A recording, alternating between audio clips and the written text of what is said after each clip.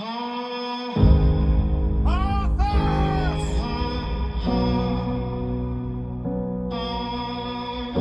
blood of your father, of your people,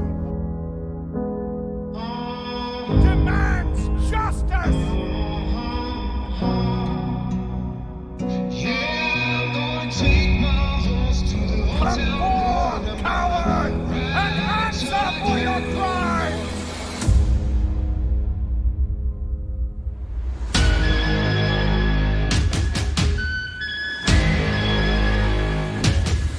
I've got the horses in the back, horse that is attached. Hat is matted black, got the boots black to match. Riding on a horse, you can whip your Porsche. I've been in the valley, you ain't been up off that porch now. Can't nobody tell me nothing. You can't tell me nothing. Can't nobody tell me nothing. You can't tell me nothing. Hat down, cross town, living like a rock star. Spent a lot of money on my brand new guitar. Baby's got a habit, diamond rings and Fendi sports bras. Riding down Rodeo in my Maserati sports car. Got no stress, I've been through all that. I'm like a mall-born man, so I keep on back. Wish I could roll on back to that old town road. I wanna ride till I can't no more. Ride till I can't no more.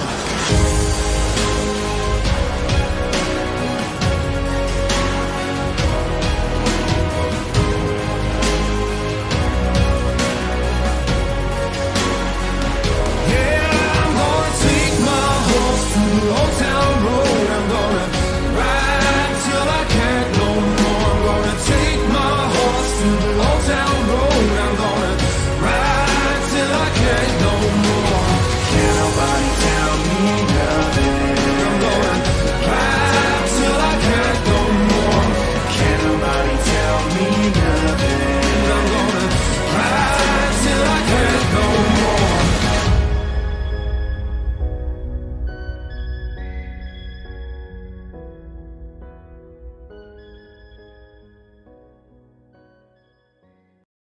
Ladies and gentlemen, welcome to the show.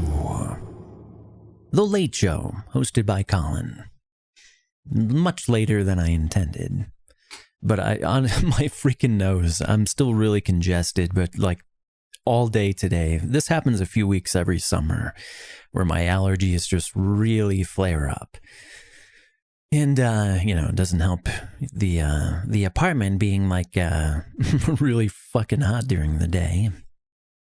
Anywho, we're gonna catch up on some videos, discussing a bunch of topics. And then we're going to, hey, I accidentally closed one of these. Hold on, let me find it. And then we're gonna find, some gear for my hunter. We've got the chest to open up tomorrow, the vault chest from the Great Vault. Hoping to get some boots out of there, or tonight, either one or the other. Either get some boots tonight, running some mythics, or from the vault tomorrow.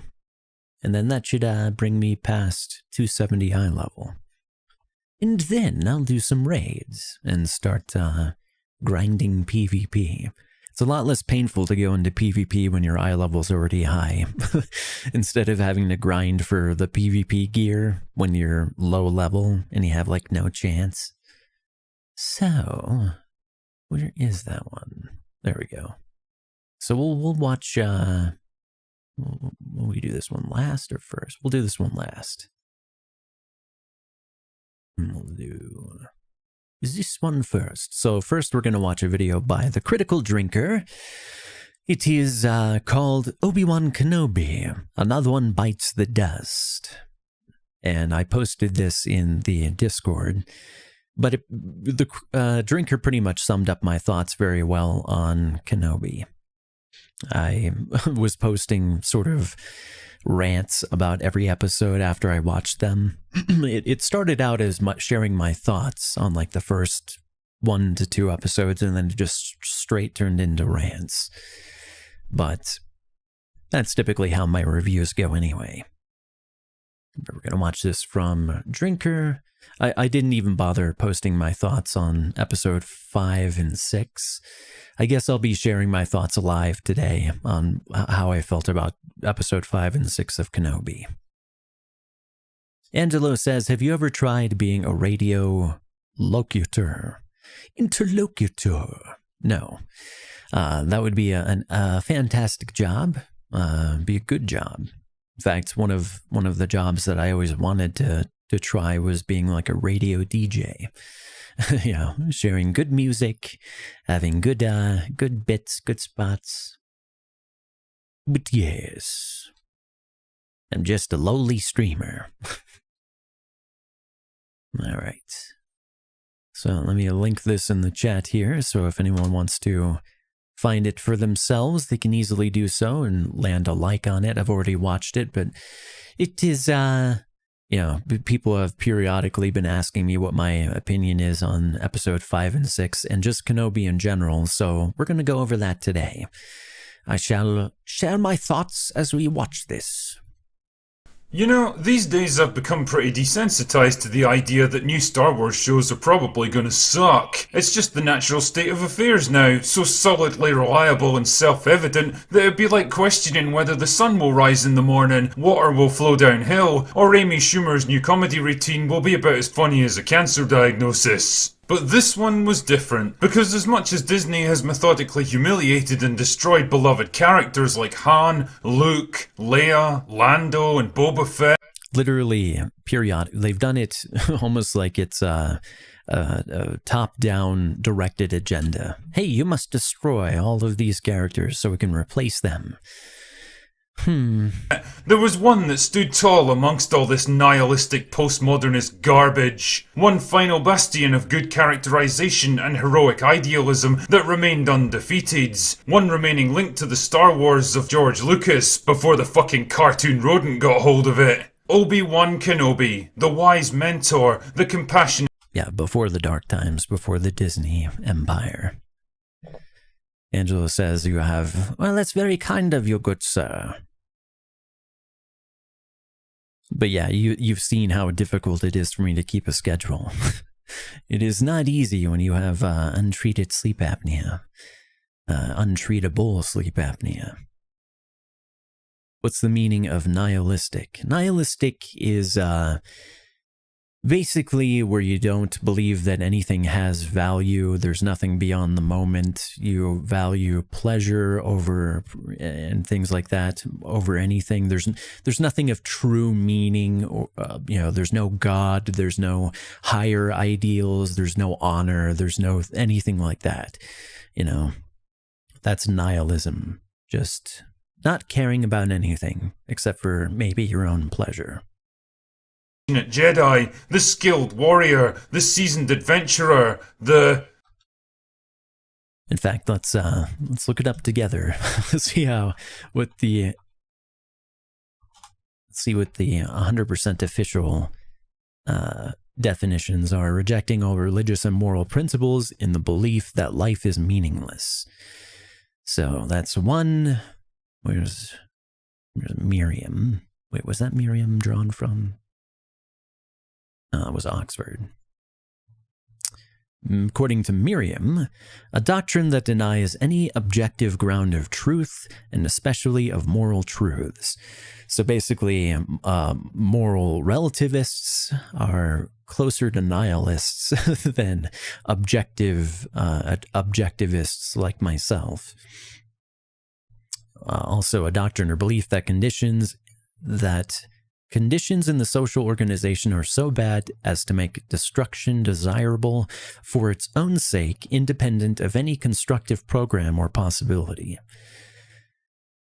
The program of a 19th century Russian party advocating revolutionary reform and using terrorism and assassination. Yeah, that sounds pretty nihilistic. Like, this is, these bottom two are what you would typically associate with groups like Antifa. You know, Weather Underground. Those crazy communists. Anywho, let's get back to it. So yeah, I was pretty close to the textbook definition. bumbling, incompetent old man that gets bossed around by a 10-year-old girl. Father, aren't you going to say hello? And yes, that's why I hate The Last of Us 2 so much, because it's so nihilistic. It tore down all of the principles of the first one, being the light in the darkness that Ellie and Joel were to each other through all the adversity. And then the second one just tore literally every good thing down and kicked it, like just kicking a puppy to death, in a post-apocalyptic environment. Like, oh, we have a rose, an untouched, beautiful rose, and a puppy. We're going to burn the rose to the ground and kick the puppy to death in the sequel. All right. Well, the contrast is what made it beautiful, but go ahead, nihilists. You subversive nihilists who have no actual talent. All you know how to do is to tear things down. Just the spectacle of lighting the Sistine Chapel on fire is all you can manage. You could never build something like the Sistine Chapel. Hello. Fuck. I suppose it was always gonna happen, wasn't it? I mean, eventually they were gonna find him. We will find you! Shut up, Reva. We'll get to you soon enough. Believe that. Anyway, to properly explain how bad this show is, let's have ourselves a good old-fashioned plot summary. So Kenobi picks up about a decade after the events of Revenge of the Sith. Kenobi himself is now living in exile on Tatooine, living a simple, anonymous life, while covertly keeping an eye on Luke to make sure the boy's safe. Nice one, Ben. Sure hope you don't totally abandon this task at the very first episodes. She needs you, Obi-Wan. I can't leave the boy. This isn't about exactly. the boy, and you know it. Oh, for fuck's sake. So the object of Ben's mission is Leia Organa, a 10-year-old girl who looks like a 7-year-old and runs like a 3-year-old. She gets kidnapped from Alderaan by the world's most incompetent criminals because, why would the daughter of a planetary governor need a security detail or a tracking device or any kind of remote monitoring? Just let the kids run off into the woods, Bale, I'm sure it'll be fine. And because Kenobi is apparently the only person in the entire galaxy that can take on a job like this, he abandons Luke and heads off to rescue her. So he manages to track down Leia and rescue her from the world's most incompetent kidnappers. Oh, after burying his saber in the desert for 30 years, not helping anyone, just being a rat living in the desert. But it turns out that it was all a trap to lure him in, you see. But when he's an old man, he can live in a hut, he can have his sabers out and, activate them and everything. But when he's still a younger man, no, Disney wants him to go bury his sabers in the desert, make him rusty as hell, so they can rush everything and condense everything into 6 episodes, an arc that is rushed and contrived as fuck, and just manufacture drama, cheap drama, instead of, high drama. This is Reva, a strong, diverse female character who's now working for the Inquisitors to hunt down escaped Jedi across the galaxy, and she wants Kenobi real bad. Like she'll literally torture and kill anyone who gets in her way. Well, too bad that guy put any trust in, Master Kenobi, the fabled legendary Jedi, who's like, fuck off, I ain't gonna help you.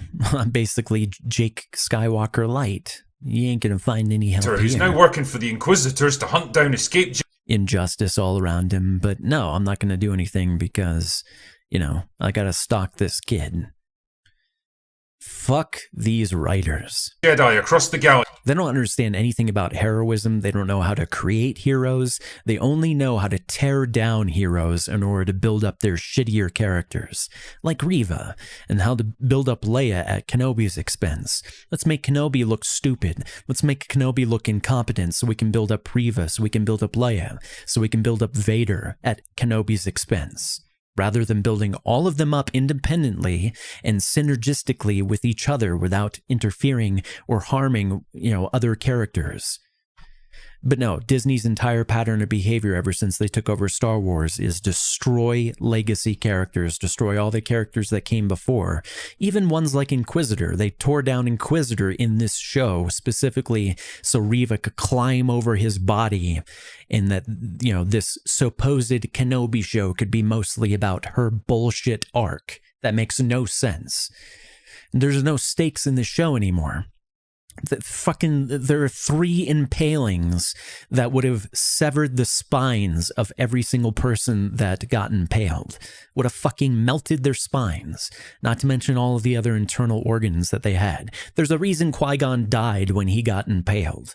You cannot survive being impaled by a lightsaber unless you literally have a very high dark side affinity where you can keep yourself alive through like ridiculous amounts of damage.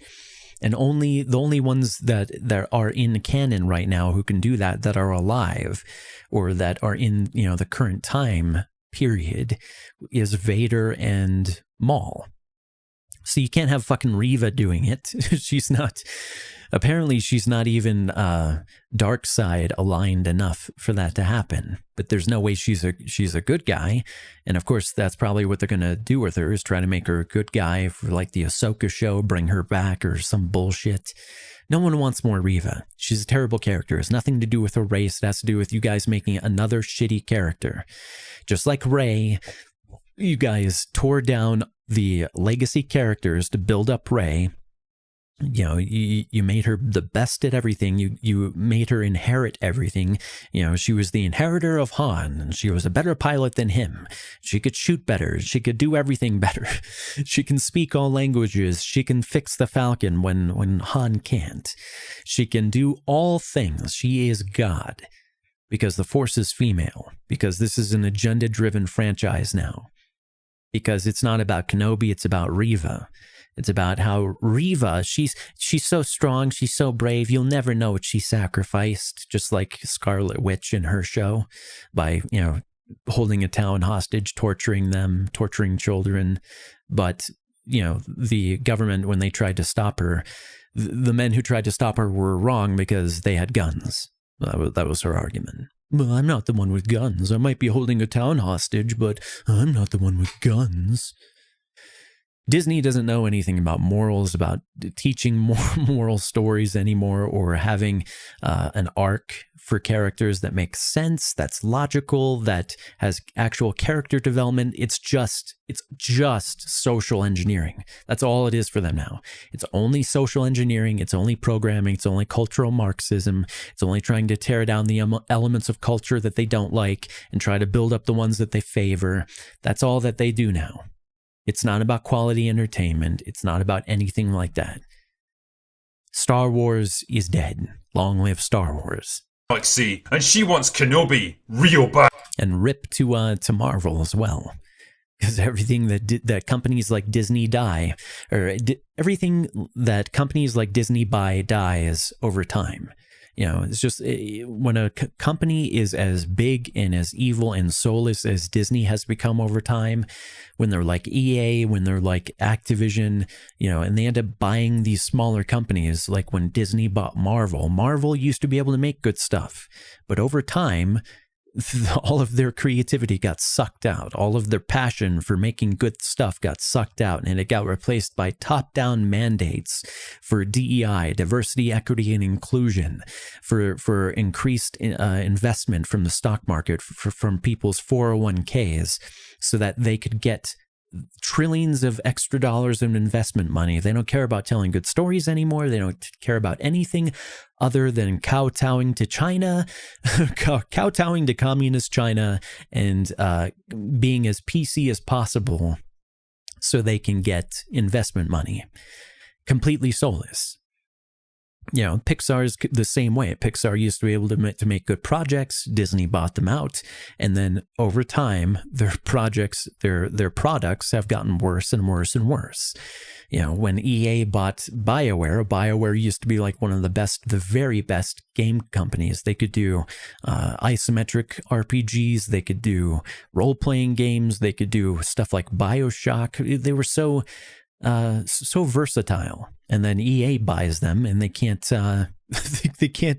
they can't even do something like Andromeda, and stuff like Anthem turns out such a disaster because they sold their souls, just like George Lucas sold his life's inheritance, his life's work, for a mess of pottage. He sold his life's work, his baby, for $5 billion, yes, but it's slowly being destroyed over time for cynical corporate interests and private personal agendas that override the actual profit motive of companies, that usually keeps them, because companies, when they're profit motivated, they usually do what the public wants, they do what the customer wants. When you have a company like Disney that's all about activism at the top, from the top down, when you got activism from Chapek, from Kathleen Kennedy, from all these people, it completely overrides the profit motive to the point where the company will suffer, the products will get worse and worse, and the company will eventually die. They'll have to end up, Disney will eventually, like a socialist company that's living off of the profits built up over time from like capitalist types of systems. Once that runs out, once you burn through all of that stuff, or you actually have to start paying for stuff like real defense, then everything dries up. Just like Disney is going to dry up. They're going to end up having to sell off Pixar. They're going to end up having to sell off Marvel eventually. They're going to go the way of the dodo, but it's going to be a long, slow, painful death. And it's only going to be after they see that, hey, the next Star Wars movie is made like half of our projected earnings. The next Star Wars TV show only had 1/4 of our projected viewership. Something is wrong. We got to right this course. We got to put out these fires. If they're smart, if they're smart, they'll course correct. They should have course corrected a long time ago. Once they saw how poorly, the sequel trilogy was going, with Kathleen Kennedy not planning anything, not coming out with any roadmap. She didn't have a roadmap for what she wanted the sequel trilogy to be. It wasn't, okay, this is the beginning, the middle, and the end. Now I just need the directors and the writers to make it all cohesive. No, it was, I've got this agenda, I've got this message, I've got this thing that I want in there. And by the way, we can't have Finn on the Chinese posters because they're pretty racist over there. So we have to bend the knee to them. Fuck these companies. Bad. Like, she'll literally torture and kill anyone who gets in her way. Even the fucking Grand Inquisitor. Do you think Disney is actually conscious of how they've messed up the saga? Some of them absolutely are. Some of them aren't. Some of them are, some people always like crappy stuff, If you create like the worst painting in the world, there's going to be at least one person who loves it and thinks it's like the best thing ever. There's always going to be some of them. But because the way that the sequel trilogy was designed, it's engineered to appeal to a certain message. So a lot of the people who didn't ever like Star Wars before like the sequel trilogy because it's not Star Wars that they like. It's the message. It's the Force is female and Rey is a Mary Sue who can do everything and is better than everyone, and down with the patriarchy, and male heroes need to be destroyed like Luke Skywalker, and they must be torn down with the patriarchy and the Jedi and everything. The Jedi being the allegory for Christianity or the Catholic Church would be the closest allegory. They love all of those messages. So, let the past die, kill it if you have to. They love that. Don't dead name, some trans person. They love the messaging of Star Wars because that's all it is now. It's a skinwalker. It's someone who, it's Buffalo Bill who took Star Wars, skinned it slowly alive, and, as George Lucas, the father, watched on and, cried a few tears here and there, but he still sold his baby. to be skinned so that they could wear it, with just an agenda on the inside, with the skin on the outside and the agenda all the way on the inside. He says, someone recut Kenobi into a 2-hour movie. It's so much better. I've heard something like Star Wars Theory was talking about the recut, but I didn't watch a lot of his stream today. Alrighty, let's continue. Her himself. So they escape and head to another planet on the vague promise that there might be someone there who can help them. Well, I'm convinced, but wouldn't you know it, there isn't. But yeah, Kenobi should have been, if they were going to do like a 6-episode thing, they should have just done a trilogy. They should have just done real movies with good director, good writers. And that's the one thing. Deborah Chow understands visuals, I guess. You know, the first episode was great. That's the only one I really liked. It was fantastically done. It was like a samurai western, which is what Star Wars is supposed to feel like. The first episode perfectly felt like a Star Wars spaghetti samurai western. And then from after that, it was just a wonky, kooky, rushed and contrived and super condensed and really weirdly paced and terribly written mess. After the first episode, it was a complete mess. And it degraded every single character involved. Every single one of them. So naturally, Kenobi's got no idea of what to do next, and so Leia takes charge. Except for arguably Leia, but I would say she's degraded in the sense that her writing makes no sense. You know, she knows things that you know, first of all, it breaks the rules of the Force, where if you're not trained, like Leia has the mind reading and sensing capabilities of like a Jedi Grandmaster, pretty much. But you're supposed to have to be trained to be able to do that stuff.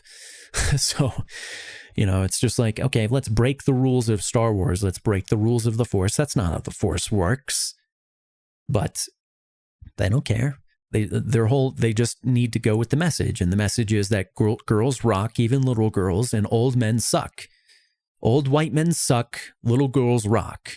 And little girls need to tell old white men what to do. And old white men are incompetent and they fail. And, you know, it takes a little white girl, it takes a little girl to fix an old white man's attitude. And that's the message. That's the message of Kenobi. That Reva, you know, because she had to endure so much abuse, you know, she's a hero because she inflicted that same abuse on other people, but didn't murder a child. At least, I guess. That's the moral story. That's the moral of Disney's new story. Pretty much as bad as WandaVision, like the moral of that story, which is, well, then they'll never know what you sacrificed. Yeah, just like the moral of this story is that old white men suck. They need women to fix them. And there's no such thing as, you know, toxic masculinity, inner strength, you know, being able to weather the having the love of your life murdered in front of you in Satine on Mandalore, and still pick yourself up after that, and have all of these other terrible things. You know, your master Qui-Gon murdered in front of you. So many things terrible happen in your life, but your apprentice fell to the dark side, which you were prepared for because you were the one who was warning the council and Yoda and everyone that, hey, this is dangerous. You were warning Qui-Gon, this is dangerous. We shouldn't drain him. Even, you know, Master Windu senses how dangerous this is to train Anakin, to train this boy. Let's not do this. But because he fell, and because the Jedi Order was destroyed, you know, and more importantly, because Disney took over and they just want to destroy every strong male figure in Star Wars because that's their company agenda. You know, anti-patriarchy and third wave feminism, intersectional feminism. That's their whole thing. So you're not allowed to have a strong male character anymore. They all have to be torn down, and they all have to rely on some untrained little girl to fix them and to do stuff, to be able to function as they should, to be able to meet their responsibilities as men. You know, Jake Skywalker, Kenobi, you know, Jakey One Kenobi. Can't have Kenobi anymore. So he goes from what we saw in the prequels to what we see in Rebels, to being an absolute shitlord in the meantime, you know, to being a sad sack of shit in the meantime. Do not like. The people who wrote it, I don't, the dude didn't even understand Star Wars well enough to first of all, the many contradictions in the show prove that. But if you have to go to someone else and say, hey, does this work? Does this make sense with the lore of Star Wars? You probably shouldn't have him writing Star Wars. Have someone who already understands the lore of Star Wars write it, and they don't have to check with someone else. Anyway, continuing. Ace says, or hold on. Angelo says, I'm participating in Xiaomi Imagery Awards, or Imaginary Imagery. Best photo at the end of September wins $10K US. Want to take a look at the pics I submitted? Sure, put it in the Discord. Ace says, yeah, this cut fixed Kenobi, or fixed Kenobi-Wan. Pardon me. Fixed Obi-Wan as well, because he actually takes charge instead of Leia. He didn't make the stupid mistakes, adds some scenes made in Blender to make some things make more sense, etc. He also put better, well, did they fix Vader too? You know, Vader's been hunting him this entire time, and then when he gets to him on the planet, he's like, have you come to destroy me? You've been hunting me this whole time. You've been hunting Kenobi that whole time. The writing is terrible. And, you know, my original complaint about Vader's voice just not sounding right, I blamed the sound, you know, mastery at first, but I didn't realize that they were just using a program to simulate, you know, his voice, to recreate James Earl Jones's voice. It's not James Earl Jones performing Vader. So, you know, it doesn't sound, the performance doesn't have the same life to it. And doesn't have the same impact as like Empire or Return of the Jedi.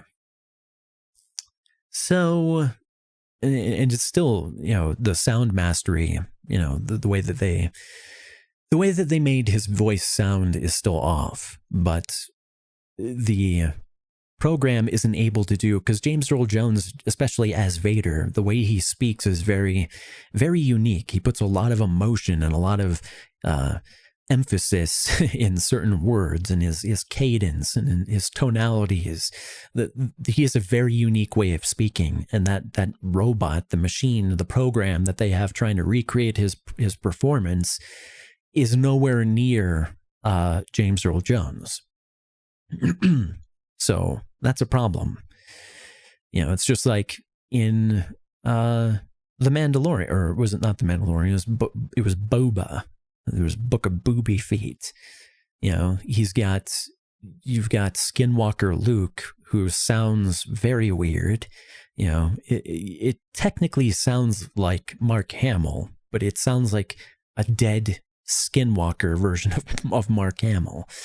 So they've definitely got more work to do there, especially with like intonations and stuff, because they can have him save the words, but it's very like no intonations. You must make a choice. You must, as a baby, choose between your lightsaber, which is shiny, or your father figure. And you must do this now. I will not give you a lot of time, because this is how it is now. We will have a child make such a life-altering decision. Like, he has no intonations, really. Luke looked great. He sounded bad. Yeah, he did look great, but the skin, the de-aging that happened in this one, in Kenobi, for like Anakin, was really bad. I gotta say. It was really, really bad for both Kenobi and Anakin. I think it's probably some of the worst de-aging I have ever seen. They both looked old as fuck. Like, I don't know if he was supposed to be hallucinating that scene, or it wasn't like a perfect memory, but they both looked a lot older than they should have been. He also put better music. I'm 85% sure it is actually James voicing Vader. Nope, it's a program. I'm pretty sure. I'm pretty sure that they just took lines from Empire Strikes Back and, basically the first 3 movies and just remixed them, through a program to say other things. And that, that also calls me back to how they just reuse lines, like on the final duel between Kenobi and Vader. They just emptily, soullessly, without earning it, reuse lines from, like their previous duel because, you remember the thing, right? Member berries? We didn't earn this, but, you remember the thing, right? But Kenobi, before he goes down to, I'll get into this when I go over my thoughts about episode 5 and 6, but yeah. He says they didn't do any de-aging on them at all. I think they might have done some. And if they didn't, then I don't understand why they didn't. It makes no sense. Because 10-year-old girls who look 7 and run like 3-year-olds are absolutely the kind of people that you want to listen to when you're being hunted by the most powerful military force in the galaxy, and the Inquisitors, and fucking Darth Vader. Naturally, Leia walks them straight into a bunch of stormtroopers, and Kenobi loses his mind and forgets that they're supposed to be undercover, and they almost get captured. But it's okay though, because strong female not resistance leader shows up to save their arses. Get used. Hey, Logan. Logan says, random drop-in, sorry that I've missed so many streams and that I'll be missing the rest of this one. Have a good stream/night. Panzer. Well, no problem, Sir Panzer/Logan. He cut out Leia running totally. That was such a dumb scene. So many of these scenes are just so incredibly stupid. To this kind of situation, by the way, because it's a running theme with this character. Anyway, they're about to escape off-world again, but wouldn't you know it, Darth Vader shows up and kicks Kenobi's arse in what has to be the most poorly staged lightsaber battle in the entire franchise. I would agree, except for the last one. Or the fight against Reva and Vader, I think, is the worst saber fight in the entire franchise. The way Vader kicks her in the shin looks so stupid. It's so dumb. Like, Deborah Chow understands how to do certain, like, cinematic shots for, like, the spaghetti western elements of it. She has no idea how to do fight scenes. She has absolutely no clue how to do saber fight scenes at all. And then sets him on fire, just like he got set on fire. Again, it's like poetry, so if they rhyme. But luckily, strong female not resistance leader shows up in the nick of time to rescue him. Wow, it's almost like the writers are using her as a convenient fix to get Kenobi out of any situation that they dump him into. But oh no, Reva teleports in a way that makes no sense. Okay, so there's a line of fire in front of Vader, and they've got a loader droid and a sniper on a ridge. That's it. That's what they've got on their side. Vader could tear them apart at any time, with the Force through the fire. And it's not just that, the stormtroopers could have shot them, could have shot Kenobi, could have, what, are they blind? They can't see anything through fire? Come on. They could have gone around. What is the terrain impassable everywhere except for the fire, that there's no way to go around? And then they drag him such a short distance away that there's no way they would find him on radar. There's no way they'd find him in just recon, probe droids, anything. I love how the Empire always shows up with like 5 stormtroopers when they've got, the most extensive military in galactic history. They've got the Star Destroyers that they could have in orbit, sending out 100 probe droids, sending out a bunch of speeders and, starfighters, just whatever they need to scour the land. But no. And of course the argument is, well, Vader wanted Kenobi to escape. Why? Why the fuck would he want Kenobi to? It doesn't make sense. what Vader wants is to torture Kenobi like he was tortured. He wants to make him suffer. Similarly to how Maul didn't really want to kill Kenobi, he just wanted to make him suffer the way that Maul himself suffered. So yeah, he would not have let him escape there. There was just...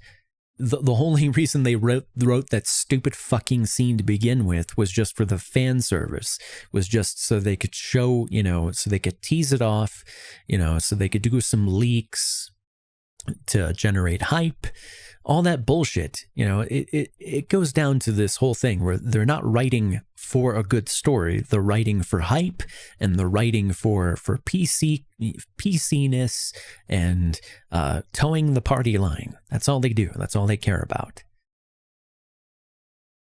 I'd be interested to see that. It will be the only version of the series I'll be showing anyone from now on. Oh, hold on. Oh, you're talking about the Kenobi series? Yeah, I'd be interested to see that version. I would have been interested to see a full trilogy featuring Kenobi. It would have been interesting. Could have been like his, a phase where he's dealing with the Sand People and establishing his place on Tatooine, and then in the middle, maybe he has to deal with crime lords. In like the second movie, he's dealing with like crime elements on Tatooine that end up threatening the Lars homestead, whatever.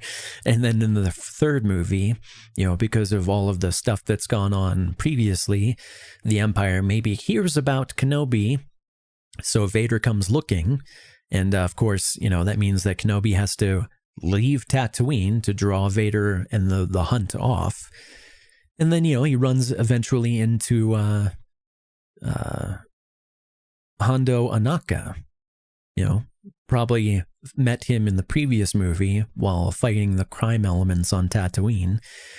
And, with Hondo Anaka, Hondo helps him fake his death after he fights Vader. Has a really cool, an actual cool fight scene that's earned with Vader off of Tatooine. And then he has Hondo help him fake his death. And then that's solved. So Vader thinks he's dead. It's not just he got a quick text message from the Emperor, a quick little message that said, "Vader, you hunting Kenobi is weak. If you do not stop hunting Kenobi, I will punish you." That's basically what it amounts to. And then Vader's just gonna full, about face on that easily. Oh, sure. Sorry, Master. I'm not gonna hunt Kenobi anymore. It's stupid, dumbass writing. It was written like that, rushed. And that's another thing. It's just because it's 6 episodes doesn't mean it has to be bad. It could have been a masterful 6 episodes if it was written well, but it's not. The first episode is well done. That's the only one that's well done. They get progressively worse every single episode after that. Every single one is worse than the last episode. Arguably because there are some that might be out of order in terribleness. Ace says, I think the stuff where...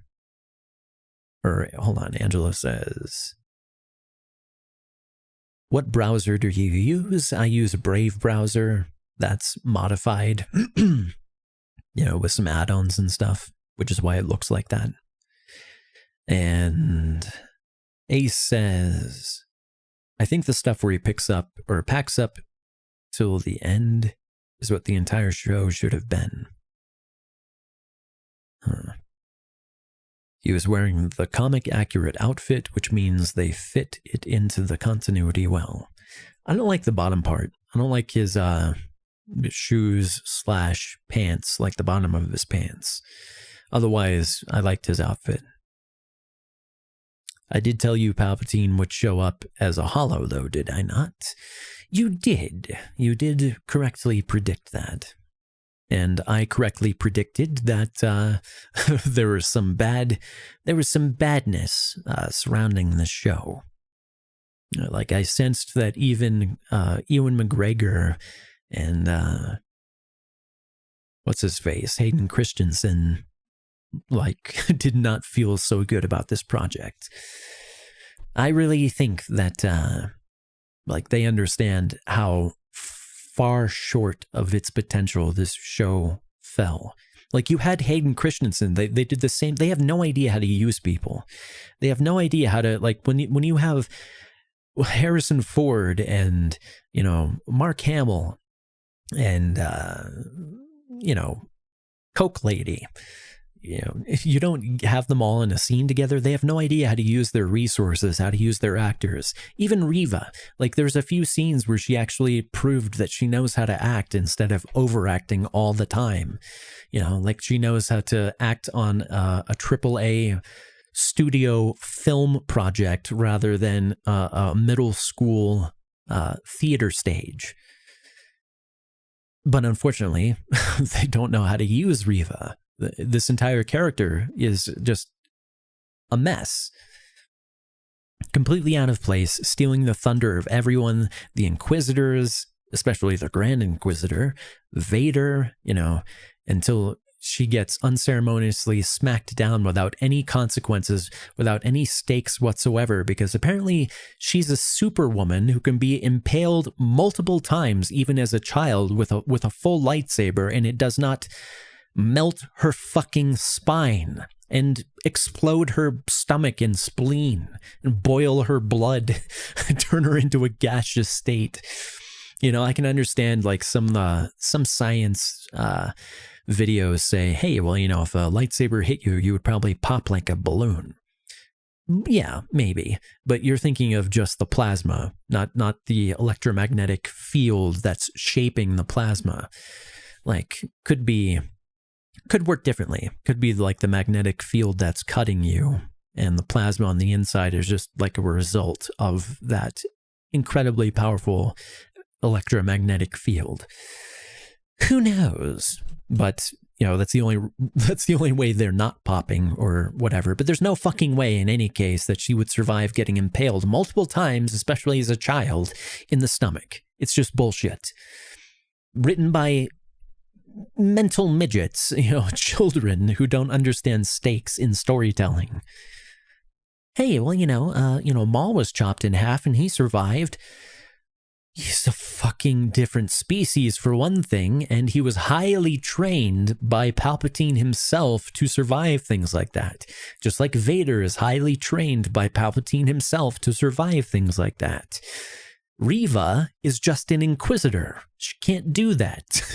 That's not how the Force works. And conveniently captures Leia. How exactly did she know where and when to find her? Don't know. So the upshot is that the Ahsoka show is the last hope for Star Wars. Dave has full reign. I hope so. But he needs to have full reign over Lucasfilm in general, not just that show. And he knows how to write a lot better than the rest. Yeah, like, he knows how to bring Maul back in a way that actually makes sense. Like, there were consequences to how he survived and came back. He was literally insane. You know, he barely survived. He was incredibly emaciated. He wouldn't have really been able to fight until he was brought to the Night Sisters to be rejuvenated, you know, to be fixed. And then he could take up the sabers again and fight his brother for dominance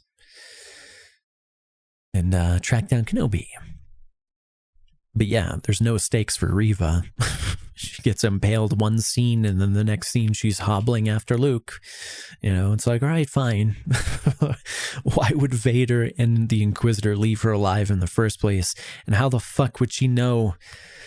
How the fuck would she even know, based on that recording, that the Lars family homestead is where she needed to go, and Luke is significant in any way? You know, how would she put all of this together? That's not how the Force works, again. That Leia's been kidnapped again, and it's up to Kenobi to rescue her. Again. Why do I feel like this entire show is the narrative equivalent of a car spinning its wheels in the mud? It is. The entire show is one long chase scene, and capture scene, and escape scene, and chase scene, rinse and repeat. And none of it is done well. None of it, not a single thing beyond the first episode is done well. Anyway, so Kenobi and strong female not resistance leader infiltrate Reva's headquarters. Oh, hey, and let's nerf lightsabers while we're at it. We can go through blast-resistant blast doors, melt it like butter. Granted, a little more slowly, but we'll have problems now all of a sudden with Stormtroopers' plastic armor. You could take out Stormtroopers with like one hit the entire fucking time, the entire history of Star Wars until Kenobi, where he struggles against normal troopers with his lightsaber now, being a master Jedi. Fantastic. Thanks for nerfing my favorite character. Thanks for ruining my favorite character, Disney. I appreciate that. Fucking go burn in hell. With absolutely zero difficulty, rescue Leia and make their way out. And it's at this point that we all bore witness to a scene that will live in infamy amongst the Star Wars fanbase. Yeah, and this is amazing as well. You basically, you're forced as a viewer to say, okay, so what, he's mind tricking everyone there or something, even though you showed, like, either in this episode or very recently that he's very weak with the Force right now. He can barely do anything because you nerfed him ridiculously.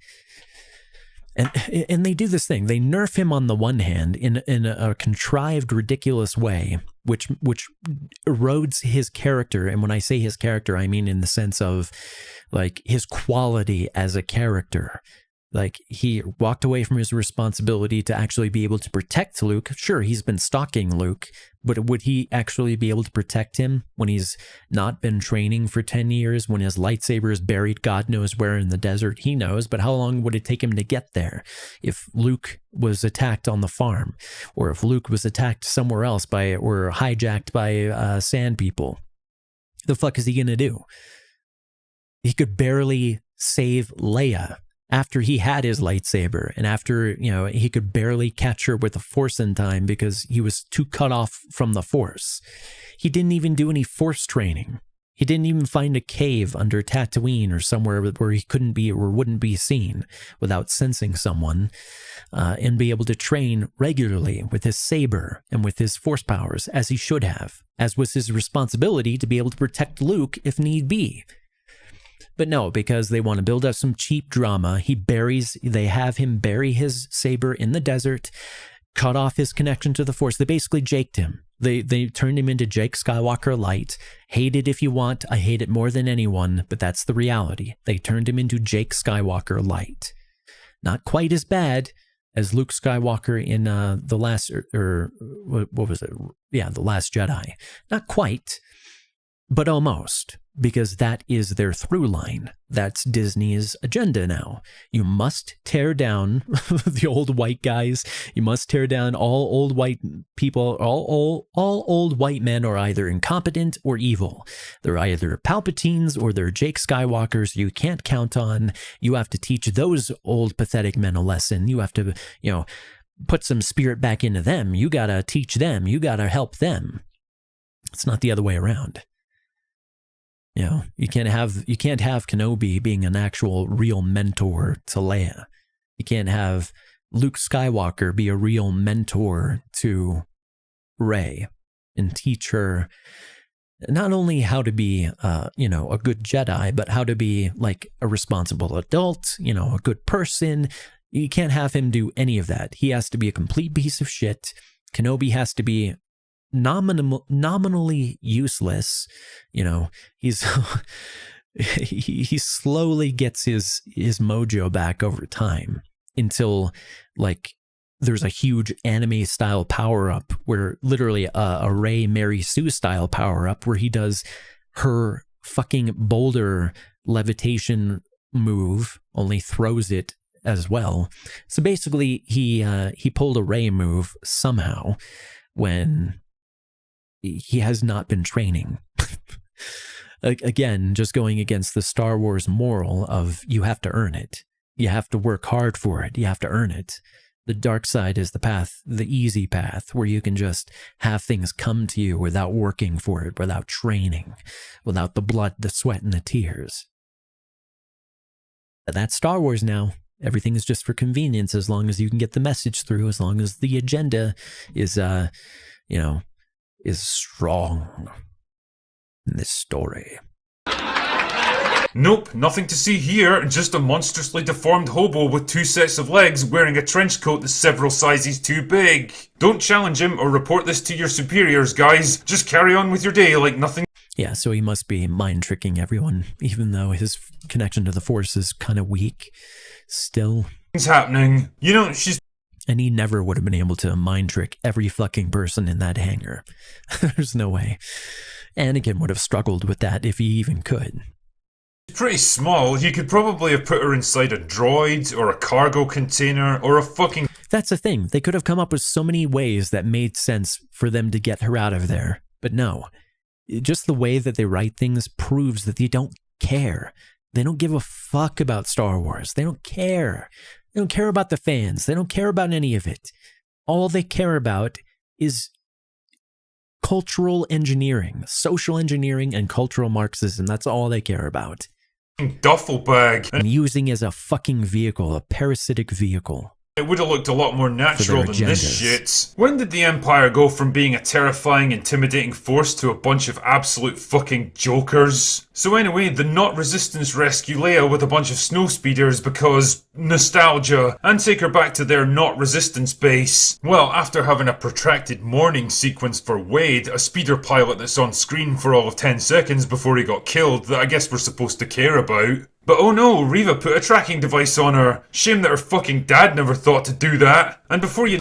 Oh no, shame that Kenobi wouldn't have, considered this being a general. Considering the fact that he also put a tracker on Boba's ship, on, Jango's ship at the time. He understands how trackers work. Like, he wouldn't have checked for a tracker. Give me a fucking break. You nerfed Kenobi's brain and his skills, his brain, everything about him. You nerfed him. You know what? They're... Fuck you. Fuck Disney. Fuck Lucasfilm. Fuck Kathleen Kennedy. Fuck Deborah Chow. Fuck all of them. Base is under siege, which forces Kenobi to surrender to Reva to buy enough time for them to escape. Because, all they have to do is get their unarmed transports out of the hangar and they're home free. That massive Star Destroyer in orbit is just gonna let them go. But anyway... Yeah. Yeah, just conveniently they can get away from the Star Destroyer who is blockading the planet. No logic is required in a Disney written show or movie these days. This makes me terrified of what they're going to do to Willow. I was already terrified. I was hoping more than anything that this show would be amazing. But, I don't think Disney can do anything anymore without ruining it. I don't think they can do Willow without ruining it. I don't think they can do Ahsoka at this point, even with Dave Filoni fully in charge. I just don't have any faith in Disney at all to not ruin anything. They'll ruin everything that they touch at this point. They'll ruin Buzz Lightyear. They'll ruin every goddamn thing that they own. It turns out that Reva's not actually after Kenobi after all. Okay, so this is where I'm gonna have to go off on a bit of a tangent, because trying to rationalize this fucking character and a ridiculous plan may have given me actual brain damage. So the gist is that Reva was a youngling during Order 66, in case you didn't figure that out from the opening prologue already, and she got stabbed through the fucking chest by Anakin's lightsaber, but naturally she survived so that the rest of the plot could happen. Clearly a spot... Yeah, so does the Inquisitor. She gets stabbed twice in the exact same way because the writers are not creative at all. They keep reusing the same fucking tools in their kit over and over since Disney took over. But the Inquisitor gets stabbed, impaled. She gets impaled twice. No fucking consequences at all. Lots of revenge was in order, so in order to get close to him, she joined the Inquisitors and worked her way up through the ranks by hunting and killing escaped... I just want to know how she's even how is she even chasing after Luke without a spine? Like are you force connecting your spine at that point after you've, had a thousands of degrees lightsaber pierce through you and melt your fucking spine? Jedi over the course of an entire decades. You know, the same people that she wanted to take revenge for, because that's how morality works. And if it wasn't a killing blow, Vader would have known. You know, he's that much of an expert. He would have known and he would have finished the job. Why the fuck would he leave her there twice? He left her to die as a youngling, and then he left her to die again, just so she can come back in like Ahsoka. Because Disney really wants to push this character. Am I like him? No, you're not like Anakin. You're not like Anakin at all.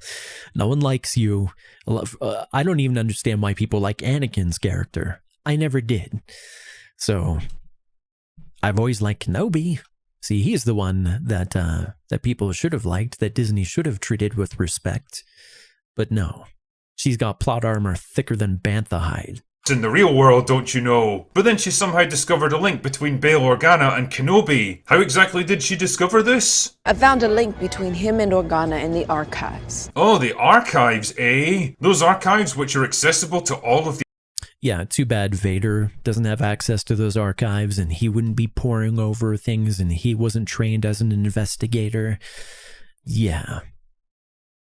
Because she would totally be able to find all of these things, and Vader wouldn't, right? Even using his strong connection to the Force. The Inquisitors and Darth Vader himself? Lucky that you happen to be the only one to find that connection, isn't it? Because otherwise the rest of the plot never could have happened. So okay, she kidnaps Leia to force... What is this running? Are they both aliens? They are, right? That being an alien is the only way to explain how they could not catch like a 6-year-old child. I guess she's 10, but she looks really younger than that. Why is the rest of the plot? What are you feeding that kid? Plot never could have happened. So okay, she You know her parents are probably like just totally soy. She's only allowed to eat like fucking soy. kidnaps Leia to force Kenobi out of hiding. No meat or milk for you. Because she somehow knows that Bail would only choose him out of the thousands of other people that he's got access to. Then she kidnapped Leia again and allowed Kenobi to rescue her so that she could put a tracking device on her that would lead them back to the Not Resistance base that would allow her to get close to Vader and then totally fuck up her one chance to... Yeah, none of this would have led Vader to, you know, investigate, ask, figure out why Kenobi was going through all of this trouble for Leia Organa, who just happens to be the exact same age as his child would be if, you know, they survived and the Organas weren't able to have their own child. So they adopted this mysterious child who came out of nowhere and who happens to look like Padme and act like Padme and have her mannerisms and all of that. You know, just all of this doesn't present any problem, right? With the continuity of the story. Really fucking should have just kept Leia out of this. Kept Leia completely out of it. Again, gone with my idea of like, or just something that had nothing to do with Leia. You could have done either a trilogy or a rushed 6-episode TV series, just like you did here. But have it be, you know, you're having Kenobi like fight against the Sand People or establish his place on Tatooine and his place in the area.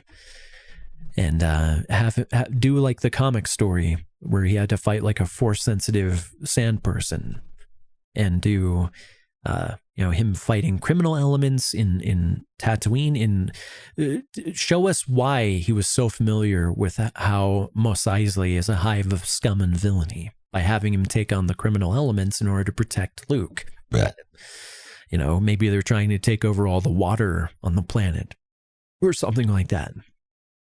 You know, the most important resource. So, and then at the very end, or at the last third of this series, or of the last movie of a trilogy, then you have him confront Vader, you know, because of all of the hubbub, all the hubbub that he, you know, all the dust he kicked up doing all the other stuff caught his attention. All of it would make sense then. And he wouldn't have to involve Leia at all. And it would be, you know, he would be able to fight without being gimped and nerfed. And their fight would actually be epic without being undercut and cut off at the knees. What a genius plan. I can't see literally dozens of ways that this could have failed if everyone involved didn't behave exactly the way you needed them to. And plus, we would have gotten Hondo. In my way, we would have gotten to actually see live action Hondo Ohnaka. You know, he helps him fake his death, and then boom, he goes back to Tatooine. Easy.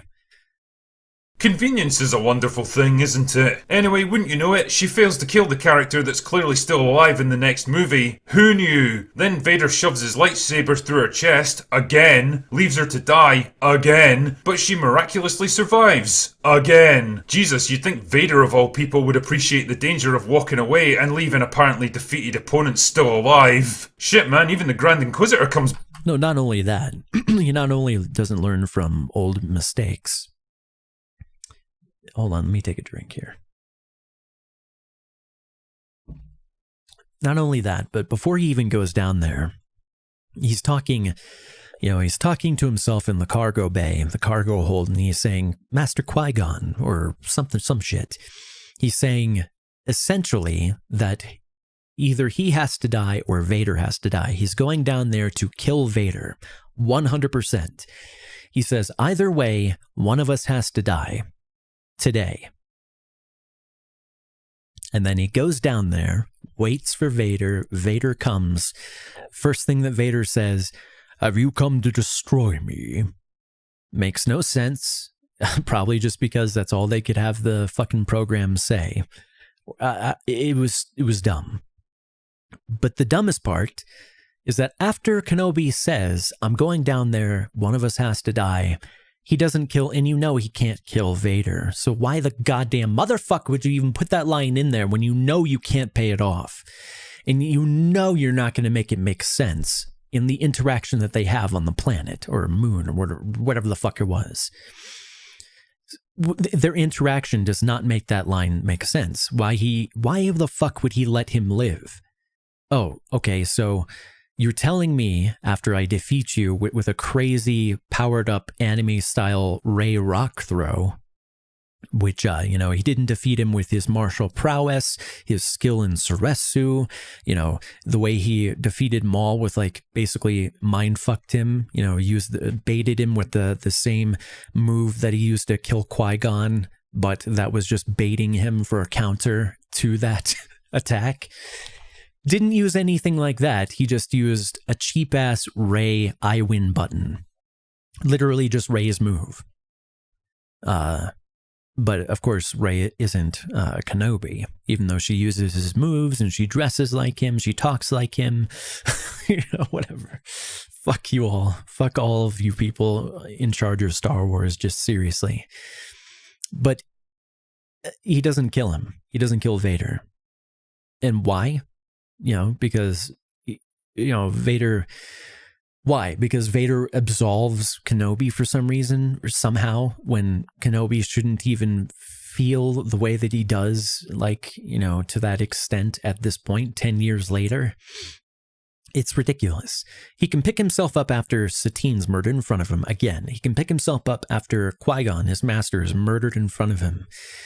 He can do all of these wonderful things, but he's paralyzed when it comes to Anakin, right? Because Deborah Chow sees it as a love story, not as a brotherhood story. So she doesn't understand the characters. She doesn't understand their motivations. I understand she didn't write the story, but that still has a lot of control over how things are portrayed. But still, the writing is garbage. Kenobi would have not said shouldn't have said anything of those things. They should not have had that type of conflict. He shouldn't have defeated Vader the way that he did. It should have been through intelligence. It should have been through craftiness and cunning. Because there's no goddamn motherfucking way he could beat Vader with the Force. There's no way. There's no way. I love Kenobi more than anybody. There's no way Kenobi can beat Vader with the Force. It doesn't happen. He has to beat him with his brain. He has to outsmart him. But these writers aren't smart, so they don't know how to write smart fight scenes or smart scenes in general, smart dialogue, smart anything. All they know how to do is to borrow from the past, borrow the member berries, borrow the nostalgia, and ride it like a wave. The creators of the show, like Deborah Chow, they can get the look right, mostly. I don't really like the lightsabers. I've gotten into that. I don't like the new look for the lightsabers. I think the old way was more like otherworldly. I like the sense that, you know, there wasn't, you know, the proper glow and reflections. It seemed like something that was otherworldly, something that was like outside of normal physics. That's what I liked about it. It was an energy sword. It was a force sword. But they can make it look right. They just can't make it sound right. They can, well, in the sense that they can get sound effects correct. They can get the Wilhelm scream right. They can get the music right. They can't get dialogue right. They have a similar problem to Lucas, but in the sense that Lucas sometimes wrote crappy dialogue that was well-intentioned and had a point. It just was clumsily written. These people just write bad dialogue, period, because they have an intention, and their intention is purely agenda.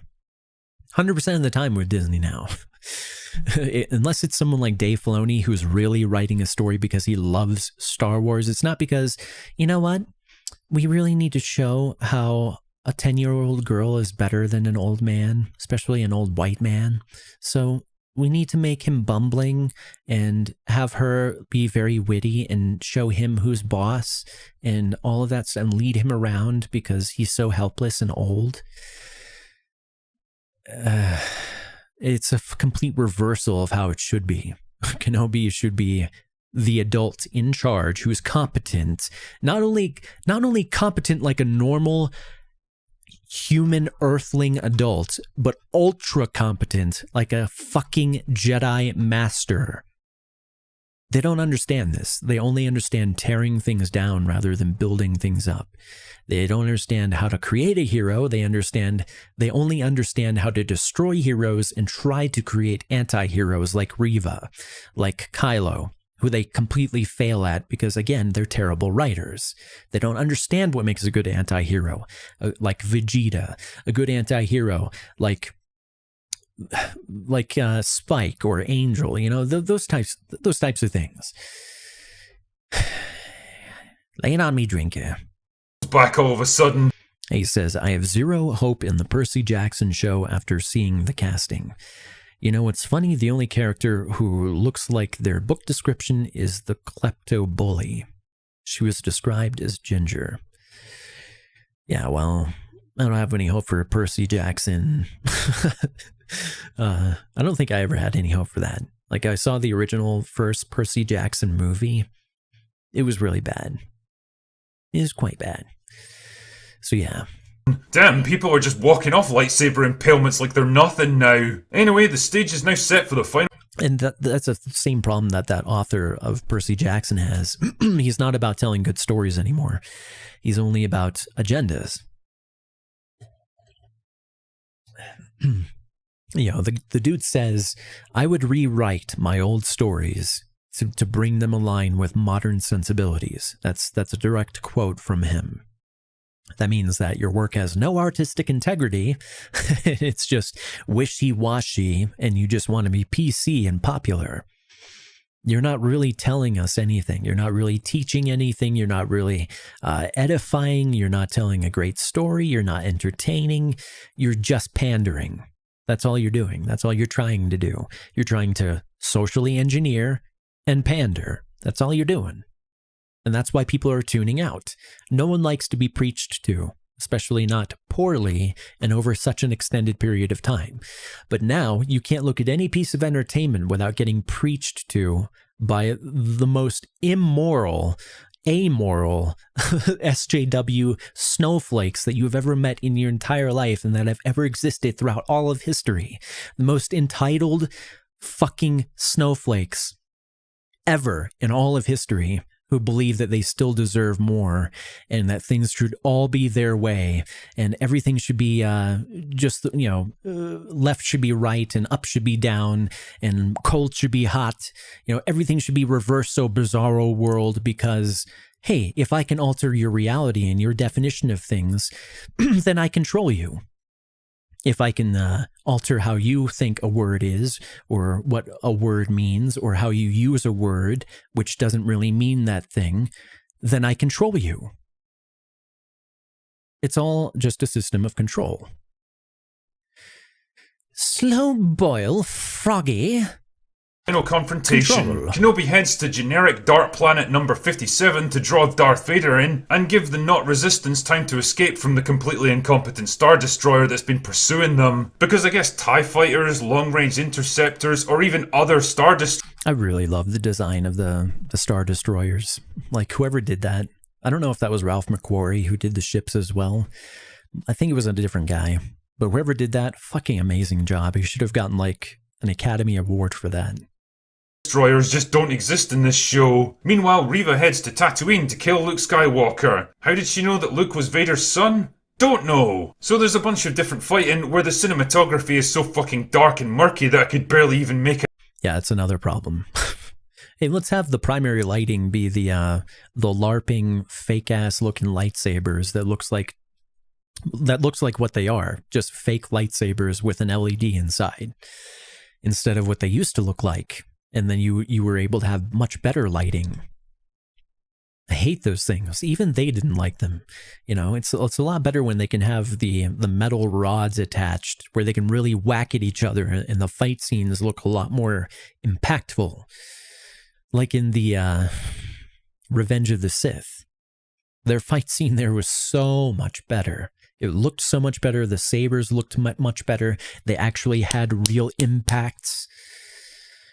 Fuck this show. Okay, what was happening, and then Obi-Wan beats Vader again and then walks away and leaves him. See, shit like this is exactly the reason. Yeah, walks away and leaves him. Why? Because Vader says, like, absolves him basically, like, you did not destroy Anakin, I destroyed Anakin. Whatever. So why did you let him live, Kenobi, even though 5 minutes ago you said one of you has to die? You're going there to kill him. Why the fuck did you let him live? Why did you say that in the first place? It's all terrible writing. All of it is so fucking terrible and rushed and contrived. Reason the story never should have been told in the first place. Obviously, neither. This is squarely in the Solo category of Star Wars content of things that should not exist. It just shouldn't exist. Like, I can understand kind of the sequel trilogy, even though I'm firmly of the belief that it should have just ended. Like, if Lucas was going to sell out, then he should have stipulated in the contract of the sale, pardon me, he should have stipulated in the contract of the sale that there can be no movies in the Skywalker saga after Return of the Jedi. That's the end.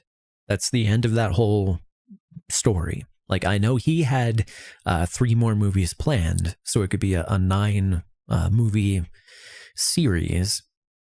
But if he was going to walk away, then sorry, you're going to have to preserve the integrity of your art by cutting them off so that they can't do something like what they did. Instead, he left it open. He was like, all right, what I'll do is I'll give you story treatments for the final 3. You'll take like the name of Rey, and that's basically all. And I'll just hope that you use my story treatments, Disney. You know, you pay me $5 billion. You know, I'm not going to stipulate in the contract that you have to follow my story treatments or anything, where I have to retain creative control, like even J.K. Rowling was smart enough to stipulate in her contract. Dude, fucking A. This should not exist. Solo should not exist. It's bullshit. A says, you know what I think the Kenobi sabers are missing, or you know what I think the Kenobi sabers are missing is the massive lens flares with each, fuck, I hate the, it doesn't have to be massive lens flares. I immediately think of Jar Jar Abrams' Star Trek and Star Wars when I think of the lens flares.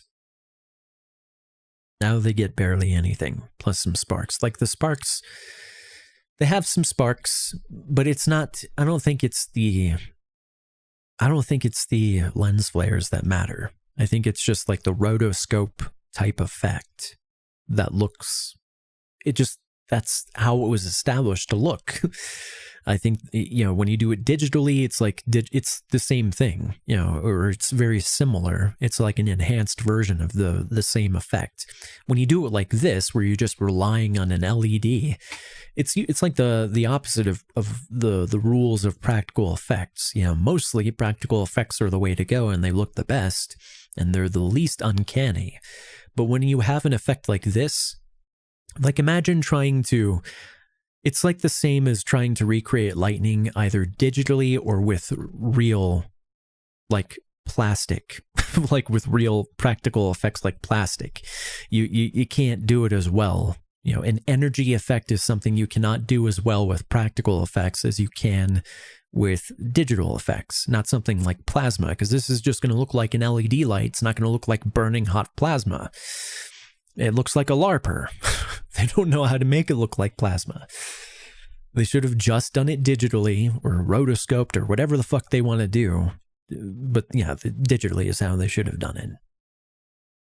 Trust me, I love lightsaber effects, and in my experience, the flashes with the impacts make it look so much better. The flashes are fine, but I just think it's the digital nature, which is like the core of what makes it look good. Makes it look otherworldly. Neither combatant can actually be killed here, and since we need this... And they're just relying on the sabers being the primary lighting way too much. It's a visual motif that they're going for, red versus blue, but they really didn't. It's overwhelming. It overclouds the scene, and the action of the scene. And it's way too up close. There's too much shaky cam. Like, pull it back. Like, the way they did the duel between Kenobi and Anakin is probably still, it's probably going to be the best sword fight in cinema for a long time to come. Before that, it was The Princess Bride had the best sword fight in all of cinema.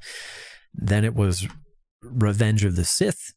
And the way that they were building this show up with Kenobi was like, hey, there's such great, you thought that Revenge of the Sith that had good sword fighting, this sword fighting, Kenobi's a real master now, he's really going to show you. And, the line that Vader used, like, last time we met, I was just a student, you were the master, man, you're going to see some shit. You're going to see some shit from Kenobi. No, we aren't. No, we aren't. We're going to see nerfed Kenobi. We're going to see a gimped-ass first confrontation between them, which makes Kenobi look like an ineffectual weakling and a coward. And the second interaction is going to be, or I should say their final confrontation is going to be a Mary Sue anime-style Rey fight with like a Rey rock lift. Rather than him using his cunning, his intelligence, his skill with Soresu, his greater experience as a warrior, just any of those things. No, we're just gonna anime power him up. All right, fine, fuck you. Line to make sense. When I left you, I was but a learner. Now I am the master. Logic dictates that Obi-Wan has got to win the fight. But why the fuck would you walk away from Darth Vader when you've got the chance to kill him and end the threat that he poses? I mean, he's just going to regroup and come after you again, right? However it was done originally, however it was done in the prequels and in, the OT is how it needs to be done everywhere in live action, pretty much. No exceptions. And probably a lot more innocent people are going to die in the process. I mean, I could kind of understand why Obi-Wan left him on Mustafar. He was on fire. That does make sense. What doesn't make sense is not killing him the second time. He had no arms or... After you fucking said you were gonna do it. You said you were gonna do it. And then Anakin gave you every reason to follow through with it, with the dialogue that you had. There's no reason for you to walk away. Legs, and he was inside a fucking volcano. In fact, again, it just tears down the quality of his character, because now he's leaving Anakin alive when he could absolutely end the threat to the galaxy right there.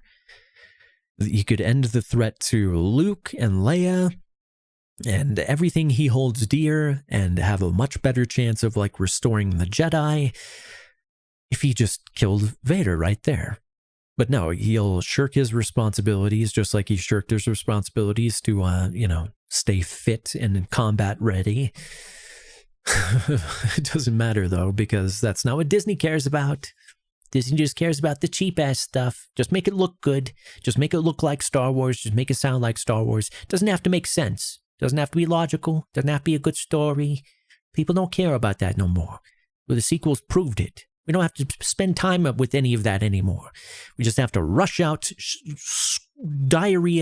projectile diarrhea, the content for Disney Plus as fast as possible.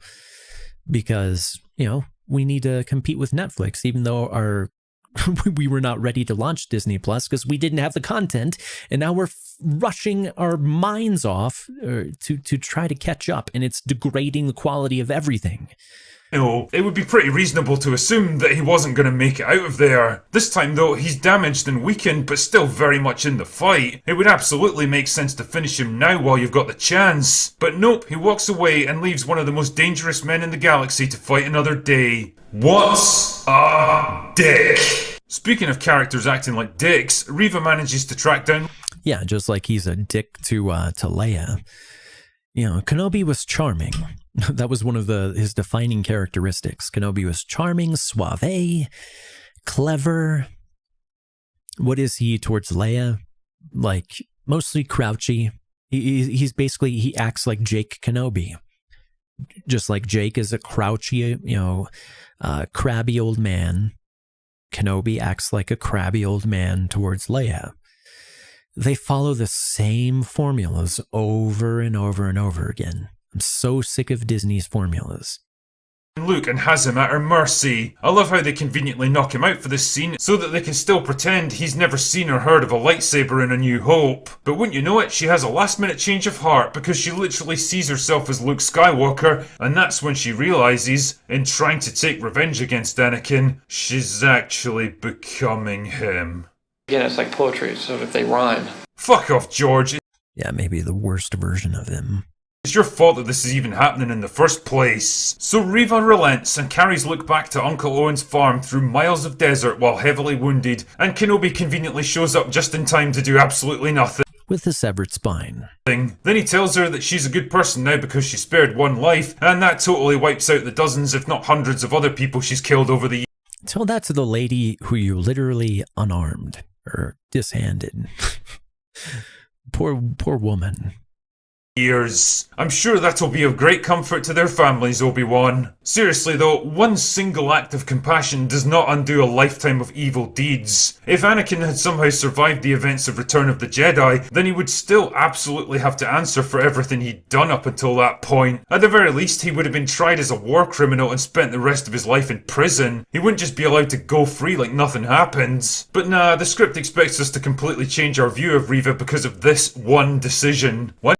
Yeah, evil cannot create, it can only corrupt or imitate. That's what Sauron's master, forgot something, it's more something, whatever. It starts with an M. He created the orcs in imitation of the elves. Basically had to torture elves and humans to create the orcs. Because he couldn't create like a Luvator. He could only imitate and mock. Just like these cunts. They can't create Morgoth, that's right. They can't create something like Star Wars. They can only either imitate it, mock it, or tear it down. And usually the whole reason that they're tearing it down is to build something worse in its place, or just climb over the wreckage to dunk on someone or to dunk on something. Because they're too fucking short to get to the net themselves. Why do I get the feeling the writers wouldn't have gone this easy on the character if she'd been a different demographic? I guess in their minds, women just aren't responsible for their own actions, so they can't be held accountable for anything bad. Oh, you mean like they haven't already established this with WandaVision, where women cannot be accountable for anything or have standards applied to them? Shut up, sexist. That they do. Oh, and by the way, for the record, I totally called this shit before the show even began. Let's apply the formula, gentlemen. Yeah. So she is a strong female character who's in service of bad people. Obviously, she can't actually be evil. What we'll actually find out is that she's a good person underneath it all who's been manipulated into doing this by an evil person, an evil man. And she will redeem herself. And so the show ends with Leia back on Alderaan, Kenobi back on Tatooine, Hello there. and Vader back on Mustafar. So literally everything is exactly the same as when it started. What a fucking pointless, meaningless waste of time this show was, telling a story that absolutely didn't need to be told, creating countless plot holes and inconsistencies with the original movies, and worst of all, sacrificing an awesome character in the process. Kenobi, quite simply, is an idiot. He's weak, indecisive and gullible. He fails to anticipate obvious traps and dangers, is afraid of enemies that he's already defeated, abandons his role as protector, makes terrible choices that completely ignore all logic, defers to people less knowledgeable and experienced than himself, and generally acts like a completely different person from what we've seen before and since. Instead of crafting a story that's consistent with his character. Well, see, fucking Drinker gets it. Why can't they? Why can't the fucking writers understand these things? There's like some... I really think that Buffy was onto something with the Hellmouth being in California, because that's the only explanation at this point. I think the writers in like California are just under some massive spell, and they cannot discern good writing from bad writing anymore. Now it's just, does it meet with the agenda, and does it have the right message? The message. Does it have the message? That's all they care about. Character, the writers altered his character to fit the story that they had in mind. Oh yeah, maybe it was because the Drinker is a writer and is actually a good writer. That's a good point, Ace.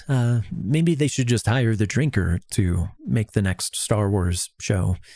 Or again, just put Filoni in charge, get rid of Kathleen Kennedy, and I think that would solve a lot of these problems. You know, and if the Disney shareholders came together and pulled a GameStop, pulled a, you know, basically got Chapek out, Bob Chapek. Well, I mean, here's the thing. What they really need is someone who, again, follows profit motive. If the audience doesn't like something, they need to course correct to give us the products we want. Make the customer happy. Like the old days, like the good old days. Give us the old Star Wars. In other words, stop trying to make it all about social engineering and cultural Marxism and the message and all of that stuff. Just make it be about the hero's journey. You know, men, women, people of all colors coming together to defeat evil. That's a good message. Those were good morals. Everything about the originals was good storytelling. It had good morals. It had character arcs. It had good and evil. It had, every single element to a good story, especially a good, it's probably the best at this point in time, the best science fiction fantasy ever created. You know, it's probably not the best pure fantasy and not the best pure science fiction, but it absolutely is the best science fiction fantasy IP in any medium, in books, TV, movies, anything. George struck gold on it, and they have no idea how to mine it. Like, they bought his mine, and they have no idea how to extract the precious minerals out of the ground. All they do is toss dynamite in there, and then hope some gold blows out. Colin, that series I've been adapting, the main thing I've been thinking about is how I could make it without studios trying to force something on the story. Pardon me. I don't know what studio, or I don't know what studio would let me though.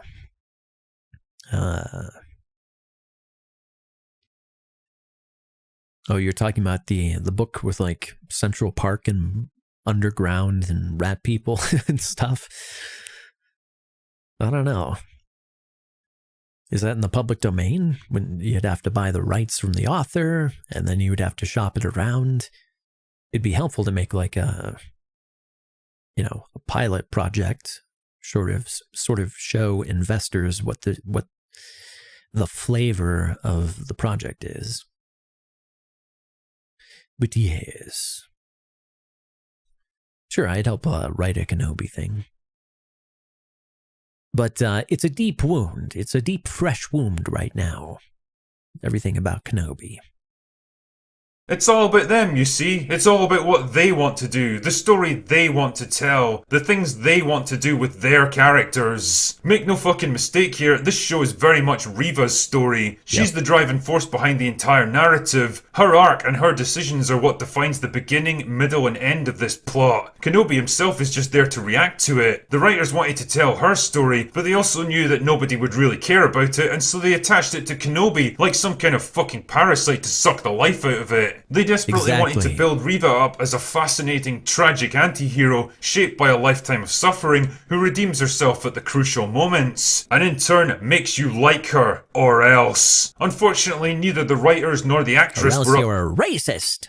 to the challenge. What we got instead was a loud, aggressive, obnoxious, sadistic arsehole who takes genuine pleasure in harming innocent people and only turns aside at the 11th hour with a single act of mercy. That is not how morality works, and it's not how you write a redemption arc. Leia is equally insufferable, acting like a spoiled, precocious brat who's literally never heard the word no in her entire life. She disobeys direct orders in life or death situations with not a care in the world, constantly argues with Grogu, and with no consequences. It's not like she broke her arm or anything. She literally has no consequences for just running rampant. I'm thinking Lionsgate might be good because my research, they let the creative process run itself for the most part. Plus, they have worked with the author of this series before with Hunger Games. Oh, the same author did Hunger Games? I didn't know that. Grown-ups like they're her peers and makes insanely stupid decisions that nobody ever calls. Or maybe I did know that and I just constantly forget because I don't give a shit about that author or his work. Her out on, but she's also able to infer complex motivations from tiny scraps of information that That's another thing that bothers me. You know, again, she's got force abilities that she should not have unless she was actually trained, because that's the rules as explained to us about light side abilities. So that's a problem. Plus, you know, she's incredibly smart in some scenes, like way smarter than she should be, but incredibly dumb in other scenes. She's just conveniently smart or dumb whenever the writer needs her to be. That's not good writing. She absolutely shouldn't be able to figure out. Basically, she's as dumb or as smart as any particular scene needs her to be, with absolutely no rhyme or reason behind any of it. What's even weirder is that the ending tries to frame her as finally finding her inner strength and independence to... This is another thing, like that belt she's wearing that she got from the Lady Empire turncoat. So how the fuck does she have that? Wasn't that on the lady when she blew herself up with a thermal detonator? How does she have that? And it's not even, it's like, it's got the same plot armor as Batman in the Batman movie when literally a bomb explodes right in his face and he's got not a scratch on him. Alfred, though, apparently he doesn't have a force field around him because he gets blown up and he gets real fucked up. And he was farther away and took cover. Farther away from than Batman. And he took cover. I mean, you could say like the suit protected him, but his fucking face is exposed. And it blew up right in his face. So yeah, how did that holster survive that thermal detonator? And why the fuck does she even keep that thermal detonator on her body instead of throwing it at the incoming troops? You know, I don't remember too clearly, but I think the passage was small enough to where the thermal detonator probably would have caused a cave-in, you know, so which would have slowed them down and kept her alive, you know. But no, you know, because it was just need to do a convenient death there.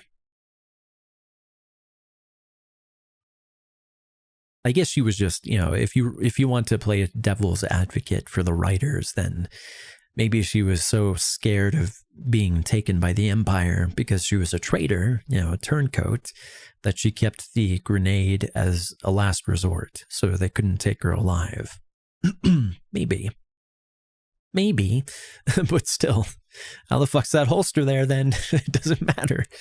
Weirder is that the ending tries to frame her as finally finding her inner... You telling me she went into battle without her holster? There's not a mark on it. It's either she didn't take her own holster into battle, even though she was firing the weapon that was in the holster, and I'm pretty sure I saw it on her, or again, these writers just don't care. Her strength and independence to be her own person, which would have worked great if she'd started out as some timid, downtrodden little flower, bossed around by her domineering parents, and only found her fiery side through the hardships and danger that she's endured. But it's not. She was already headstrong and rebellious from her very first scene, and she stays that way all throughout the story. And yes, I'm well aware that the Leia from A New Hope was sassy and strong-willed and independent, but that Leia was a grown-ass woman. This is a 10-year-old child. Now, I don't know about you, but I'm pretty sure I'm not the same person I was when I was that age. It's the simple-minded logic of an amateur writer whose thought process is basically, Leia in the movies was strong and rebellious, so the Leia in our show has to be exactly the same or nobody will understand. Here's a hint, character development has to involve actual development. And just to be clear, this is nothing whatsoever against the actress. She does a perfectly good job with what she's been given. This is true, even though that is like the dumbest chase scene ever. It's not her fault. That's Deborah Chow's fault, and whoever planned that choreography and the camera work, all of it's terrible. All of it's terrible. An issue with the... But she did the best she could with the absolute garbage material she was given. Writing. Also, having a female Star Wars character show any kind of weakness or subservience, even temporarily, is clearly not possible. This is why I say that today we could not have an Ahsoka Tano who calls Anakin master. It wouldn't happen. Like, if Disney had bought the Clone Wars while it was still on, Ahsoka would no longer be able to call, I guess Kenobi too, either Anakin or Kenobi or anyone master. Wouldn't be allowed anymore. Now anyway. Because they're so fucking shallow. They're so shallow, they don't understand anything beyond a surface deep puddle. Literally every female in this show might as well have been forged from the same standard template. Shit man, even Aunt Beru gets in on the action when she and Owen find out that Reva's on the way to kill them all. Yeah, but of course, she has to be the strong, independent woman who convinces him to be a man and defend his home and all of that. Even though he was right, they should have gone for help, probably. There's no way they'd be able to stand up to a Force user, especially if she had support, reinforcements and stuff. So he was right, but she gets to be the masculine one, and he gets to be the feminine one, because everything is reverso in Bizarro Clown World. Owen's natural response is to get the fuck out. Because it comes out of California, which is a fucking hellmouth where everything is reverso Clown World, Bizarro Clown World. This is the reality. This is the truth. The fruit is reflecting the tree that it's grown from. And California is a fucking shithole. Out of there, which makes complete sense to me, because for all he knows, the Empire might be sending an entire company of stormtroopers to wipe the place out. This is absolutely the time to cut and run. But nah, Beru goes into full fucking Rambo mode and she's like, we're going to stand and fight. It's a typical girl boss moment that the writers were probably creaming their pants over, and it appeals to the cheap emotional pull of standing your ground even if the odds are against you, but it also completely ignores the reality of their situation. Why can't they both be, hey, let's defend our home, we've planned for this, we knew that one day someone might come for Luke, so we've come up with contingency plans, we've spent long nights up in bed planning for this, we're ready. You get your gun, I'll get my gun, we'll get the positions, we'll activate the mines that we've buried, whatever the fuck it is. No, it has to be, he's, a little pussy boy and she's in charge. She tells him what to do. She's willing to defend. He wants to run, even though, again, he's tactically correct. Unless you guys had been planning for this, which you would have if these writers actually treated them like real characters who actually had their own history and thoughts and motives and desires and needs. They absolutely would have planned for the eventuality that they would have to defend Luke, because they understand the circumstances behind, his birth. They understand who Kenobi is. They understand who might come for him. They would have been prepared with plans. It wouldn't have just been this, hey, cheap-ass, shallow girl boss moment, which about 5 Twitter stans liked and everyone else hated. You're two people with limited resources, cut off and isolated. It doesn't matter how good you are at This should have been like Home Alone right here. It should have been like, you know, they've planned 10 fucking years and prepared for this. They've got traps everywhere. You know, they've got droids that will be activated and just blow up or shoot her, or, you know, this could have been an amazing scene. But of course, they waste everything at Disney and just rush it for the bare minimum effort garbage that they know people will deep throat just because it has Star Wars written on the tin. Fighting, you're not going to be able to fend off the entire Imperial military. If Owen had even a single brain cell in his head, not to mention a pair of... This is also ridiculous. She's able to sense Kenobi, a master Jedi, who's probably doing everything he possibly can to suppress his presence. Yet she couldn't detect the life force of two normies who get the jump on her. Didn't even know they, you know, maybe she knew that they were there, but they were able to shoot her before she even reacted. Okay, this show doesn't even follow its own rules. Imperial military. If Owen had even a single brain cell in his head, not to mention a pair of balls, he would have straight up told her that her idiotic plan was going to get all three of them killed. But nope, he just shuts his mouth and follows her lead like a good male supporting character is. Because it's a Disney show, and guys suck, women rule. That's Disney. That's their message. Supposed to. Just do anything for an easy life. This kind of thing is no different from Admiral Holdo, where the script desperately tried to frame a selfish, egotistical, petty-minded and grossly incompetent commander as a paragon of wisdom and self-sacrificing virtue. It's trying to tell you one thing, but showing you something completely different, and it's so funny. Ace is like, as a Californian refugee, I can confirm it sucks. Yes, California is a hellhole. Ideologically. You know, it's like the landscape is a paradise, which is very poorly managed, especially the forest management, which is the primary reason they have so many forest fires, so many wildfires, is not, you know, allowing proper forest management. But anywho, it's a paradise as far as the landscape and the resources, which are bountiful. But ideologically, it is a hellhole. It is run by incompetent, corrupt idiots who are running their state into the ground and running culture into the ground as well. The areas of culture that they have influence over. Music, movies, TV shows, all of it is just garbage these days because it comes from garbage people. Funny because the writers genuinely can't understand how badly they've fucked up. It's not just the... They are all confounded. Right, and they try to cast a spell upon all the population, but it is they themselves who labor under a spell of absolute confoundment. It sucks either. This show has got some of the worst direction and cinematography I've seen since Book of Boba Fett. Do you like watching lightsaber fights where the contrast is turned down so... Why must Hollywood be in California? Yeah, it needs to move to, like, they were trying to establish a new California, or a new Hollywood in, like, Georgia. They need to abandon all of that and just do it in Florida instead. Because, you know, first it was like Arizona. Arizona was like the mecca for westerns and stuff. And it was like a mini Hollywood around Sedona. But they just need to pack all that up and make Florida the new Hollywood. Below that you can barely even make out what's going on. Jesus, even Rian Johnson was smart enough to put a bit of colour into his scenes. The set pieces are laughable, clumsy and awkward. Watching Reva trying to run in her bulky armour is like watching Joe Biden trying to take on a flight of stairs. One battle scene has two armed groups shooting at each other from less than 10 yards away and consistently missing. Lightsaber fights almost always take place in flat, open arenas with nothing interesting or dangerous to play against. Oh, and for the love of God, will you fuck off with the shaky cam? It's not the early 2000s.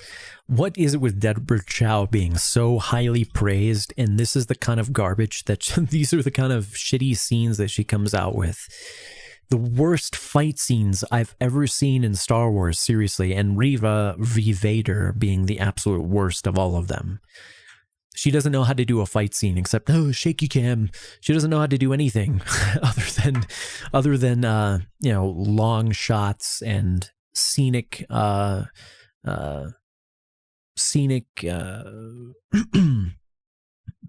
and stuff like that. That's about, she does excel at those things. Episode 1 was really good.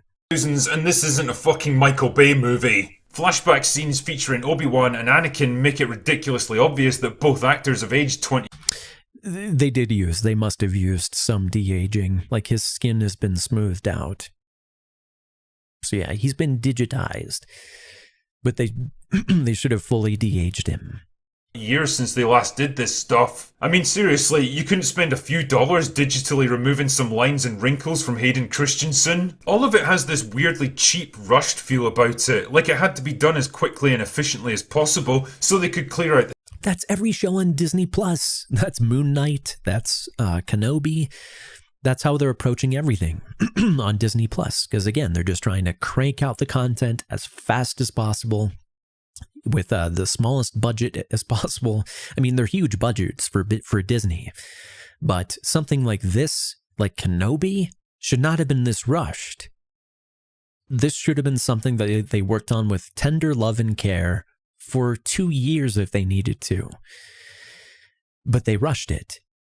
The soundstage and make way for the next Star Wars production. I mean, I could understand something like Boba Fett being done on the cheap, because let's be honest, he's not exactly a flagship character, but this is Obi-Wan Kenobi and Darth Vader you're dealing with. If anyone deserves a decent amount of time and money, it's them. As it stands, it just feels like another generic Star Wars show, no better or more significant or more important than anything else. And it's a real shame because there are some genuinely good moments that hint at what this story could have been in better hands.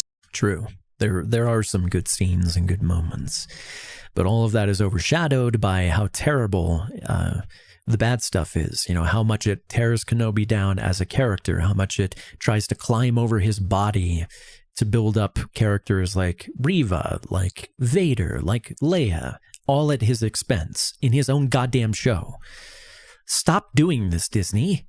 Ewan McGregor is really going for it. You know, just like the Skywalker saga isn't about Luke. It ends with Rey, who isn't even a fucking Skywalker. She just usurps the name. Fuck you, Disney. Times, he's clearly happy to be back and doing his best with what he has. Uncle Owen actually gets what I suspect was an unintentionally awesome scene where he stands his ground against Reva, knowing he's got no chance of beating her, but willing to lay down his life to give Luke a chance to escape. These little moments show what Kenobi could have been if it was competently written and directed, but unfortunately I'm not here to review what could have been. I'm here to pass judgment on what it actually is, and what it is a complete waste of time. Yeah, nothing means anything anymore in Star Wars. Doesn't matter if you get impaled. No stakes, no morals, nothing to learn, nothing to be entertained by, except for some bright flashing lights and some nostalgia. That's all they've got. They've got the costumes, they've got the special effects and the lights, but no good writing. So no heart to Star Wars anymore. It's a skinwalker. It's a zombie. That's an undead thing that's still walking, shambling along that doesn't know it's already dead. Time and potential. A show that's in such a mad rush to build up its new characters that it trips and stumbles over its own feet, neglecting the very characters it's supposed to be focused on. A show that accomplishes nothing except to tread water, putting everything and everyone right back where they started at the beginning. Filoni is literally the only hope for Star Wars right now. It's Disney's only hope. It's Lucasfilm's only hope. He's Lucasfilm's only hope. They really just need to put him in charge. Make him the head of Lucasfilm, because he's the only one coming out with good stuff. Besides George Lucas, he's the only one who's coming out with good stuff consistently. And even if Jon Favreau tries to do stuff without Filoni, it sucks without Filoni. He's the one that the mantle should have passed to. And, you know, at least we have games still. At least we have good games like Fallen Order. But Lucasfilm has harmed games in the past as well, like Battlefront 2. Like the kinds of characters that went into Battlefront 2, all that stuff was determined and approved, by Lucasfilm. So get Filoni back in charge. The games will improve, the movies will improve, the shows will improve. That's the best course correction you could do right now, Disney, for Star Wars. Get Filoni in charge, keep Kathleen Kennedy, fire her ass, keep her away from anything involving Star Wars or Marvel or anything. Like, dump that broad. I don't know why you still have her as dead weight. A show that ultimately fails to answer the biggest question of all. Why does it even exist? Anyway, that's all I've got for today. Go away now. Good video. Good video, terrible show. Terrible show. Thanks for kicking me in the childhood, Disney, again. All right. Now we're watching this from the Dave Cullen Show. I think he's an Irishman. An Irishman. This video is called Too Much of a Good Thing, and I think it's pertaining to, I guess just modern entertainment in general. Haven't watched it yet, but it's got Thor on it. We're going to watch something concerning Thor in a moment. I was thinking recently about a couple of sci-fi TV series that developed a cult following and that were largely considered to have been cancelled before their time. I've talked about both of these shows in the past, one of them being Joss Whedon's Firefly and the other being Stargate Universe, two series that were on the air several years before wokeness took hold of Hollywood. Firefly aired in 2002 and would culminate in a final feature film in 2005 called Serenity, and Stargate Universe ran for 2 seasons from 2009 to 2011. Universe would represent a major departure in tone and... Actually, before we continue with this, I was going to share my actual thoughts on episode 5 and 6. So, episode 5 and 6. Anakin looked like a 40-year-old Padawan in the flashback. I'm just reading literally what I typed out as I was watching these. What the fuck is this shit? Looks like a 40-year-old in the flashback. The Reva v. Vader fight is the wonkiest thing I've seen in Star Wars. It lowered Vader. Made him look like a goofball. Terribly shot. Kicks Reva in the shin like a child, and it looks so stupid when he does it. That's burned into my memory. I will vividly remember that. He fucking kicks her in the shin like a child kicking an adult in the shin. I guess he's just not that mobile. Good night, Ceres. Obi admitted to a scared child in a bad situation that he's scared too. That really pissed me off. Like, again, Kenobi's supposed to be suave and charming, especially in like a dire situation. You know, he's supposed to be there with like the comic relief, you know. But no, when Leia's admitting that she's scared, you know, Obi's basically admitting that he's scared too. Not being like a reassuring, competent adult, you know, that type of thing. Because again, he's not allowed to be, because this is a Disney show that has to tear down, you know, strong male characters. Because my toxic masculinity. What they've done to the dashing, charming, solid rock in a Storm Kenobi's personality when he should be even wiser and cooler than ever, not more incompetent than ever, like Jake Skywalker light. So yeah, that's how I feel about that. How the fuck would they have gotten a hold of the lady's holster who blew herself up? I think I already went over that. And not a mark on it after going through a thermal detonator. Okay. Revan just... Did I say Revan? Reva. Reva just magically knows... I wonder if they named her Reva because it's so close to Revan. Reva just magically knows to go attack Owen's family because of a garbled message about a boy on Tatooine. What the fuck is her motivation for doing this exactly? Like, how does she know from that message to even go there? And why would her first reaction be, I'm going to kill the boy that I find there? Like, none of that is explained. It doesn't make sense. Like, she just leaps to, hey, based on the limited information in this message and the one brief interaction that I had with Owen on Tatooine, I have concluded that this person has a boy on his farm who is the son of Anakin. And I'm going to go there and kill him as I'm impaled and have no spine. Okay. Fantastic writing. Also, apparently, sabers through torsos mean nothing. Her spine would have melted. No semblance of realism anymore in Star Wars. I mean, there have been plenty of fantastic things in Star Wars, but, if you lost your hand, you lost your hand. There were some stakes. Even Maul, again, him being chopped in half actually had stakes for him. It wasn't until he was restored by the Night Sisters that he was, back up to par. And it might even be argued that after that, after he lost his biological legs, that he wasn't as, probably couldn't reach his full potential after that. So maybe that hobbled him a bit. Could be the other way, I don't know. But I'm just saying, Star Wars used to have stakes and consequences. Have you come to destroy me? Vader is the one who's been chasing Obi-Wan. Shit tier dialogue. Music for their final fight is farcically bad. Like, it really is.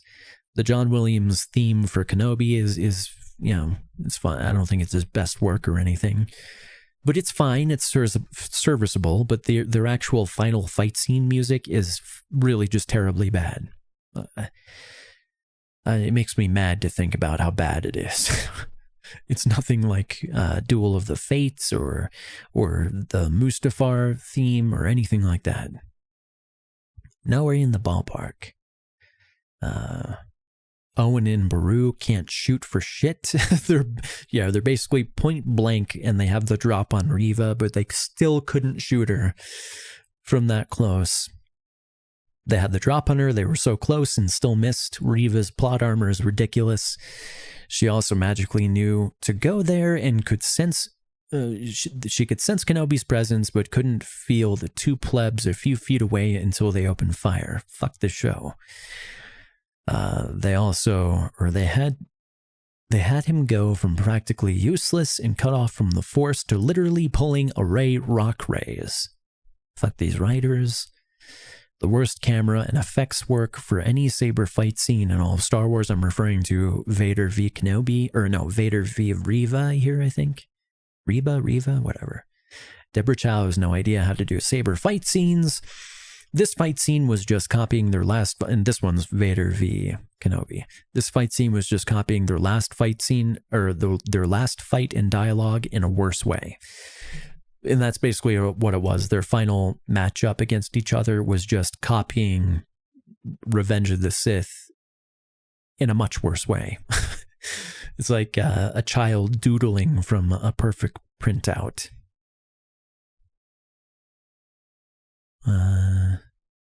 He's just going to let her go when Vader could catch her and rip the info from her mind. Yeah, I'm talking about Reva here.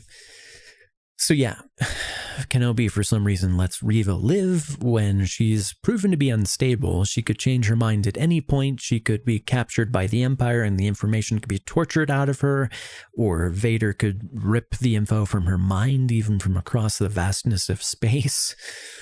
It's just bad. It's bad writing all the way through. All the way through 100%. From the first episode to the last episode, it's terrible writing. The first episode is shot the best. It's the most entertaining and the most well done, and it does the least harm to Kenobi's legacy and Star Wars as a whole. But the entire thing is badly written. And the foundation of any show is the writing. I get fucking tired of saying it over and over. You can have the best special effects, the best costumes, the best acting, the best everything. If you have terrible writing, the show's going to suck. If you have terrible writing, the movie's going to suck. If you have terrible writing, the game's going to suck. That's just how it goes. And in some cases, if the writing is bad enough, no level of gameplay is going to eclipse it. No level of gameplay is going to make up for something like The Last of Us 2. It's just not going to do it. You're going to sour fans forever. You're going to turn fans against you, just like you did with Kenobi, just like you did with Rey, just like you did with Solo, just like you keep on doing over and over and over again instead of learning your lessons. Get these people out of here. Why don't you get some, you know Filoni does good work. You know Filoni does respectful work to the fans and to the franchise, to Lucas's legacy. Why don't you just put him in charge? What the fuck is wrong with you people? Are you so backwards and confounded in California you really just can't see it? It's right in front of you. Put Filoni in charge. Done and dusted.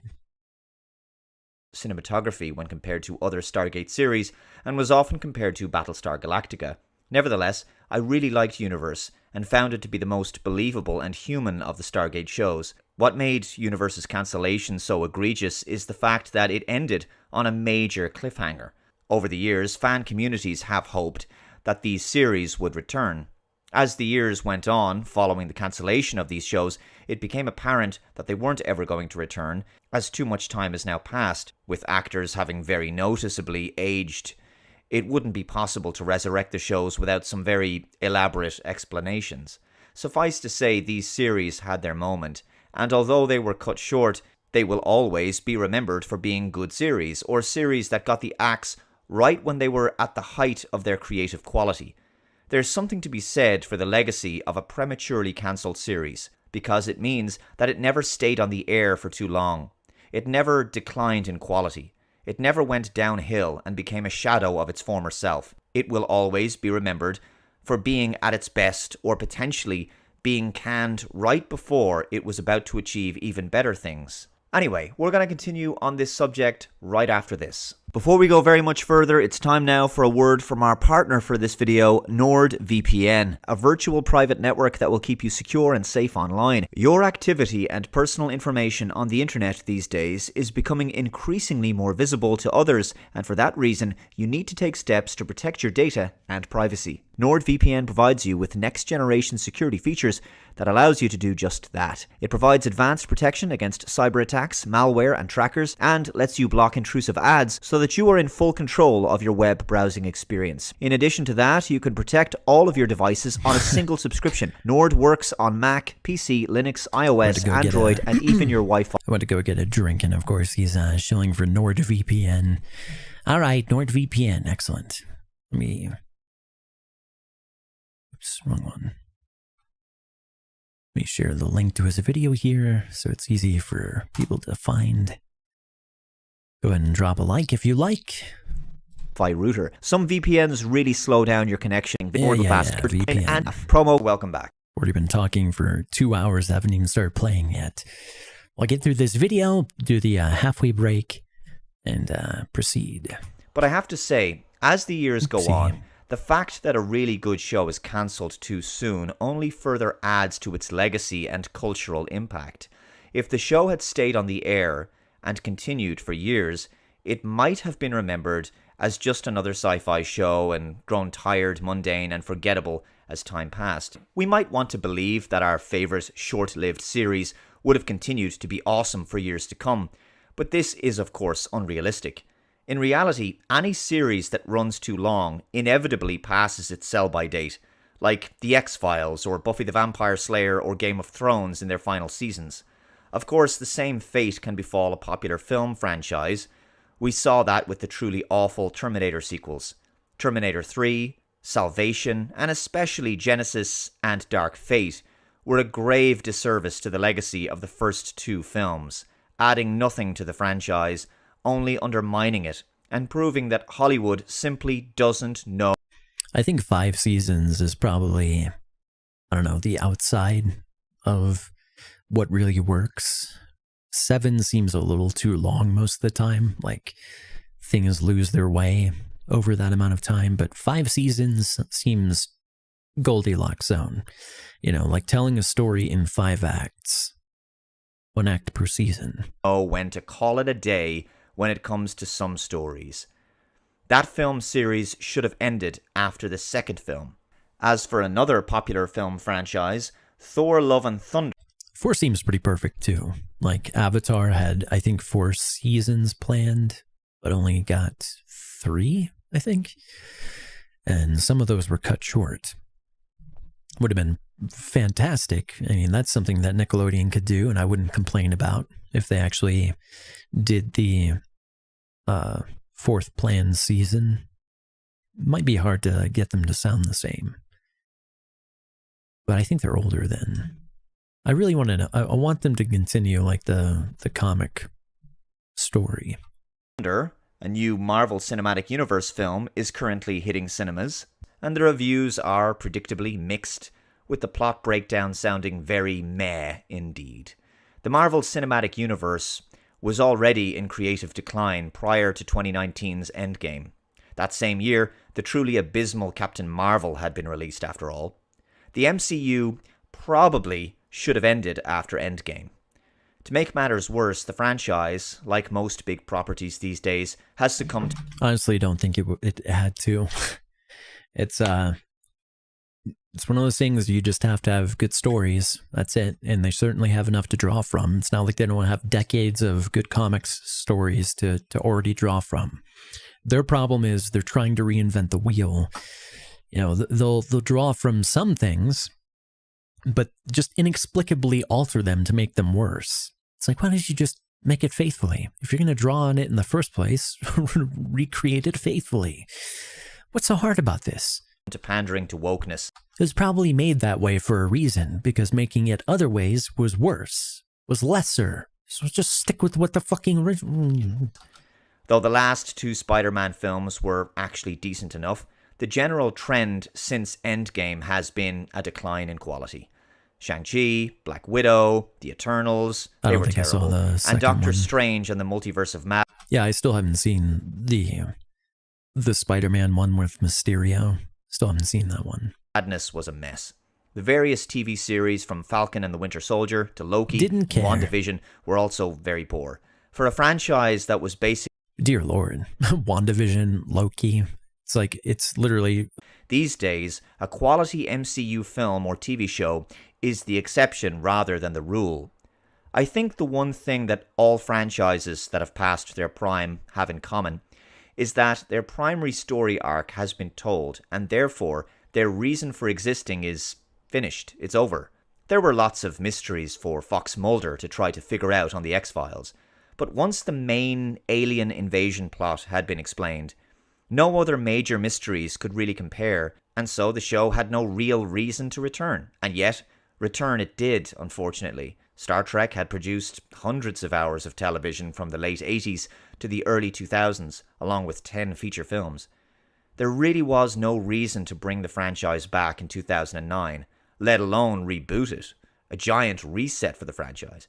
Creatively, it felt like the golden goose had laid its last eggs, and with no real interesting stories left to tell, it had no reason for being. And yet, there's more Star Trek series on the air right now than ever before. And of course, they're all bland, derivative, uninteresting, and in some cases just downright awful, and lacking in the hopeful and optimistic vision of Gene Roddenberry. They don't feel very Star Trek. Star Wars as a franchise ended perfectly with the Return of the Jedi in 1983, but George Lucas went on to make those awful prequels, which admittedly are arguably better than the sequels that would follow. No, not arguably. They absolutely 100% are better than the sequels. I think some of the dialogue is wonky, of course, but it's much better written. It's Shakespeare compared to the sequels. So it's ham-fisted dialogue, but the bones of the story are really Shakespearean in quality. Story of Star Wars, its core message and philosophy, and the journey of the characters was fully explored and done and dusted after the third original film. There was no reason to resurrect the saga beyond financially cashing in on the glories and name recognition 100% of the agree. first trilogy. It seems, in Hollywood, commercial interests always come first. So yeah, if Lucas was going to sell out, he should have just said, you can't touch the Skywalker story anymore. Nothing concerning or relating to them, you cannot do any of that. You can go off in your own directions, play in my sandbox, but leave my characters alone.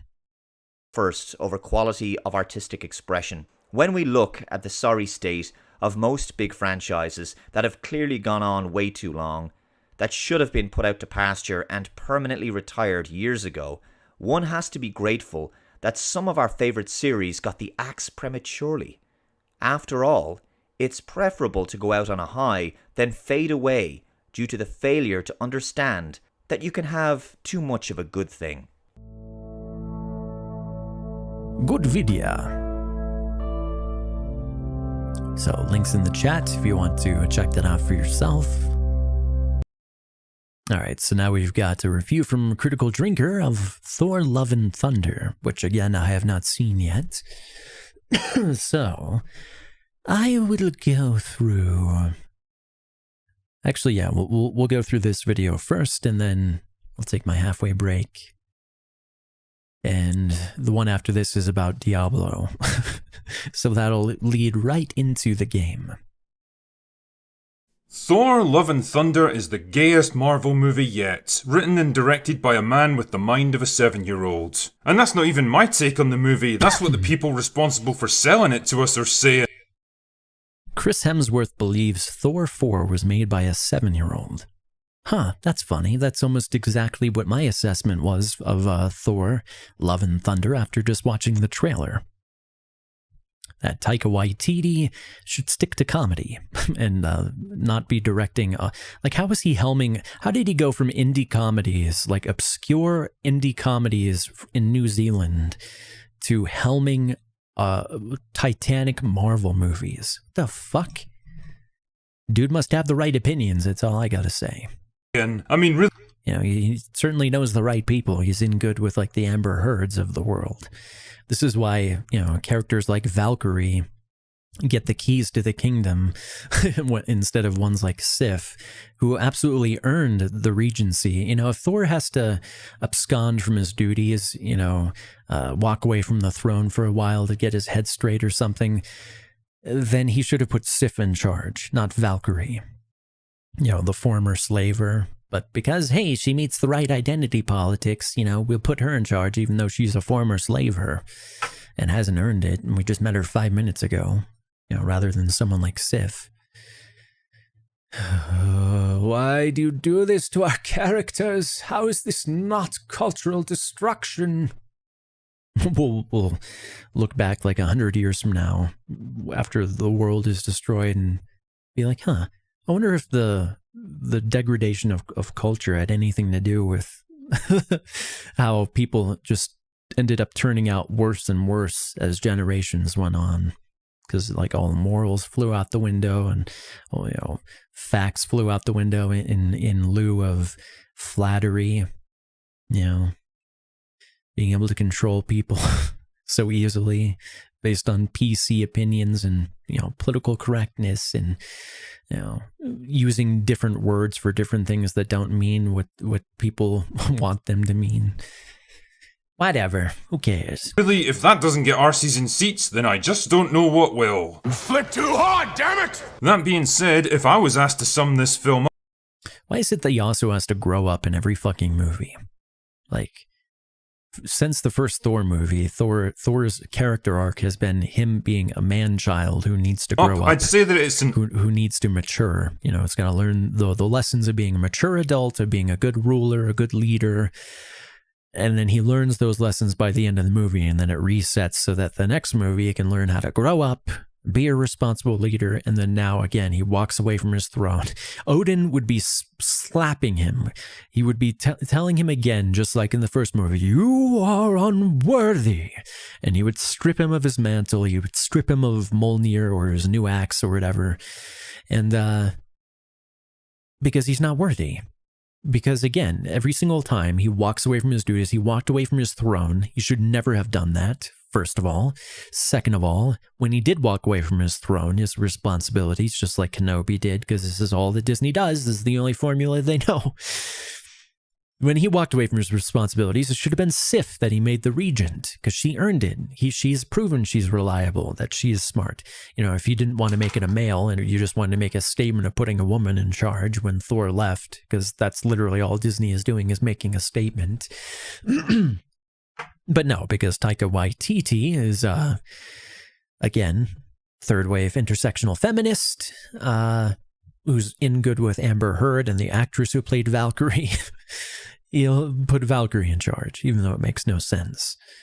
So it doesn't matter. When can we have a mature Thor who's grown up, who's responsible, who's powerful, who's an actual respectable god figure, you know. Are we ever allowed to have that, Disney? Can we ever have a really cool version of Thor, like from the comics? Can we ever have like Thunder King Thor? Can we ever have old, what was it? Old, I keep thinking old man Thor, like old man Kenobi. You know, All-Father Thor? I can't remember what the version of Thor is. You know, basically old Thor is like, you know, responsible. There's even young responsible versions of Thor all over the place. I would like at least one movie where he's not a bumbling man-child. Especially not Fat Thor. Like, fuck you for that. Uneven mess of a movie with contrived and deeply flawed storylines, visuals that look like a unicorn suffered a bout of explosive diarrhea over the screen. But you know they're also going to follow that same formula of he's going to be emasculated and insulted and degraded and belittled in his own movie, because that's like the trend these days. the supposed main characters, unless it's a female, especially an intersectional female, if it's a male main character like Doctor Strange in his own movie, he's going to be degraded and insulted and dumbed down and made a fucking idiot wherever it's convenient. And all the other characters are going to, you know, treat him like shit. This is probably going to happen to Thor too. Like, I guess this is out. I haven't seen it yet, but this is what I predicted months ago. Because that's Disney's formula. Again, they're a very agenda-driven company, and everything is about the message. Draker's right. Green, dialogue that indulges all the worst excesses of its predecessor, a cast of actors that are either way too good for this film or way too shit for any film, and an emotional tone that veers wildly from one extreme to the other, like me trying to drive home after 2 bottles of Jack Daniels. Allow me to illuminate you. Oh, and I'm going to be spoiling the plot here, so consider yourself warned. The movie begins sometime after the events of Endgame. Thor's now out exploring the galaxy with the Guardians. He's back in shape again, and he's finally ready to be the hero he was always meant to be. Except... Yeah, finally, after, how many movies has he been in now? What is this, the 4th? Yeah, Thor 4? That's not even counting all the Avengers movies and stuff. When is he actually going to get there?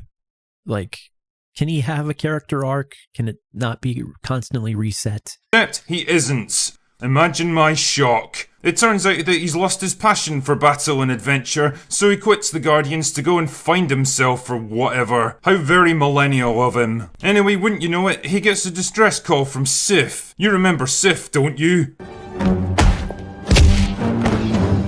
Pathetic. It turns out that she got her arse handed to her by Gore the God Killer, who's sworn to destroy all the gods in the universe, and his next target is New Asgard. How would she have survived?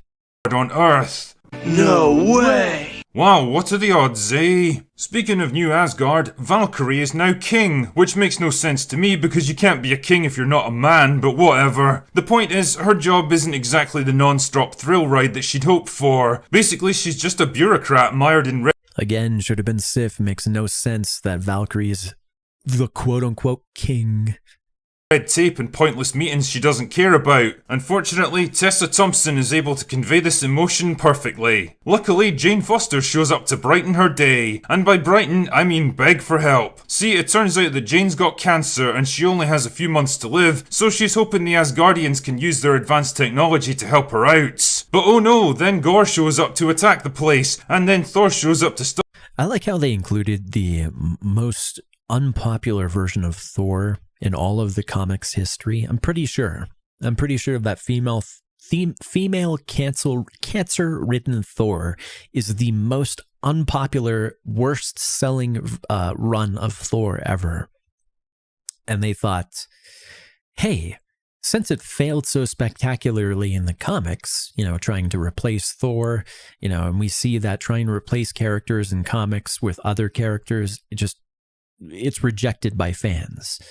Because that's not what we want. Why would we fall in love with these characters and then you try to replace them with other characters And usually just for agenda-driven, superficial traits, like skin color, sexuality, religion, things like that. Like, hey, like these things. We want you to like these things as much as you like these other things. Like, it's not about skin color. It's about characters. It's about, we love Bruce Wayne. We love, we love Flash. We love we love these characters that we've gotten to know like over a very long period of time. We don't want you just changing them. We love Black Panther. We wouldn't want you to just change him because he's been black for too long to change him into a white person. That doesn't make, it's not about the skin color. It's about the character. But yeah, they don't understand these things in Hollywood. They only understand signaling. They're like animals at this point. Animals signaling to each other with their mating dances and stuff like that. It's all about the message and the dance, the signaling to each other, the pheromones that they're squirting. Stop him, and there's a big old fight, and Mjolnir reforges itself to transform Jane into CGI Natalie Portman, because apparently having a terminal illness somehow makes you worthy of wielding it. Yes, I can definitely smell shite. Sure, okay. Wait, you're telling me that Mjolnir could reforge itself whenever it wanted? Because that would have saved Thor an awful lot of time and effort in Infinity War, and might actually have prevented the snap altogether. It must have been Kang's will or something. So they managed to fight off Gore and his army, but oh no, he takes some Asgardian children hostage. Clearly the gang need to rescue them, but in order to do that, they're gonna have to recruit some help. So Thor, Korg, Valkyrie, and CGI Natalie Portman travel to the... So Thor's not allowed to have children, especially like at this point. Thor 4, he's not allowed to be married, have children, an heir to the throne, which is his responsibility as king to produce an heir, but he's still not even married. All of this stuff. But your plot is that he has to go save Asgardian children? Really? You couldn't do better than that? That's your that's your driving force? Okay. God planet, where most of the gods of the universe just kind of hang out. I love how it's totally not confusing that this story has 3 main characters named Thor, Gore, and Korg. Not a great plan. So they find Zeus and ask for his help, but he's like, nah, it'll be fine. I also love how he strips Thor butt naked in front of the entire city, and it's just treated as a big old joke that we should laugh at. Because if this had happened to Valkyrie or CGI Natalie Portman, it would have been treated as some horrifying traumatic experience that we should have been outraged about. True. Equality is a funny thing, isn't it? Anyway, since the other gods apparently don't give a shit about self-preservation, Thor and the others head to the Shadow Realm to fight Gore by themselves. But it turns out it was just a big old trap, you see. What Gore really wanted was to get his hands on Stormbreaker, so that he could use the Bifrost to open a portal to the centre of the universe, where a giant MacGuffin thing will grant one wish for the first person to get there. Well, that's a convenient setup. What? Anyway, Gore the God Killer What? What? Take the Bifrost to the core of the universe where you get one magical wish from the Dragon Ball, from the Great Dragon Ball. Who fucking wrote this? wants to... Why do you not understand how to do a Thor story? Why is it so hard? The brother dynamic was the strongest dynamic so far in Thor. It was the most interesting thing. Thor and Loki. But you guys don't understand how to do anything other than that well, right? Come on. There's so many good stories of, they even could have done, the dynamic between him and Surtur, where they're always equally powerful to each other because they're destined to destroy each other, in Ragnarok, in actual Ragnarok. But they altered that because they couldn't have Thor fight a woman and win. So they had to have Surtur do it. A demon rather than an actual man. Because it's all about the message again. It's all about the signaling for Disney. Not a good story. Not about actual equality between men and women, where you can actually have men fight women and women fight men, and men actually beat women You know, like the old days. Like in James Bond, when there was an evil Bond chick, you know, Bond would fuck her and then she would try to kill him and he would beat her. He would still win. He was still allowed to win, even if he fucked her.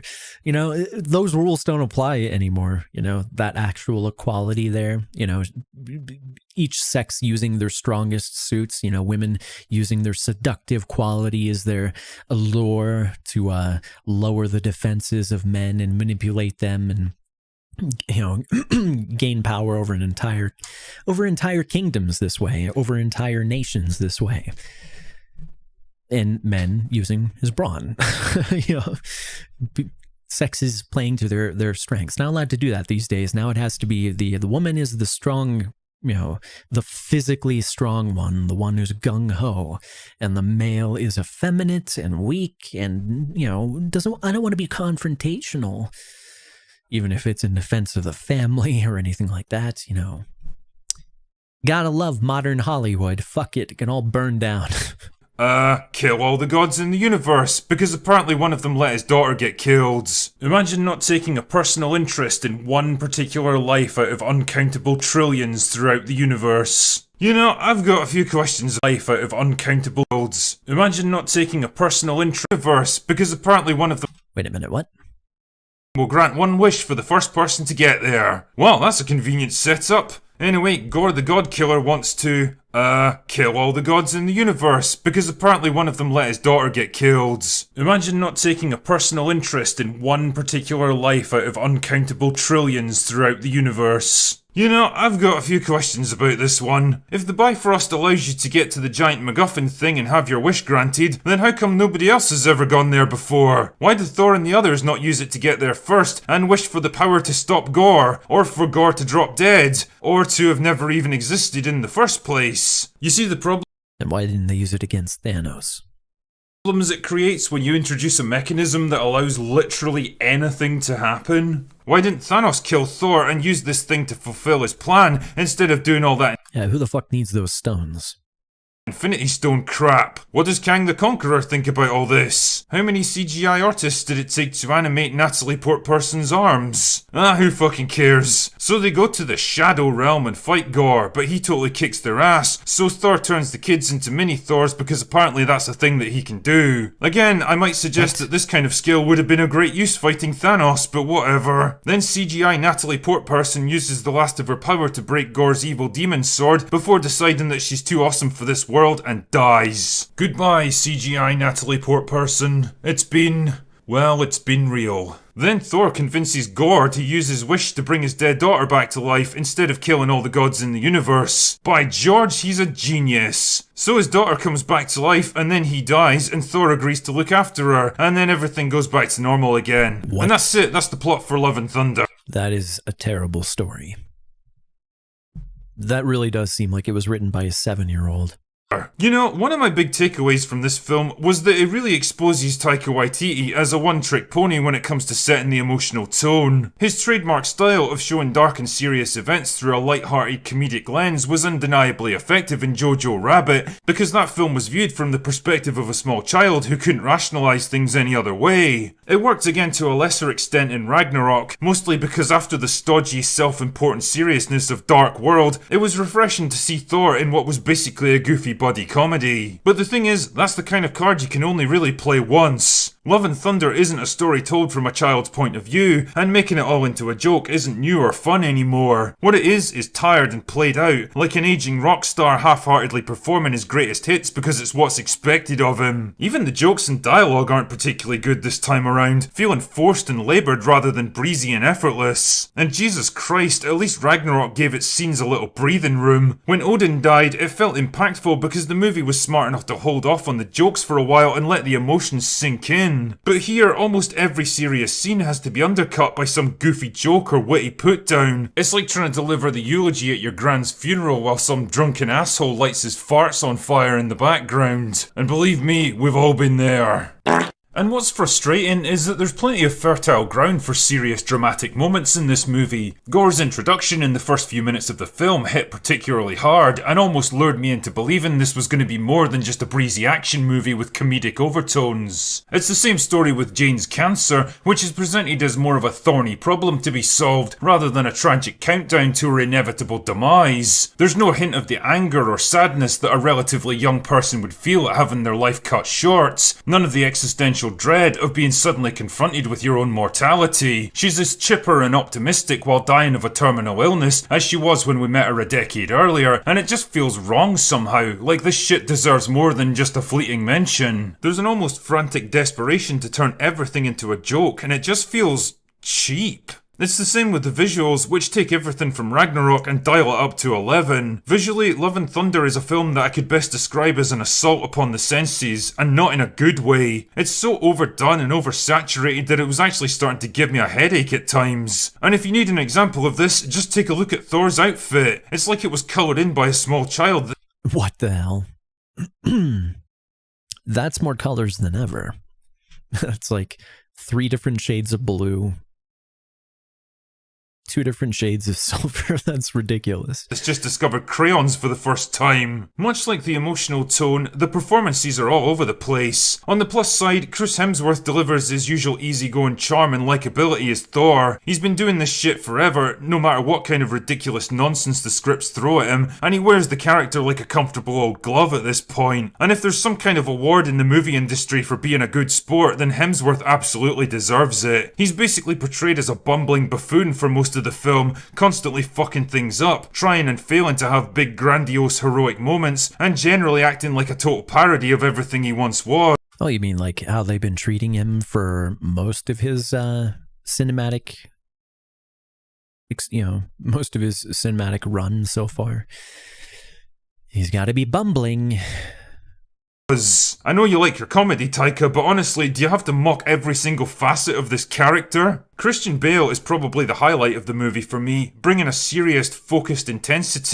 Yeah, I figured he would do a good job. He's a good actor, and he's actually got work ethic. But it seems like shit writing. And an element of tragedy to Gore that feels like it belongs in a whole other movie. He commands the screen whenever he's around, he's got an understandable goal that he's working towards, and the finale even offers an element of redemption for him. Weirdly, the film even dares to offer a somewhat positive view of fatherhood, portraying him as a loving dad willing to sacrifice his own life for his daughter. At the other end of the spectrum, Tessa Thompson defiantly continues her strategy of upward failure in Hollywood, delivering every single line of dialogue like the actors are doing a read-through for the very first time. Honestly, I'm starting to wonder if this is some kind of epic piss take from her and Waititi, like they're trying to see how bad they can get before someone has the balls to call her out on it. Not that the script asks much from her anyway, she's barely in the movie, and even when she's in a scene, she spends most of her time standing around in the background, making it pretty obvious the writers couldn't think of anything for her character to do. There's also Korg, who's basically Taika Waititi's excuse for being in the movie, hence the excessive amount of screen time he gives him. Wow, you're awfully generous to yourself, aren't you, Taika? He was tolerable enough as a one-shot deal in Ragnarok, but now the arsehole's fucking everywhere, proving the point that you absolutely can have too much of a good thing. And I can't shake the feeling that it's nothing more than Waititi's ego getting the better of him. And as for CGI Natalie Portman, well, she's definitely in the movie, I can say that much. It's pretty common knowledge that she left the franchise after Dark World because she was bored of playing Jane Foster and only agreed to come back for the money. The chance to do something different with the character. The movie plays just about every trick in the book. Dude, what the fuck did they do with his armor? He looks like a transformer. He literally looks like a... they don't understand anything anymore. They can't even get the costumes right at this point. Like, they can't get the characterization right, they can't get the costumes right, they can't get the writing right, they can't get anything right.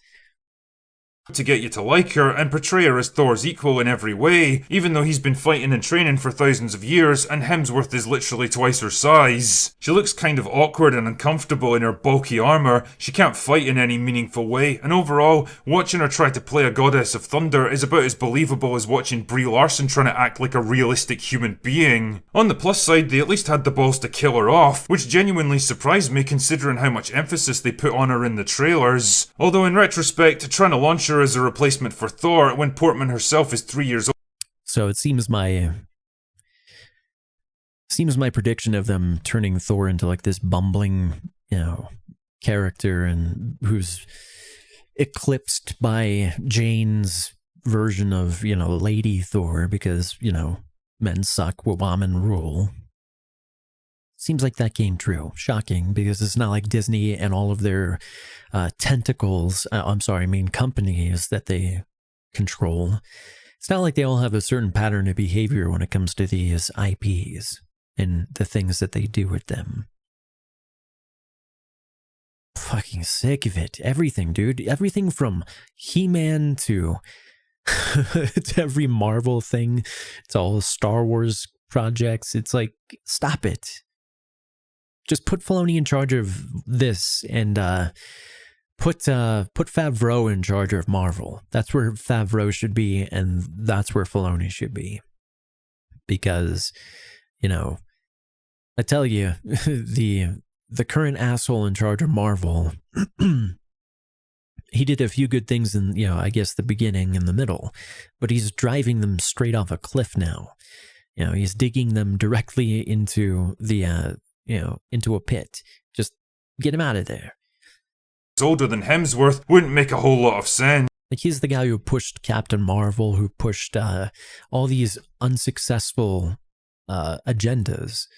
Just get someone in there who wants to tell good stories. Find the most, it's the easiest thing in the world. Find the most popular, best-selling stories from the comics and pose them onto the screen. That's all you got to do. Just, transfer them faithfully from comic to screen. Do The Killing Joke as a movie. Don't pull this bullshit of making Joker a socially awkward incel, like you did with Joaquin Phoenix's Joker. Just make The Killing Joke. Do a fucking movie of The Killing Joke. Like, it's not hard. You don't have to reinvent the wheel. You just have to be faithful to what's already proven successful, because it's what the audience, it's what the fans want. It's what they've proven that they want with their dollars. Idiots. No long-term franchise potential there, Disney. Her role is more of a passing the torch kind of situation, rounding out her character arc and letting her go out on a high note rather than just vanishing from the And it's not like you have to do that forever, but after once you start from the firm foundation of drawing from stories in the comics that you've faithfully recreated on the big screen, then you can use that as a launching pad. You can use that as the firm foundation to build something out of. New stories, new directions, but after you've learned the elements of those stories that made them successful, the good storytelling, the good character arcs, the actual surprises in the story, not cheap subversion. Things like that. Narrative like before. Interestingly enough, neither of these strong female characters are used to humiliate Thor like in Ragnarok. There's no particular girl boss moments where they totally outshine him. Oh, well, at least that's against my predictions. Berate him or make him look generally useless and incompetent. He can do all that by himself, thank you very much. Yeah, that's a problem too. It's like Kenobi. Seriously though, both characters kind of get their arses kicked by Gore, leaving Thor to more or less save the day single-handed. Don't worry though, by the end of the movie, there's a younger and probably cheaper strong female character waiting in the wings to become the new Thor once Hemsworth eventually stands down. Ultimately, Love and Thunder feels like a bit of an exercise in treading water, taking its main character on a loud and colourful adventure that basically puts him right back where he was at the beginning. It's a perfect example of a franchise mired in its own inertia, recycling old ideas and rehashing previously successful strategies, meandering forward with no sense of direction or clear reason for why it even still exists. And it proves once and for all that even a winning hand can only be played so many times. Anyway, that's all I've got for today. Go away now. I will indeed, good sir. Good video. Alright, so take a halfway break now. We have one more video to watch when we come back, and then I'll play some WoW. And then the late stream shall end.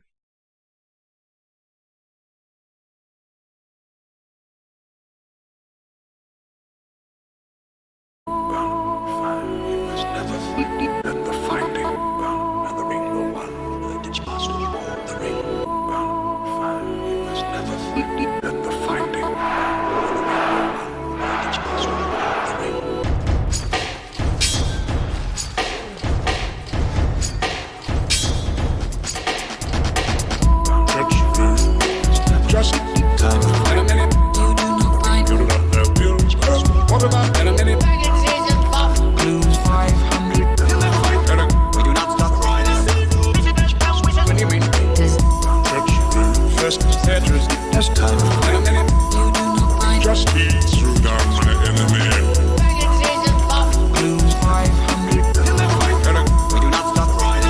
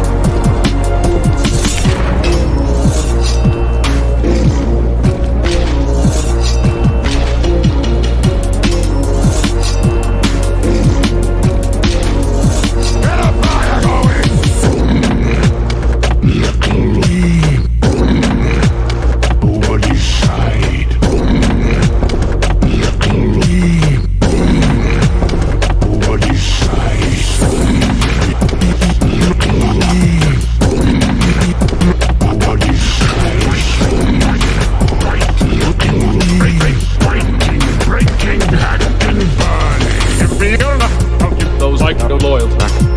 Okay, West Coast. Great. I'm great. And my val. Those like the loyal. Okay, West Coast. Great. Fine. Those like the loyal. Okay, West Coast. Great. I'm great. And my val. Those like the loyal. Okay, West Coast. Great. Fine.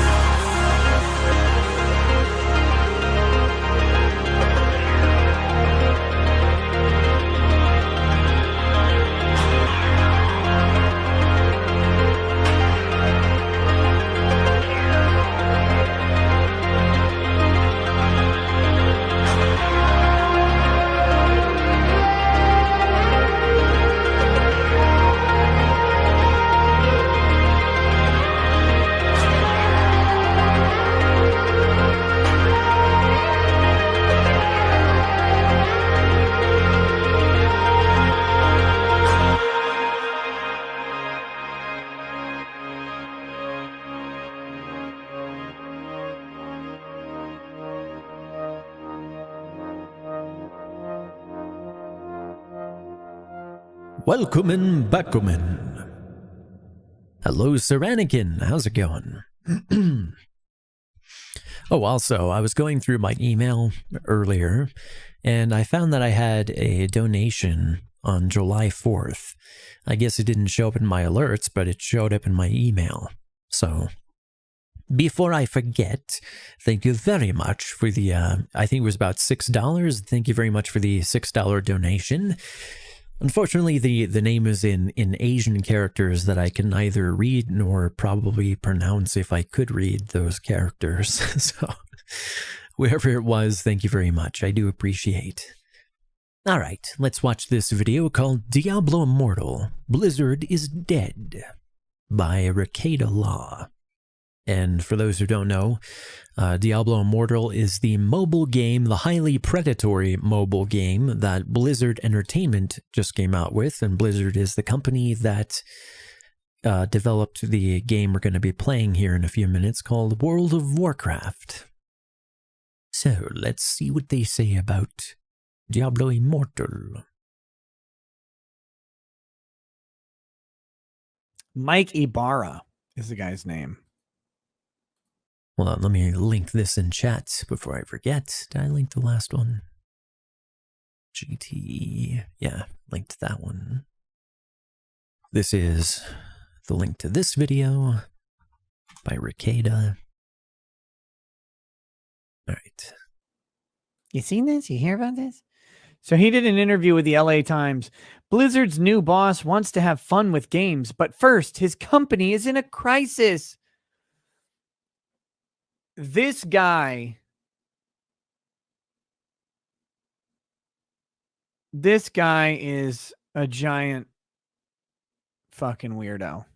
This is a long interview. You know, he's bitching about changing the frat boy like culture of Blizzard. You know, I was actually thinking about something during the Lord of the Ring intermission, kind of relevant to what we've been discussing so far, and maybe relevant to this video as well, I don't know. But the measure of how good the Lord of the Rings trilogy was, the movie trilogy by Peter Jackson, the measure of how good it was is tightly correlated to how faithful it was to the source material. And how bad the Hobbit trilogy turned out is tightly it's very strongly correlated to how far they diverged from the source material to bloat it up and insert weird romances that made no sense and were poorly done in a ham-fisted way. You know, same thing with Harry Potter. You know, the movies are ranked in goodness by how close they followed the source material. You know, if it was just like, you know, the first two, I'd say the first three movies were the closest probably that I've seen in 99% of all cinema to being able to watch a movie that is almost one for one how the book is. Very faithful adaptation. And they were as good, you know, they were like as faithful as they were is as good as they were, pretty much. I wish Hollywood would learn that lesson. It's not difficult to look around at recent history, recent cinematic history, and see what's been the most successful as far as adapting previously existing IP or bringing different franchises to new mediums. It's not that difficult to see what's successful and what made those things successful and see that what you're doing is failing and then course correct. Just be faithful to the source material. Find the best, you know, Marvel, as far as this applies to them. Find the very best comics stories, adapt those. You know, Death in the Family, The Killing Joke, you know, all these legendary comic, narratives. Just bring them to the big screen, and then once you've learned the lessons of how to make something like that by actually doing it, you know, learn what made those things successful, and then branch off from there. Then you can make your new movies after having learned what was previously successful, like the Silver Age and the Golden Age. Before you idiots took over and started ruining everything. Okay. Let's get something kind of clear here. Blizzard is full of software engineers and video game developers. A frat, it can never be. Yeah, the only frat that would qualify would be Revenge Lambda. Yeah, this is no way can you describe a bunch of fat nerdy weirdos as frat boyish. It's exactly the stuff you hear about going on at Blizzard is exactly what I would expect a group of nerdy dudes to do. Yeah, socially awkward nerds, pretty much. It's exactly what I would expect. A bunch of like Drunken MMO playing cubicles. software developers to come up with. And by the way, it's not a criticism. It's not really negative. What the? Yeah. The shit they're alleged to have done is to have these booze cubicle crawls. Instead of a pub crawl, you go to each different cubicle and drink a bunch of liquor or whatever. And then what you do is you get handsy with the only female that's there. Because there's one female and 800 horny, nerdy men who all get drunk. Yeah, that's generally shitty behavior. But you shouldn't be allowing drinking at work anyway. Wouldn't have had that problem if you didn't allow drinking at work. None of these weird office parties with drinking and stuff. Just, you want to drink, do it on your own time. Don't do it on company time. Drunk. Or on company property. Seriously, companies are always better off when that's the policy. And that's what you do. Yeah, the Cosby Room. I'm pretty sure the Cosby Room, if I remember the timeline, the Cosby Room was actually before the major accusations against Cosby came out. Alleged iniquities and harassment at the company were the centerpiece of an ongoing lawsuit. And it's painted the firm and its Activision Blizzard parent as paragons of a broken sexist industry. Again. Do a barrel roll. Hello, Sir Quasi. How's it going? This is... I hate to say this.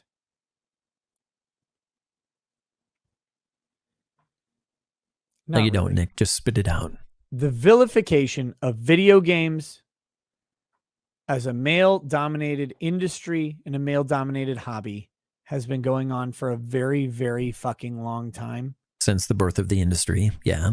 But it's not a broken sexist industry. No. By any stretch.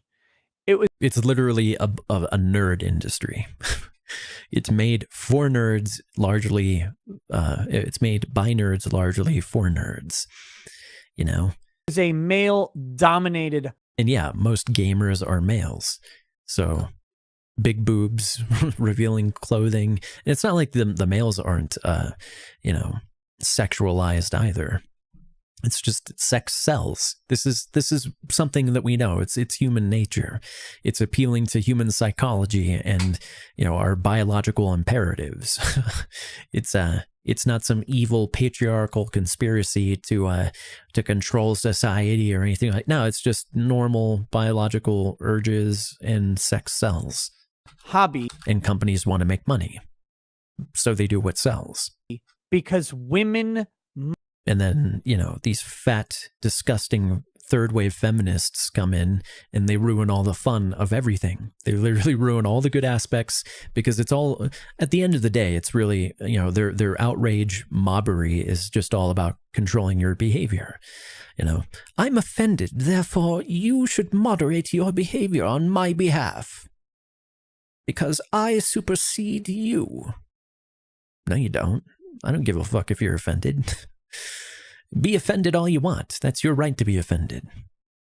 Mocked people, men who played video games up until recently.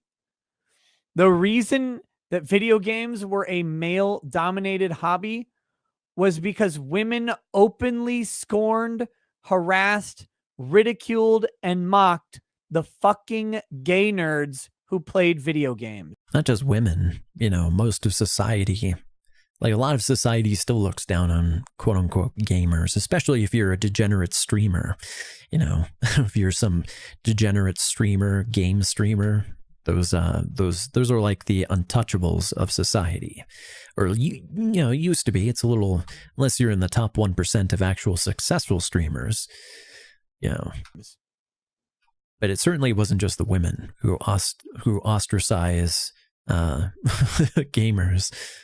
And everybody knows this. And this Quasi says, my wife is allowed to play video games after she's done churning the butter. We're not sexist here. Well, homemade butter is the best butter. That's a fact. Idea that it was like some planned misogyny that has kept women from video games is the most ludicrous bullshit on the fucking planet. But it's ignored constantly. A bunch of dudes who got rejected by women all the time wanted just a place to go, like, do something alone. That was video games.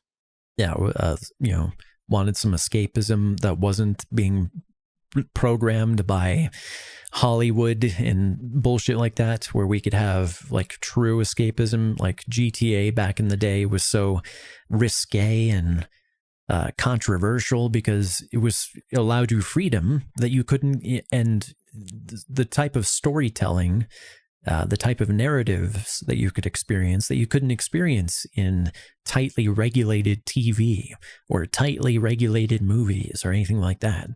It's the same thing of, the Hays Code back in Hollywood in the olden times of like black and white movies, all the way up until like the 70s, where they would control basically the content of the movies.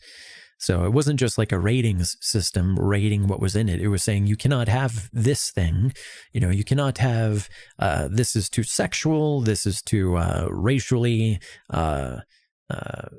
risque. And I say that in the context of the Hays Code did not allow like black and white people to kiss each other. No interracial relationships. You couldn't have men and women sleeping in the same bed, no matter what their skin color was. It was just a very backwards system in general. So what this Hays Code did is it drove people to foreign movies until, because foreign movies weren't regulated by Hollywood's Hays Code. So they wanted unfiltered content and they went wherever they had to go to get it. And to the point that foreign movies eclipsed Hollywood for a good amount of time until Hollywood moved away from the Hays Code in like the late 70s, mid to late 70s and 80s. And then, of course, they eclipsed foreign movies again. And just coincidentally, the 70s and 80s is like one of the best ages of Western cinema. So as far as like creativity and stuff, things that had not been done before, things you couldn't find anywhere else. But they're doing the same thing, with games and stuff.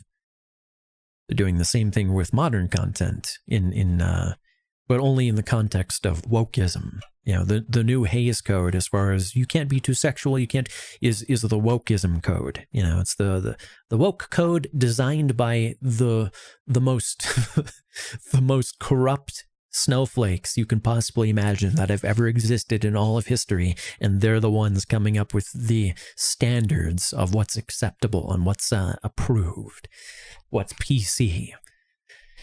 That's why just literally telling the truth is what's punk these days. Isn't it lovely? And then they got made fun of, instead of being a flatterer, for it even more. And then Halo came out. I genuinely think Halo was the turning point of video games, because Halo meant the quarterback I agree. was also it playing was, video games. It's what Halo is, what made it like so that the cool kids could play video games. and you know, that's what like all the jocks could play and stuff. You know, I was in the army when Halo came out, and we had that in the barracks, and we would have tournaments, you know, in Halo tournaments in the barracks. So yeah, it definitely, we didn't do that with literally any other game. It was only Halo that we did that with.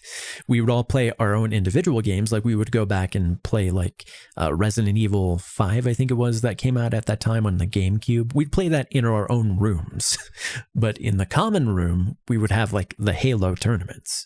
So it definitely popularized things in a way that only a few other games like GTA did for video games. And one of the main reasons that people flocked to play GA is because it was so controversial.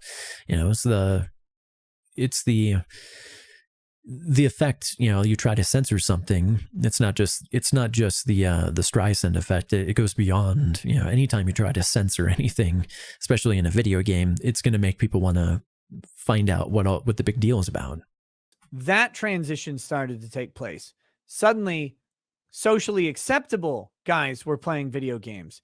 Then it became more socially acceptable for guys who were over 25 to play video games. Then women started playing video games. Then they suddenly demand after, ooh, gamer girl, yeah. Yeah, that was a big improvement to the gamer scene. Sell my bathwater, ooh, yeah. The fuck out. After this industry has been around for fucking 40 years, in some 30 to 40 years in some stretch, either 30 or 40, because if you're younger than 40, you're 30. We established that earlier. Because this industry has been exclusively, yes, I know some women played video games.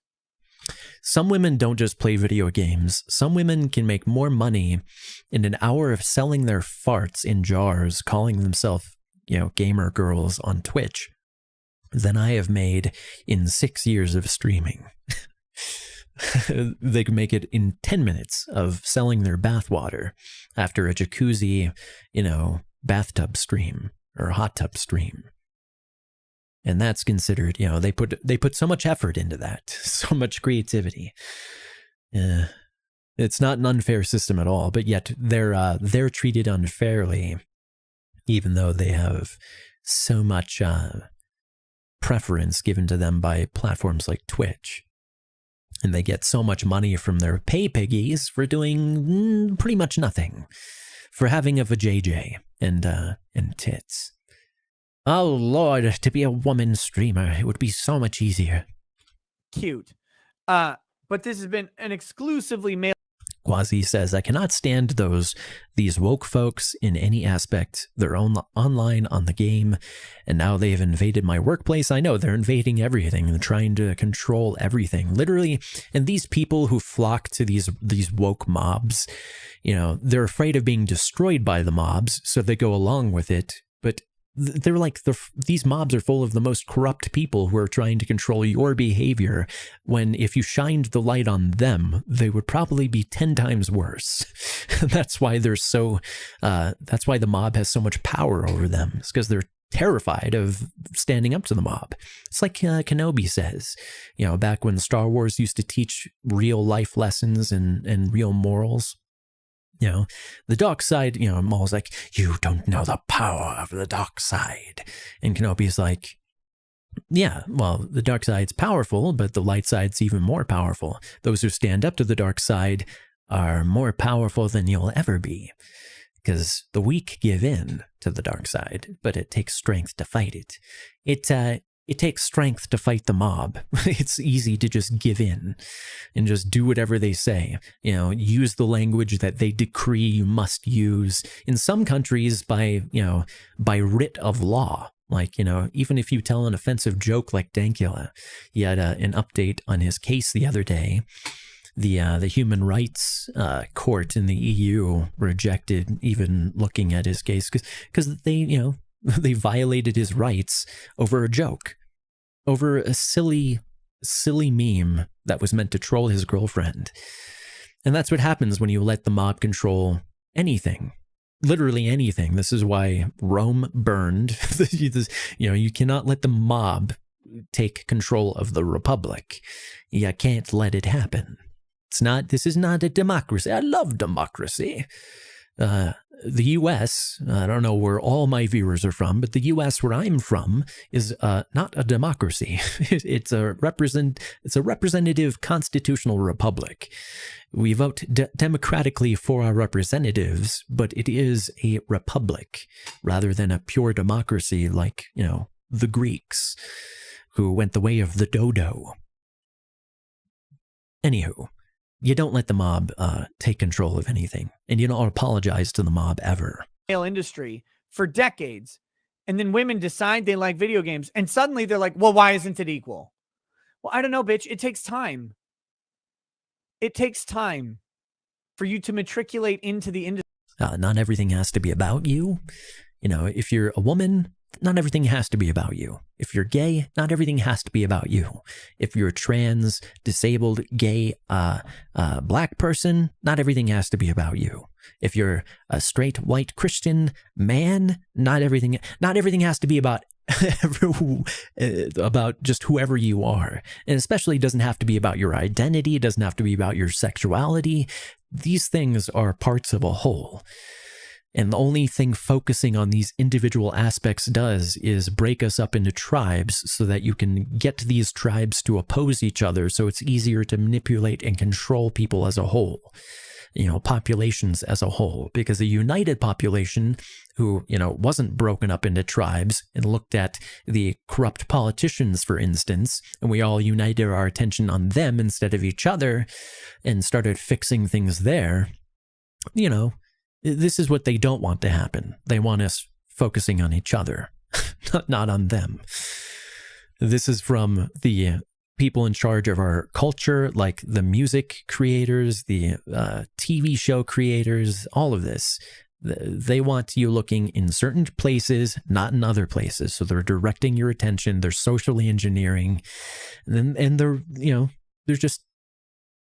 they're horribly corrupt. And these are the people who are trying to control your behavior through mob mentality. It's terrible. Lok Cha Ferg. I'm not sure how to pronounce your name, but I'm going to call you Lok or Loki, perhaps. Thank you for the follow. I do appreciate. Industry, considering you don't know how to code, it's kind of tough to suddenly put you. I wouldn't want these people coding. I would not trust them to code anything because they just code viruses or, malware, ransomware, some shit like that. Or these are the people who would code Skynet. At equal measure with all of these men who have seen this as a refuge from you forever. Let's see. Even Blizzard's attempt at damage control blew up in its face. Ibarra's August 2021 promotion to help right the ship was met with controversy when the first female co-leader of the company left amid reports of unequal pay. No doubt it's impacted people. It's impacted morale.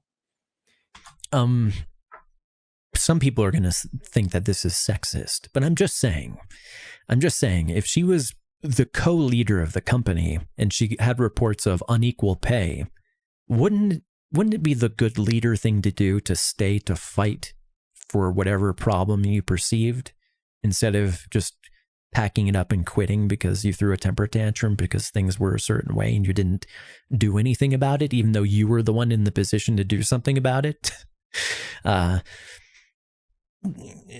Maybe she didn't belong in that position is all I'm saying. Maybe putting someone in a position of leadership just because they're a woman or just because of their skin color or just because of their religion or something like that, maybe that's not good. You know what I'm saying? Tokenism is not good. We used to understand this, that merit was the thing that you go with in companies, especially, who depend on creating good products through good leadership, through good planning, all of that stuff. I guess it doesn't matter. Yes, it doesn't matter. He begins by praising not these Ninja days. Turtle Shredder's Revenge. Who cares? We're committing to changing our culture. Sure you are. Had a tough 2.5 years We're listening to our employees. I've always firmly believed that when there's a good culture across teams, creative excellence flows. So I call our culture team Team Zero.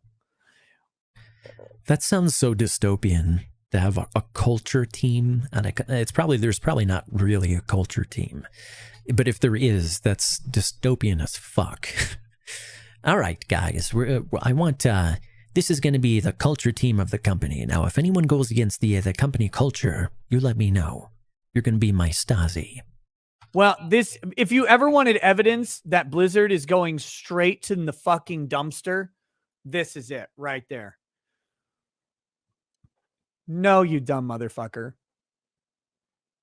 Your core development teams are Team Zero. Your creative leads are Team Zero. This is a big problem that a lot of people have with Blizzard, and that I personally also have with Blizzard. They took like games like World of Warcraft, which is what built, like, as far as the money, the revenue that Blizzard generates, before they were acquired by Activision, and then all the revenue got muddied by stuff like King and all their other acquisitions, the mobile games, Call of Duty, all that crap. If you looked at just Blizzard's income, World of Warcraft made them more money than everything. And we're talking about not just the expansions, we're talking about the monthly subscriptions from millions of players, you know. But they took the money from World of Warcraft, which I'm paying you $15 a month, so you'll create new content for me. You know, regular, good, high quality content that I've come to expect from Blizzard Entertainment. They took that money and they used it to create other projects and made it so that World of Warcraft lagged behind because they didn't have the resources, because they weren't putting the money that I paid them for it towards that project to keep up with the content. So we didn't have like year-long content droughts, so that expansions weren't constantly late, and that when they launched, they didn't always, every single time, have problems until it was like an infamous thing. You know, they took the money that I was paying them for this one product and started spreading it around to other products, which, you know, like Overwatch launched strong. It started out strong the entire year or two of its life. But by the second year, they ended up doing the same thing. They took all the money from the loot boxes of Overwatch and stopped. They didn't put the resources into Overwatch that they should have, to keep it going, to create new content, new maps, new characters, new balancing, new interesting seasons, maybe a battle pass, you know, all that crap.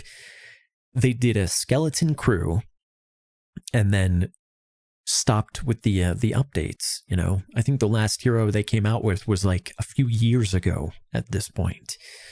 So Blizzard's just been falling into this entire trap. They're not giving value for value, and they're definitely not giving me what I actually paid for. They're like saying, all right, you paid for this, well, we'll give you this, but it's not at the full value of what you're paying for. We'll give you the bare bones on that, and then use the rest to fund this. It'll be our slush fund for our experiment. Because without a product, you don't have a company. Here we go. Listen to this shit. Activision Blizzard has at various points been seen as dismissing the allegations, most recently in a mid-June Securities and Exchange Commission's filing in which the company's board of directors stated they found no evidence that executives intentionally ignored or attempted to downplay harassment claims. So they found no evidence, and they put that in their SEC filing. Such a statement contradicted a bombshell Wall Street Journal report that argued Activision Blizzard's top leader, Bobby Kotick, was aware of egregious sexual harassment allegations, including the protection of an executive whom Human Resources recommended be terminated. Okay, so a Wall Street Journal report. First thing Microsoft needs to do is just get rid of Bobby Kotick. I hope they've announced something to that effect already. I haven't looked it up or anything, but they do need to get rid of him for sure. Argued something. They did an internal investigation that disagreed, and they filed that with the... And by that, I don't mean just replace him with like some random woman just because, you know, identity politics. Finds whoever's, you know, got the most merit for the job. SEC. And if that happens to be a woman, a black, disabled, Muslim woman, fine, fantastic. As long as it's based on merit, not those things. Because that's what literally Make Blizzard great again. I want Diablo 4. I want Diablo 5. Diablo was such an impactful series to my childhood. You know, I really want a great Diablo again. I don't want to be talking about how Diablo Immortal is so immoral that it should literally be illegal because it preys on children. That's not where I want to be. This is like the darkest fucking timeline. Can we get Doctor Strange in here to fix it? Oh wait, no, he's incompetent. Just like everything that Disney, you know, if it's any male character owned by Disney, they have to be incompetent at this point. Every company on earth. What were they supposed to do, though?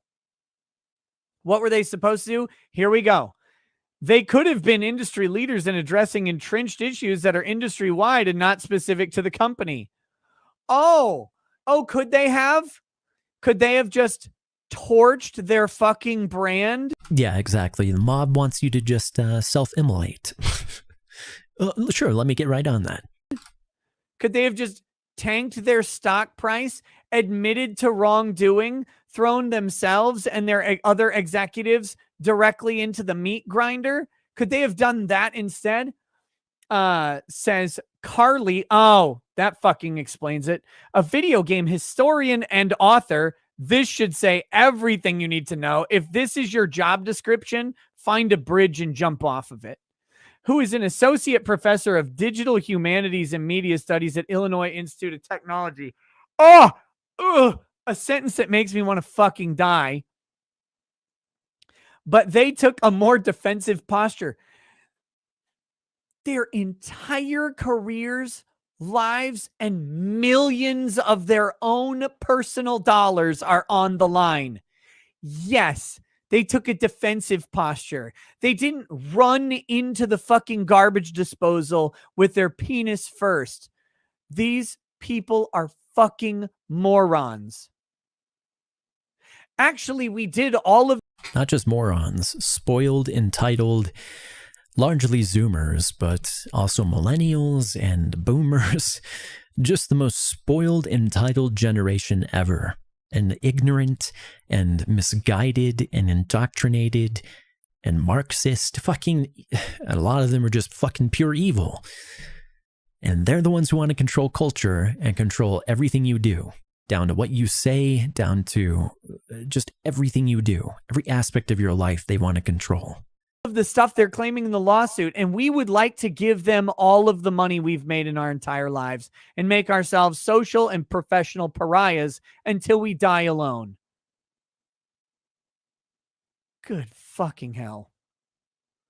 California Department of Fair Employment and Housing, 2021's lawsuit would be seen as the impetus that drove Microsoft to seek to acquire Activision, a pending deal worth $68.7 billion that could see Kotick walk away from the company with millions. Why would he be defensive? Ibarra often steers the conversation to optimistic statements for the future rather than squarely addressing the past. Gee, I wonder why. He has shareholders. He has an obligation not to do this. But he's aware that some charges in the lawsuit were already public opinion. Here we go. This is such fucking... For example, a video from a 2010 Blizzard convention that went viral on social media in the wake of the lawsuit. In it, a female fan asked for women in World of Warcraft to not look like they stepped out of a Victoria's Secret catalog. How about no? How about the game's not for you? If you don't like it, go play another game. Don't change the thing I like just because you're a prude. Lots of oh dear Lord. These blue and green chicks in Victoria's Secret catalogs. A panel of Blizzard men, including former Chief J. Allen Barrick. What are the odds that that was actually said by some, quote, fan that's barely played Warcraft, barely knows anything about it, and also is clinically obese, smells like old cheese, and has some sort of blue, pink / purple Kool-Aid dyed hair with strange piercings and tattoos. What do you want to bet? Or Brack, who's single and owns about 25 cats, laughed at the question, joking that they would look at other catalogs. Listen to this faggy answer. It's I don't like that Tyrande literally has the best ass in all of video games. It makes me feel bad about my obese cellulite-ridden ass. Saddens me to see that video. Not everything's about you. Everything else By has the to way, the reflect answer you. that they gave is perfectly acceptable. It's an entire generation, an entire world that's supporting narcissism and narcissistic personality disorders. Everything has to be about you. Everything has to cater to you. How about no? How about nothing has to cater to you? Only what you have specifically and rightfully earned is what you get. Nothing else has to cater to you. You don't just get your way because, you know, and this is, I forgot, what was it? Lizzo changed a lyric because it offended some people. It was like, that's ableist or something. I think she said spaz. I think it was spaz. But she changed the musical lyric spaz because some people spazzed out about it. No artistic integrity at all. Just caving to the mob, because it's not about them being offended by the word spaz. It's about the endorphin rush they get from being able to control your behavior. I'm just a nobody, but I got Lizzo or Lizzie or whatever the fuck her name is to change the lyric of one of her songs. That makes me feel powerful. When I feel so powerless because I'm really just an unemployed, powerless Antifa agent. That's literally all it is for them. Stop catering to these people. Stop caving into them.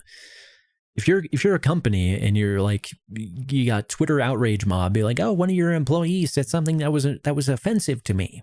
They misgendered me because I clearly look like, and sound like, and I am a biological man and I have, the right chromosomes and everything, but I am living in Fantasyland, and if everyone else doesn't live in Fantasyland with me, and I don't compel them to their speech, and they don't go along with me compelling their speech, then I shall try to bring the hammer down. I shall try to destroy their lives, their livelihoods. In the U.S., they can't, at this point, luckily, use the force of the law. Some try, but they can't successfully do that here. But unfortunately, in other places, in the UK and stuff, if you just quote unquote misgender someone, it's, you can have the full force of the law, the hammer of the law come down on you. That's bullshit. That's clown world, for flattery, because it's not a fact. It's not the truth. There's no such thing as my truth. There's only the truth. There's no such thing as my facts. There's the facts. There's biological truth, and you're anti-science if you deny that. Person who calls other people anti-science because you believe in selective science rather than actual science. Anyway. In PC culture. We'll look at other magazines. The sexism laced in the question that you guys only look at Victoria's Secret models and that's all you will do. He's like, okay, we'll look at something else then. It's a blow-off joke addressing the obnoxiously sexist comment made by the person, directly attacking them and their artistic vision. But that being said, the answer was perfectly acceptable. But you know what the answer should have been? Why exactly is appreciating the human form offensive to them in the first place? Again, not everything has to reflect your disgusting obese body. It's not how empathy actually works. That means you have a lack of empathy. That means you're probably more sociopathic than anything. If you can't identify with things that don't look like you or sound like you or seem like you, probably means you lack empathy. You should try looking like the Victoria's Secret model. That's what he should have said. Because the question is appreciate ridiculous. The beautiful bosoms. The question is ridiculous. But two, you know who everybody likes? Victoria's Secret models. True. except for this lady, apparently. Everybody likes them. Except for Guys this like them, purple-haired women lady. like them, media praises them. Everybody's like, holy shit, look at these girls. And guess what? If you look like a Victoria's Secret model, I'm being generous by using the people would term like you lady. it reminds me of how important the culture work we have is. It represents what I hope we are growing beyond. I know we will grow beyond. I don't think it ever ends. Here it is. This is the truth. There's no high five that we met our commitments. This is something that is going to be in our DNA forever. This shit never, ever. Oh, good. So it's a war on behavior, and just like a never-ending war on terror and a never-ending war on drugs. This is a never-ending war to control every aspect of your behavior, from your language to the video games that you play, and how the characters in them can look. And you cannot ever satisfy. How the fight scenes in your movies can play out if one character is male and one character is female. How literally everything in culture turns out. And politics is downstream of culture. So hey, let's just hijack culture. You know, let's just take it over without anyone pushing back. By them, it will never be enough. The character models will never be fat enough. They'll never be ugly enough. They'll never be ethnic enough. They'll never have enough face tattoos. Yeah, exactly. You cannot please everyone. They know that. Ass tattoos. They'll never have enough transgender representation. You'll never. But it's not about pleasing everyone. It's just about pleasing the right people. You know, the people who themselves are directing the message. And that's all they care about.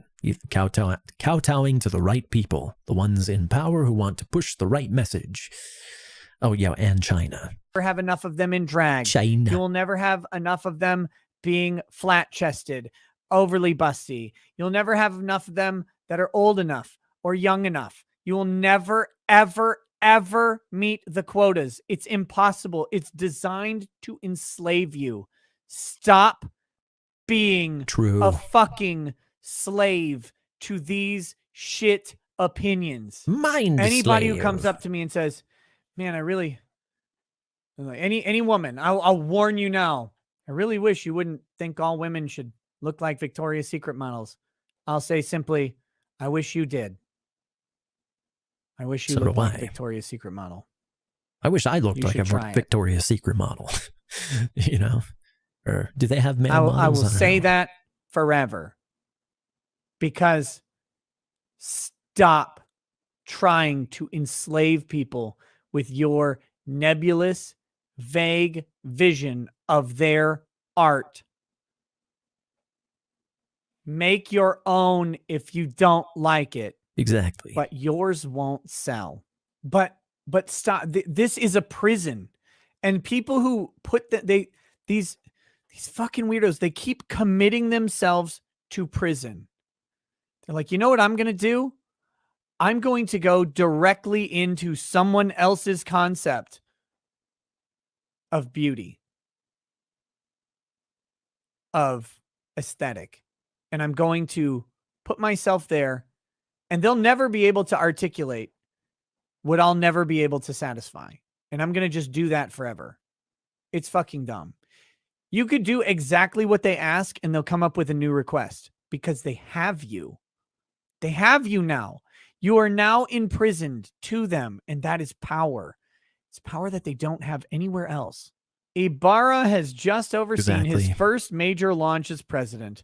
The release of the mobile-focused Diablo Immortal racked up more than 15 million installations. Although not without criticism, initial reviews leaned positive. They paid a fucking fortune for this. The game provides a swift and approachable introduction to the franchise. Initial reviews leaned positive. It has the lowest score ever in all of gaming. And the second worst score in gaming is another Blizzard game, Warcraft Reforged.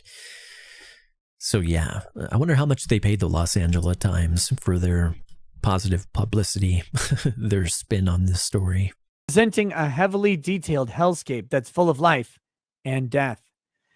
It's not like the gameplay isn't decent, but it's absolutely predatory. Bringing a game like Diablo, the monetization scheme. Immortal to market is why, in part, Ibarra joined the brand. Listen to the inconsistency here. This is fucking crazy to me. This is not like a political thing. This is just an internal inconsistency with this Ibarra guy that makes me actually seethe and cope. Okay? These games have connected me with my best friends, lifelong friends. I have such incredible memories playing with World of Warcraft guilds 10, 15, and 20 years ago. I saw an opportunity where Blizzard needed different leadership. Blizzard needed more transparency and a focus on culture. We needed, frankly, to serve our players with more content on a more frequent basis. Wrong. Absolutely the complete opposite. Leave culture alone. You need to go back to good storytelling and good game design. That's it. Those are the only two things you need. It's the only two fucking things that you need for Warcraft, for WoW, for Diablo, for Overwatch, for all of your IPs. That's all you need is good story, good gameplay. Get it done. Your corporate culture is so easy to fix. No more drinking at work. No more office parties. Work is work. Get your work done, and no more of the, burning the wick at both ends crunch. That's kind of life destroying, especially at the pay that you were giving them, which was well below industry standard. 99% of other companies out there were giving far more to equivalent employees and positions as Blizzard was giving, even though Blizzard was wildly profitable.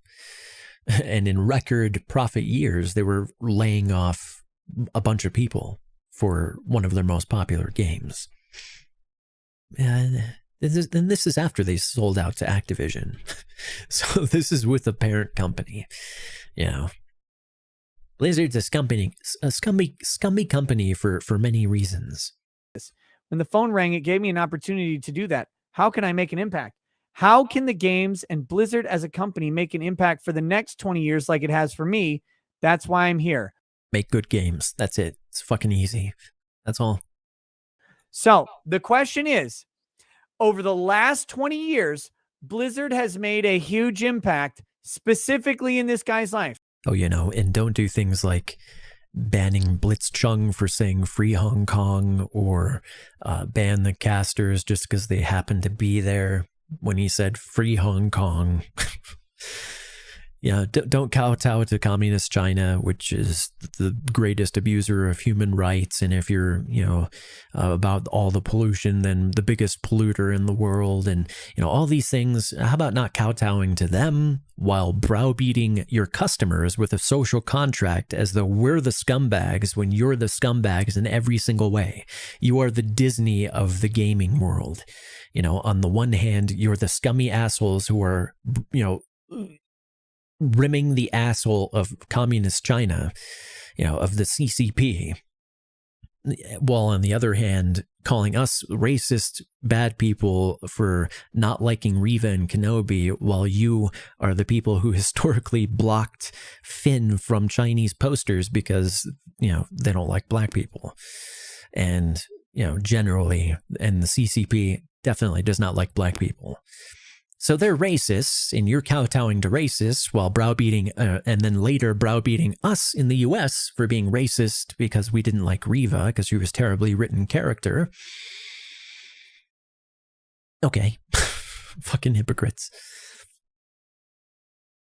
So he says, how going forward can I make a similar impact, specifically in other people's lives, for the next 20 years? I know I'll release a free-to-play, soulless game on mobile that will connect fucking 0 people and extract hundreds of thousands of dollars from people with poor impulse control. That's what I'll do. Instead of Diablo Immortal is actually an evil game. I know. It's funny. Like, I never used to call things evil. But just the way that society is going, the way that things are going, it's kind of hard not to just call something what it is. platonically. It's the platonic word of what, it's the accurate term for what it is. It is the identity. Diablo Immortal is specifically designed to be an attractive game with good gameplay, and it has good gameplay, but it's specifically designed to prey on people and extract as much money as possible. It doesn't matter if they're children. There's no, there really needs to be like a gambling or pay to win warning. I'm not sure how this would work exactly. I'm not sure if, because, lawmakers who have been confronted with this, whole pay to win loot box type thing where people are spending tens of thousands, sometimes hundreds of thousands of dollars, over $100,000 in Diablo Immortal and games like it. Some lawmakers are balking at just making it illegal in general. But if it's a pay to win thing, that's unregulated gambling. So if it's going to exist in the way that we have it now, I'm not saying I agree with, all of these regulations and making things illegal, but if you're going to have a system that's like that, then you need to apply the rules equally. This needs to be regulated by, the government, and it needs to not be predatory. It needs not to be aimed at children, and it shouldn't be in mobile, a mobile game that children can play.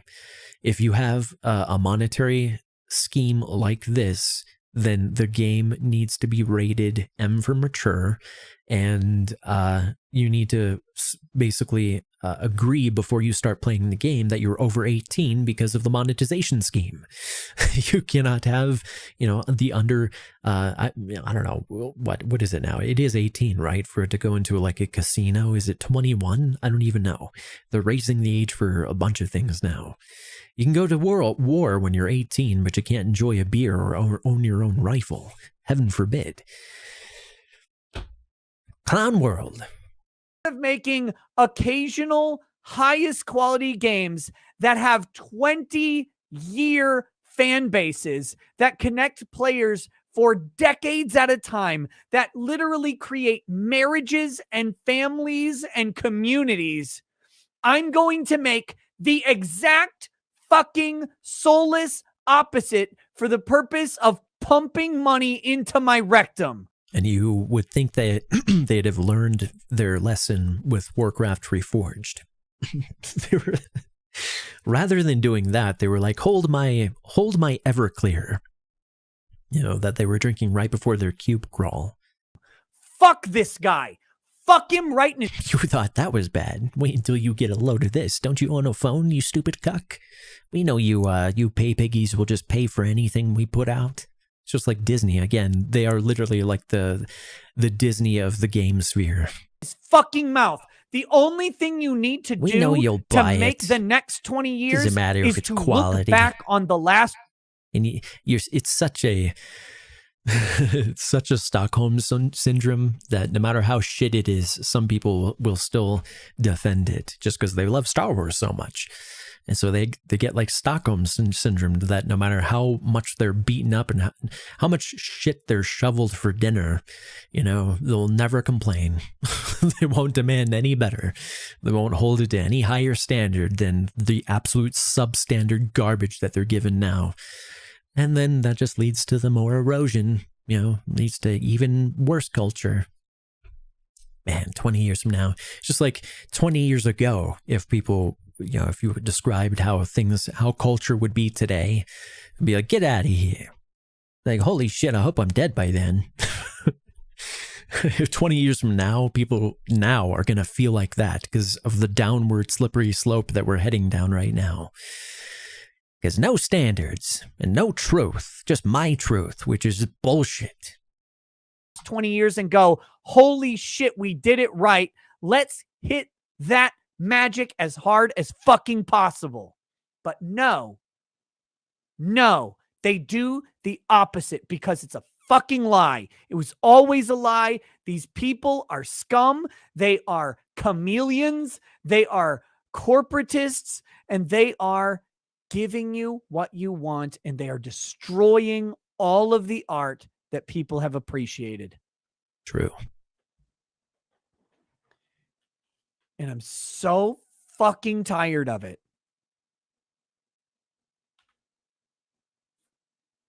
You and me both, brother. Diablo Immortal won't become one of those impactful games without some hitches. This sentence doesn't even make sense. Since launch, That's very akin to like DICE's pride and accomplishment. Like, oops, oopsie, our loot boxes were predatory and caused an entire international scandal and were made illegal in a bunch of countries. Oopsie. We locked Vader behind like 80 hours of gameplay unless, you bought, real money stuff to unlock him and play him. Oopsie. We did it for a sense of pride and accomplishment. Yeah, Diablo Immortal, very predatory game, has already put people in debt, preyed on people's gambling compulsiveness, and children, turning them into gamblers. Oopsie. The game has reignited a debate over monetization efforts and whether randomized items encourage predatory. And this guy doesn't own up to anything. Let's just get him out of there. This guy should not be leading Blizzard in any capacity. Get Bobby Kotick out of there and get this guy out of there too. Gambling-like behavior. Does gambling encourage predatory gambling behavior? I don't know. Jeez, I can't figure it out. Does gambling encourage gambling? Of course it does. Now, let me be clear. That's fine. In the proper context, in the proper setting. Like if you go into a casino, you would expect to be plied with gambling. The slot machines, the roulette table, the poker table, all that shit. If I go into my grocery store, I don't want to be seeing slot machines and all that crap so that, children who are left unattended by their mothers who are shopping, end up on the slot machines. Like, well, I actually ended up, I remember the first time I played a slot machine, I was like 8 years old. It was at a gas station. I think we were traveling through Vegas. So we were traveling through Nevada, the state of Nevada, and we stopped at like a gas station. I put a quarter into the slot machine, and I actually won the fucking jackpot. It started spitting out like a million fucking quarters. It was so many quarters that it spat back out at me. And my dad wouldn't let me take any of it because he was like, that's gambling. And I've never gambled. I think when I was in the Army, I tried a few scratch offs or something like that, but I'm not a gambler, and I don't like pay to win systems in games either. Like as soon as I start detecting a pay to win system, I stop playing that game. I loved Lost Ark, but as soon as I realized that, like as soon as you get to a certain point in the gear and you're locked, you can't do the main gameplay that lets you level up your character's item level, and get more powerful. Like you can only do two dungeons per day, 2 chaos dungeons and 2 guardian raids and stuff like that without special items. I'm like, fuck this. I was so looking forward to this game that had so many aspects that I was, it's like Diablo, only an MMO version of Diablo. It's like, hey, this is fantastic. It's a wet dream. But no, you have to insert pay to win mechanics into it and Korean grindiness and hold down what could be such a parabolically successful meteoric game if you would stop holding it back with that crap. Anyway, so I stopped playing that. They need to stop this shit. Stop preying on gamers, and if it does have gambling in it, it needs to be regulated by the government and have the actual warnings. It needs to be rated M for mature. You say that there's like gambling or gambling mechanics, whatever you want to call it. It's fine if you're making a gambling game. Saying, hey, you know what? You want to engage in this? It's a gamble. Just own it. But stop fucking pretending that it's anything to the contrary. The central argument is that it can be expensive to progress deep into the game. Remembering that the estimate can be expensive. We're talking over $100,000 to reach the current end game power level, item level and all that, gems, gear, all of that. And that's only for now, because that's a treadmill. The item level power is just a treadmill that's going to change 3 months from now, 6 months from now, whatever. Blizzard is notorious for their progression treadmill. So you're paying $100,000 for something that's not going to last a lifetime. It's not like, hey, I might have foolishly spent this on a game, but at least it'll last for a lifetime. It's like, no, 6 months from now, that's going to be completely obsolete. And you literally threw your money into a black hole. You threw your money into the garbage disposal for a temporary arena empowerment, I guess, to make it easier for you to stop free-to-play players in PvP. I guess. If that's what makes your e-peen hard, then, whatever, micro dick. Have fun peeing on your balls. To fully build out your character with in-app purchases is in excess of $100,000. One character. Oh, it got up to $500,000? Oh, $500,000. Thank God. But it's not just that. It's going to keep on, there are going to be people who spend over $1 million, a year, 2 years, 3 years from now. They're going to spend over $1 million on this game. And I guess lawmakers don't see a problem with this, as far as what kind of, you get children, if you open your app store right now, Diablo Immortal is probably going to be the #1 recommended game or one of them. And kids are just going to download that. They're going to be hooked by the very predatory systems that are meant to get you to spend just a little bit of money. Just spend a little bit of your parents' credit card. Just spend a little bit of your birthday money on it, and create lifelong gamblers. Just create minnows who turn into dolphins, who turn into whales, who turn into fucking megalodon sharks. It's a very dangerous system. It needs to be regulated. It needs to be, and I'm a very libertarian guy, but this is predatory towards children. It can't just be allowed to go like this. Thank God. I was worried they had gone cheap, because a popular streamer, by the way, will hit the cap at 100K. I think Ninja or whatever was playing and just dumping tens of thousands of dollars. Easily will hit the cap at 100 if it's only 100K. This is one character in the game. Honestly, I cannot stand when streamers do that. Because so many of the people who watch those types of streamers are very monkey see, monkey do. So, of course, a lot of their viewers are going to do the exact same thing. They see their favorite streamer dumping all this money into the game and getting a very temporary endorphin hit on a piece of gear that's going to be obsolete within 6 months, 3 months, 1 month, whatever. They're going to run out and do the exact same thing. And the streamer is going to have the excuse of, I was just doing it to show how ridiculous and predatory it is. No, it's because you make a lot of money. You have so much money, and I'm all for you having money. But be responsible with your platform. And, it would be nice if you would be responsible with your money, since you are such a public figure.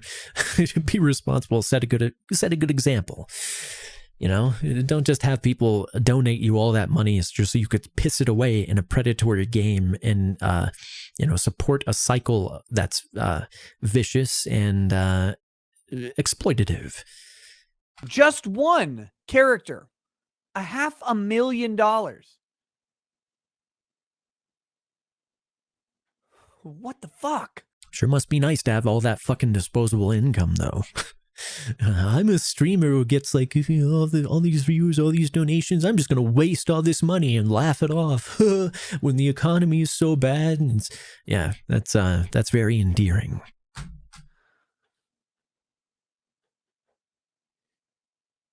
Especially if one desires to compete with other players. When we think about monetization, at the very highest level, it was, how do we give a free Diablo experience to hundreds of millions of people where they can literally do 99.5% of everything in the game? First of all, I don't believe that you get 99.5% of this game for free. No, because it's yet another system. It's like Lost Ark. It's like another Korean grindy system where you can only do a certain amount of things per day. Like you can only do a certain amount of free dungeons or rifts or whatever they're called in Immortal. It's time gated. It's bullshit. Because I was like, sure, you can do it sometimes. Just can't do it all the time. Can't actually play the game unless you unlock potions or whatever it is, passes for different rifts, and then you only get a very small chance of getting the best gear in the game. And if you want an even reasonable chance of getting the best gear and being able to be at the highest levels of PvP and the highest levels of PvE content, you're absolutely going to have to pay over $100,000. Just a little asterisk. Yeah, that's not predatory. Fuck this Ybarra guy. This guy is a cunt. Free. You corpo trash. To play game. Every free to play game, as you very quickly find out what that curve looks like, and it goes like this. Oh, this is fine. Yeah, I don't have to pay anything. I don't have to pay anything. Boom. $5,000. You hit. Yeah, and they've already pinpointed where that level is. It's like around level 40, I think it was. That's when you hit that wall where it's like, all right, well, you can keep going if you want to as a free-to-play player, but you're going to be hobbled. You're going to have stumbling blocks put all over your path. But if you just pay $5, this will all be smoother. And then once you're level 60, you're level 60 now. That's nice. That's great. You only had to pay $20 to get here in a reasonable amount of time. But if you want to be, end game geared, it's gonna be a little more. It's gonna be $100,000. That paywall like a fucking freight train. Or you can play for 10 years straight to only then get a fraction of the power as the whales in the game, as the megalodons. They're like, oh, well, you can do 99.5% of the content. Literally a decade of time to do it. Literally. I vote that the top tier pay piggies are called Leviathans. They're like 2 orders of magnitude above whales. A decade of time to play this for free. In a follow-up email, a Blizzard spokesperson noted that the vast majority of players are not spending money. Wrong. The vast majority of players are not playing the game. Although the company declined to offer specific stats. Oh, yeah, really? Why? Yeah, but this is the worrying thing. The very worrying thing is that even with how Warcraft Reforged turned out, this game still had millions of downloads. And even after, the predatory monetization scheme has come out, millions of people are still downloading it. They're still doing it. And like when I launch WoW and I see the launcher, it's actually showing me which of my Battle.net friends are playing Diablo Immortal. I'm like, how the fuck are so many how are so many people still playing this game? The shit works, if Blizzard's allowed to do this, they're just going to keep on doing it, and they're going to keep on getting away with it. And scumbags like Ybarra are going to try to justify it and get away with it, as far as, in the public eye, as far as not catching shit from the public for it. But you can't sidestep this, Ybarra. Your company has become soulless and predatory and downright evil. Ybarra says Blizzard is well aware of the gripes, but will defend the title by citing its high rating and 110,000 plus users. I really hope Microsoft just takes over and guts, just like a rotten apple, just takes a knife and surgically removes the rotten parts so that we can enjoy the rest. User reviews on Apple's App Store, 15 million downloads, 100. Get rid of Ybarra, get rid of Kotick, actually fix the games, which is what the bread and butter, the golden goose is. Fix the fucking games. And that's it. That's all you got to do. 110,000. Not be scumbags and make good games. It's not rocket science. Is less than 1%. implying the complaints are not reflective of the broader game playing community. Additionally, the company says it has collected data that tells it about 50% of Immortal players are new to the Blizzard ecosystem. The monetization comes in at the end game, Ibarra says. The philosophy was always to lead with great gameplay and make sure that hundreds of millions of people can go through the whole game. No, you mean hook people. The philosophy was to hook people with great gameplay, so you could farm them like cows, like chattel. Campaign without any cost. From that standpoint, I feel really good about it as an introduction to Diablo. Where Ibarra is critical is the length of time between 2012's Diablo 3 and Diablo Immortal. No, don't be critical of that. Be critical of the length of time between Diablo 3 and Diablo 4. Diablo Immortal is... Exactly. Or Diablo 3 and a second expansion. Like Diablo 2 had 2 expansions, and there was another expansion planned for Diablo 3. Diablo 3 was below expectations as far as the tonality of the game. It was a lot more cartoonish. It wasn't as dark and dungeony as the first 2. So people were disappointed with that, but Reaper of Souls fixed a lot of the loot problems, some of the tonality. It was a little more dark. It was a little more like Diablo feeling. But Diablo 4 should have come out a lot sooner, and you certainly should not have announced Diablo Immortal when you did, when people were expecting Diablo 4 to be announced or more information on it. Especially in the wake of Warcraft Reforged and how you failed everyone spectacularly there. To be superseded as the worst game of all time by many rating systems, only by Diablo Immortal. Like, when will you learn? Why do you make me do this?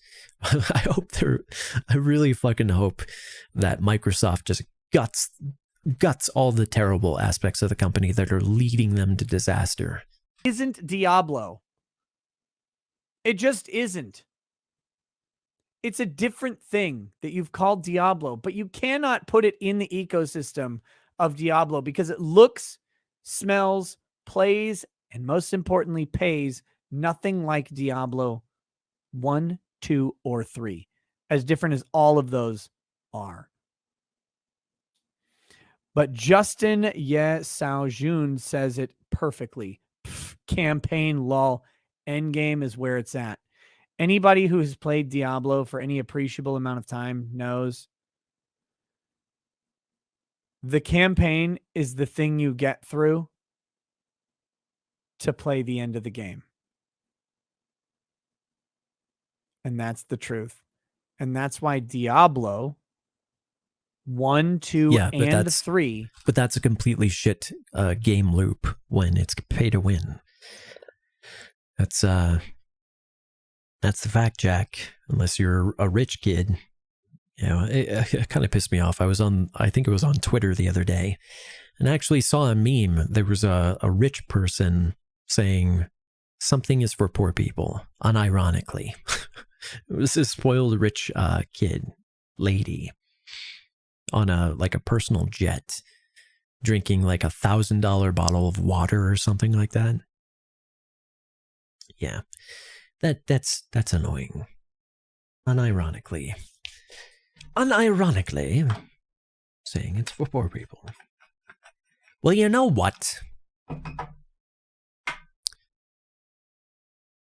I would have to say that Diablo Immortal, I've looked in the Book of Heresy, and it is indeed heresy, and it should be illegal.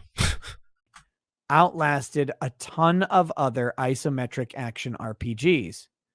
I mean, it's literally not for poor people. It's for rich, fucking spoiled, rich, entitled kids to pay to win, to beat on poor free-to-play players. You know, just because they have their cell phone or their parents' cell phone, and they download this stupid-ass predatory game, and they get hooked on it because they got their ass stomped by a $10,000 pay piggy. So they get, they get into paying for a little bit of power, just to make them a little bit more competitive, so if they don't get completely stumped next time. Fuck you, Blizzard, so much. because other isometric action RPGs focused on the campaigns and not the end game. But the problem is you put a bunch of hours into a character and you go through a campaign, and at the end you're like, there's still more I should be able to do. And you always end up demanding an end game. You always end up like, what can I do? The Warhammer game that came out, which I actually liked. You get through the campaign, you're like, okay, now what? What do you do? And they didn't really have an end game plan, and it kind of kills your momentum to engage it. It's just fucking stupid. Here we go. My hope is we evolve these franchises to deliver great experiences to players on a more regular basis, but also expand our universes across devices. Just releasing games on... That was the problem. That was the term of the contract between you and me for World of Warcraft. I pay you $15 a month. You give me regular content, high quality content. Instead, you took that $15 a month and the expansion money, and you diverted resources to pay other companies to make games like Diablo Immortal for you. And then you took the game that they made, which had pretty good gameplay, and monetized it in the most evil fucking way you possibly could. You know, the way you do it in a slightly different way than the traditional loot boxes to get around certain laws in a shisty way. But you still do this shit. Fuck you. PC doesn't serve people playing games today. No, you fucker. It does serve people playing games today. It doesn't. That's also kind of funny because they ended up releasing Immortal on PC. When originally they were like, no, we have no plans to release it on PC. But they came up with this stupid ass game before Diablo 4, so just to appease people, they put it on PC. People downloading. Hey, you know, Raid Shadow Legends is on PC. You know, and they're making tons of money hands over fist. Why can't we do it? Apps to litter their phones today. Here, look at this shit. Current and former Activision Blizzard staffers were contacted for this story. One question that came up was what actions Ibarra would take specifically in regards to working with those who report to him to ensure the accusations that permeate the lawsuits will no longer occur. Quote, we have taken 2 or 3 key people who identify as women across every team, and I meet monthly with them. So are they actually fine. women, or he's got a bunch of fucking bearded, they just identify a bunch of as bearded dude chicks coming in. Fucking hell. We talk about what will make Blizzard great for women. Our hope is that employees recognize these changes and people start feeling more safe and comfortable here. Why would they ever admit you are like that predatory and evil? Like even this, you would suck the blood out of children financially, you know, monetarily. You would suck every dime you possibly could. But yeah, people are supposed to trust you in charge because you're ethical, because you'll do the right thing, right? To you when you're in a position of power. Demands. They have no reason to. They have you. You honestly don't blame that lady from walking away from leadership in this company. Like, this is a sinking ship. Microsoft really does need to just bring some other untainted person in as lead who get rid of all these people. Yabara, Kotick, all of them. You gave them what I forgot what that other dude was who actually, you know, the guy who announced Immortal, get rid of him, get rid of the guy who, I'm honestly for just get rid of everyone who's attached to the failures. Remember when they used to do that, when companies used to fire people who hurt the company? Those were the days. What they wanted, you gave them all of your attention. Yeah, and then you give promotions and bonuses to the people who help your company, you know, who contribute to creating a new product or a better product, improving on the product, you know, with more iterations. Merit-based systems, in other words. Those were the days. Attention gave them power. You'll never sense. Ibarra stresses these meetings are not executive level staff. Brand new hire in one. Director level people in there. I can still tell that emailing the president is a... Yeah, hired based on merit or hired based on a checklist. Big deal. Women. We're going to fix it with women. Good luck. You're just trying to use them as meat shields. Of new hires. Like literally the most cowardly thing for you to do. Hide behind women. That's what you're doing. Oh, these scumbags, I swear. California should just break off into the ocean. Please. Please. Tectonic plates or whatever. Just break off. Shake it on down. 30% identify as women, Ibarra says. I wish it was 50-50. Well, let's just stop hiring men then. We strive to represent what the world looks like. The workforce is not 50-50 men and women, though. Ibarra says, adding that it's no longer acceptable to simply be interviewing white men. Sorry, white men. Fuck you, by the way. Adding that it's no longer acceptable to simply be interviewing white men. You realize that's illegal, right? Those are illegal hiring practices. Those are discriminatory hiring practices based on race. You realize you can be racist towards white people, right? You can be racist towards any race. There's no such thing as reverse racism. It's just racism. Racism. Period. Fuck you. You don't get to get in there. You think as a white guy you're going to get hired at Blizzard right now? Back to merit-based Have fun. idiots. Go apply to your dream job. We want to work on these properties. You probably went to school. You grew up playing these games. You're like, fuck, I love World of Warcraft. I'm gonna go to school to learn how to code. I'm gonna be a game designer. I'm gonna go to that fucking Brown Institute or. Well, I mean, you know, I went to an Ivy League school. I came out with a successful independent game. I came out with a demo that Blizzard really liked as a company, but they wouldn't hire me. They said they wouldn't hire me because they're not hiring white men. So I came in dressed as a black woman, and they socially murdered me for it. Because, I mean, what else was I supposed to do? I couldn't get a job as a white man, so I came in as a black woman in blackface with fake tits. And they still wouldn't hire me. You can't win. Can't win with these people. Or whatever, and become the best goddamn game designer on the fucking planet. So I can go work at Blizzard. Whoa, sorry. You're a white male. Get out. We've got women and ethnics to hire. You're done. Like, seriously, no wonder the story of WoW has been so shit for so long.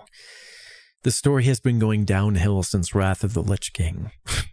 I bet all of the good writers have just left the writing team at this point. Like, all the people of quality, besides maybe the art team, has just left Blizzard. Because that's all they've got going for them now, is the art team and the music. That's it. The gameplay is wrong-headed in some classes. Some specs are dysfunctional. It's like all the talent, all of the real skill has just fled ship, abandoned ship at Blizzard. What a shame. And they just say it. They're no longer afraid of it. They just fucking say it.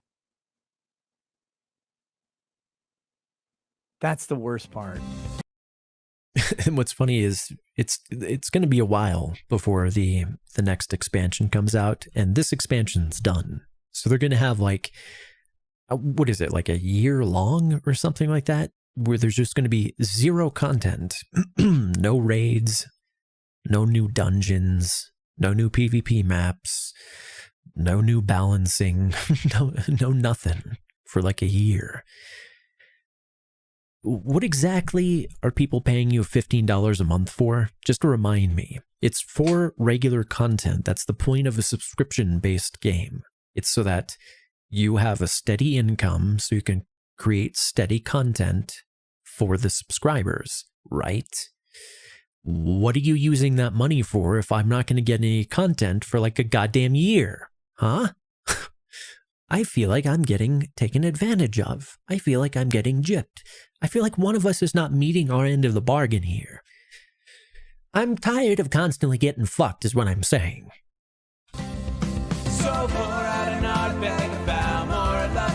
Good video, Ricada. Good video, Rackets. So yeah, fuck you, Blizzard. And hopefully Microsoft is like my last ditch hope that they'll fix things or be able to fix things. I do think the situation is salvageable, but it's got to be a top-down salvaging. And it is it absolutely is a corporate culture problem over at Blizzard, but it's not what they think. It's like you've got the most toxic people saying that they need to be the ones to control the culture of the company instead of it being like an organic culture or an American culture. So like, hey, let's be an American company, and a wholesome all-American company. You know, we give people their value. The customer is always right. We create a good product. You know, that sort of thing. Not you think you want that, but you don't want that. When a customer says, tells you what they want, you think you want that, but you don't want that. Oh, what, you don't want Diablo Immortal? Don't you have a phone? You've got a bunch of bitchy soy boys working at Blizzard, controlling the company. It's not frat boys. This isn't a frat boy mentality. This is a bitchy, far left activist Californian, and this is the funny thing. The feminist males are always the most rapey, sexually abusive people in society. If you just fucking look at the statistics, that they really are, it's like they're hiding behind that feminist facade, specifically because it's like the only way they could possibly get laid, first of all. Second of all, they're using it to hide what they actually are underneath. Anyway, it's typical. They're constantly accusing other people of being what they themselves are. Let us actually play now. Let's do a few dungeons. So we got our mythic vault, or great vault chest tomorrow. But I want to get at least one more upgrade and try to get some boots. I should have 3 rewards waiting. But it will be interesting to see, like a year from now, or even 2 years from now, what the difference in the game will be. What the difference in WoW will be after Microsoft has taken over. And, it's a big company. Activision Blizzard's a big-ass company. It takes time to course correct. But we'll see how different it is from now to then. Hopefully hopefully it's a significant improvement, especially in the story. But not just the story, the gameplay, as far as like the raids, the dungeons, the classes, the class identity, the specs of the classes, the sets, everything.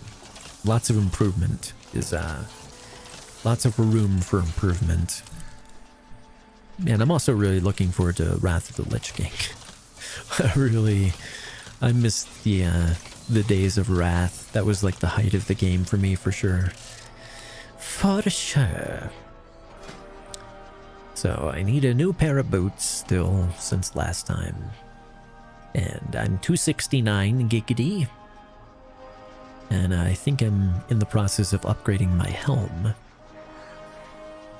So I can upgrade it 2 more times, but it costs 475 Valor.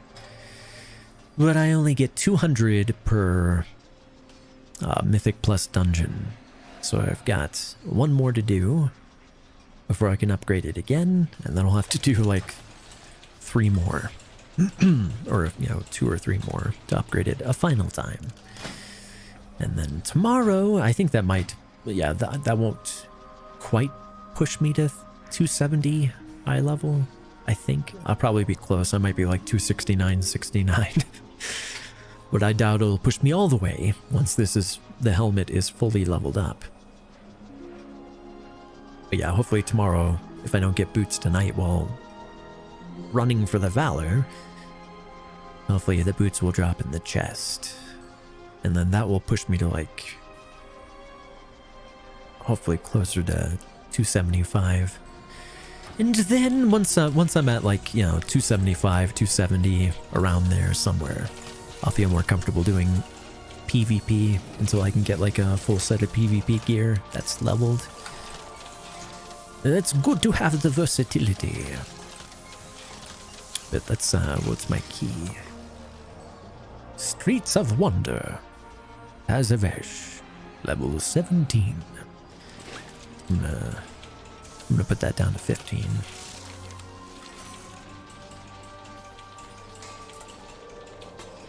Thor. You honor me with your attention. Actually, I might. No, yeah, I'll put it down to 15. All right.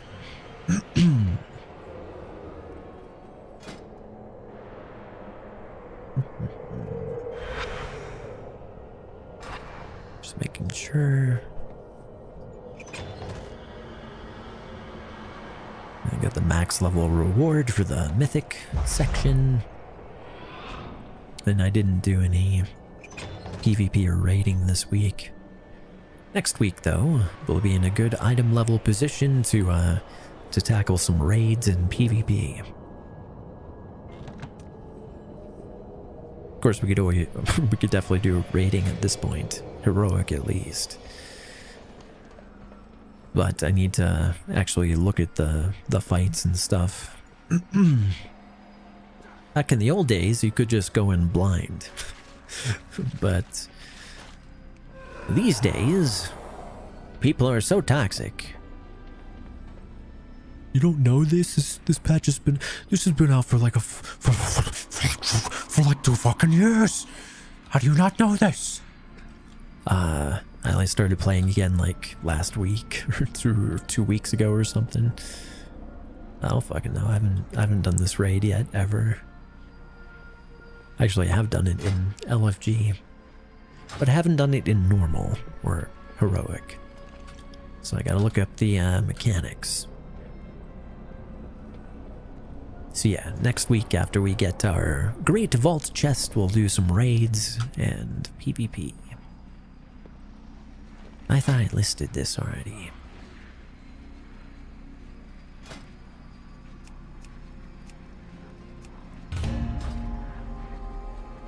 These things are like 5 million gold, this mount, that has an auctioneer. I'm so jelly. I wish I had one of these. Can't afford it. I've never had even anywhere close to 5 million gold. Hey, look at that. It's like a full group. I'll take him. Oh no. Dang it. They were accepted by someone else. Wasn't quick enough on the draw. I hesitated.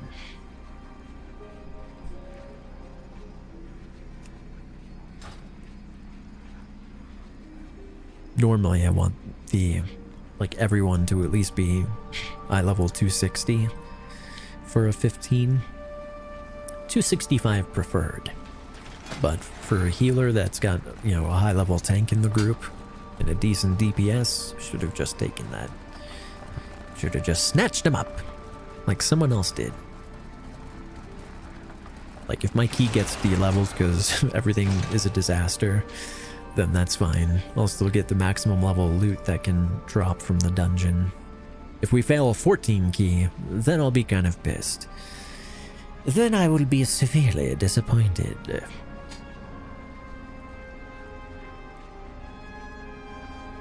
Come on.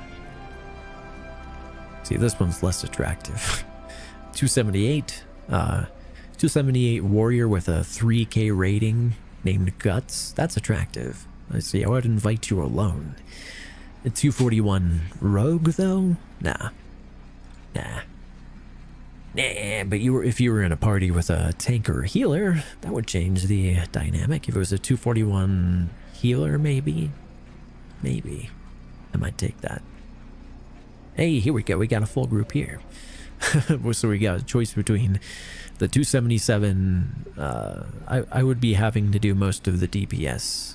Oh, they canceled. Well, I'll take this 280. This 280. Yeah, I'll take him. And,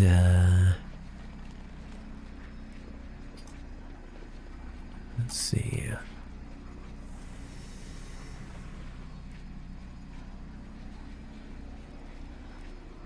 Yeah, I'll take the other druid.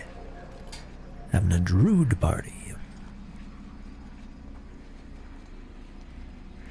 With a party of druids. The Solarian Circle.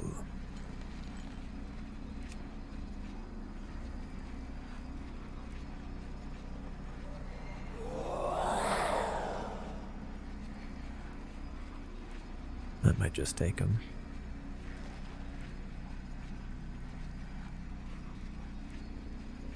Oh, that works. That will do. We have 3 different druids. That should mean like 3 different battle reses.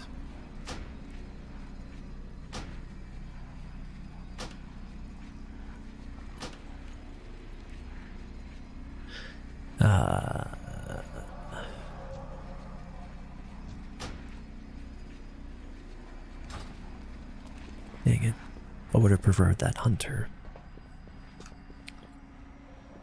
I'm quite congested.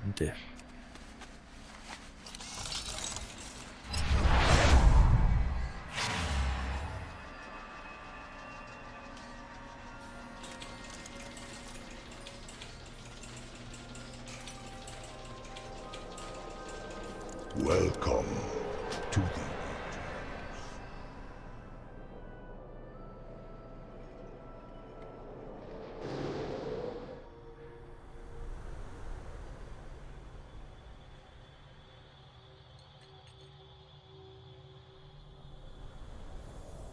The celestial sperm flies south, over the stream, and out the hole. Into the world flies the sperm.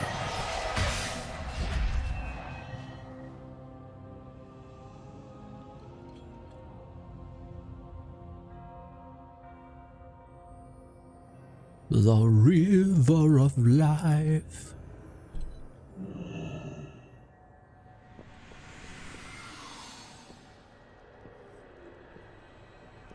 Should have checked my mail.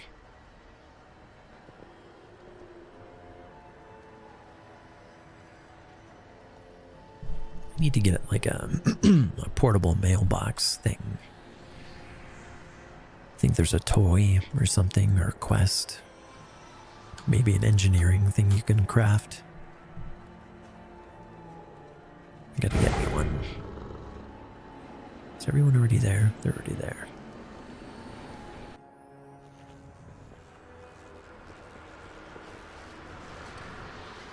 Eat up me hearties.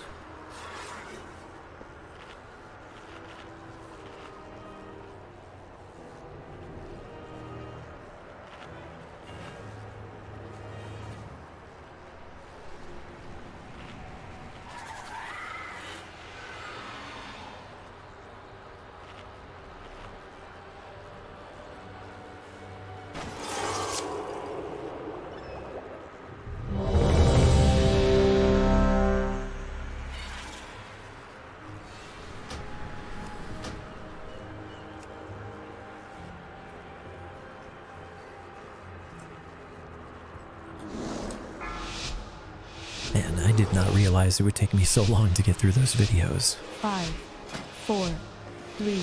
I'm going to end the stream after this dungeon because I'm getting kind of tired.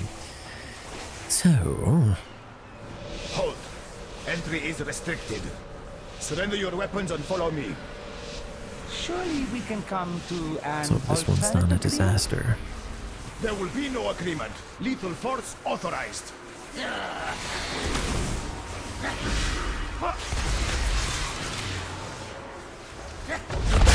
Watch your step.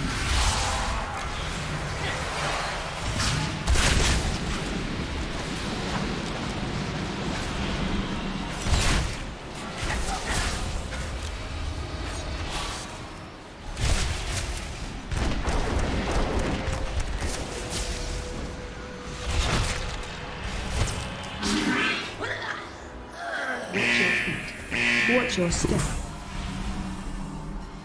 Watch your step.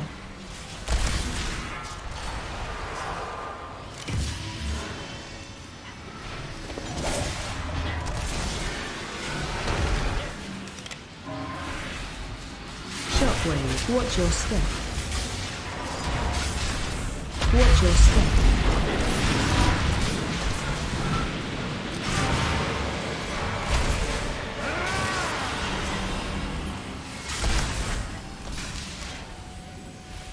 Watch your step.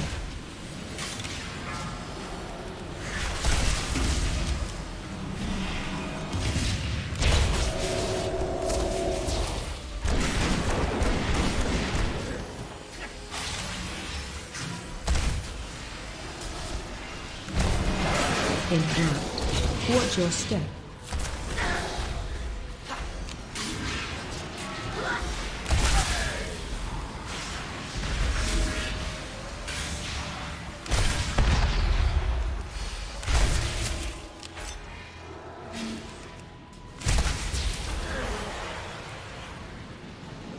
That's pretty good DPS. Watch your step. Honestly, usually since I started playing again in this patch, druids have not performed as well as previous expansions that I've seen. Shockwave. Watch your step.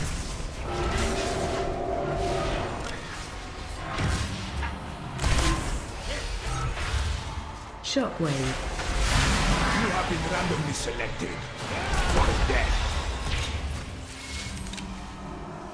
Watch your step.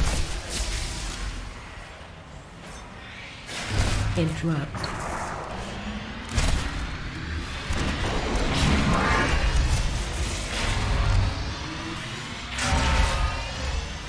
Watch your step.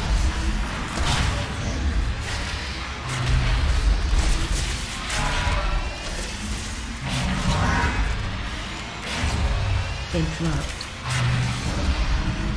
Stand up. All contraband. Who triggered the alarm? Intruders in my city. Not for long.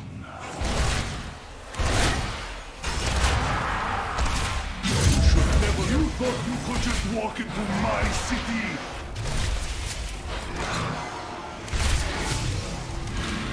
All contraband will be confiscated.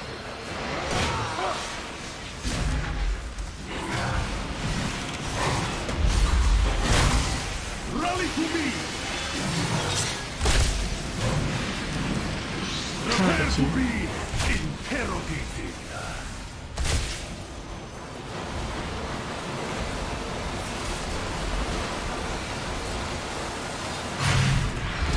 Contraband will be confiscated. Dang it. You should never have come to Hazaresh, stranger.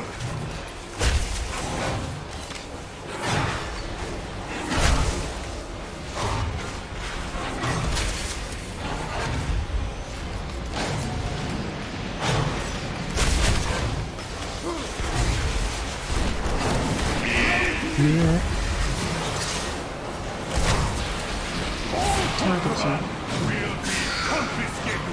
Dang it, give me my weapon back. Where is he? How loud you can scream. I don't see my weapon. Is it on his body? Oh, there it is.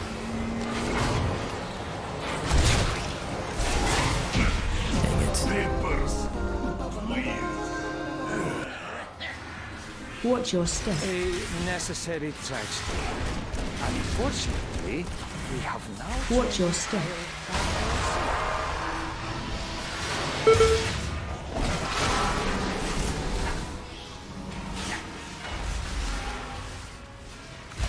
Watch your step.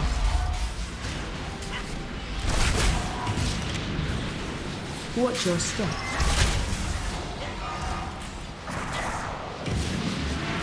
Six seconds in. Watch your step.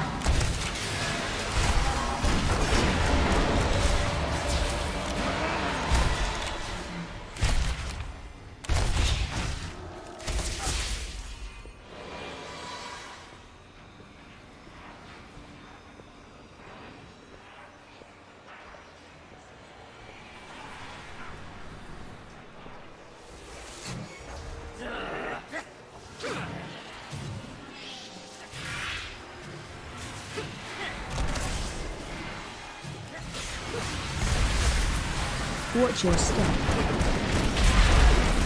Watch your step. Run out.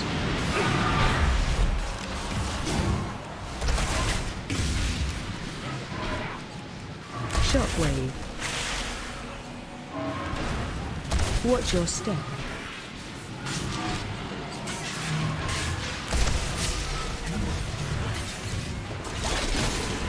Run Shockwave. Well, I'm dead. Watch your step.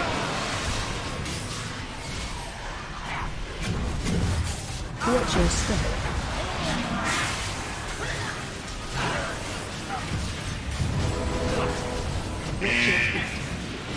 Damn.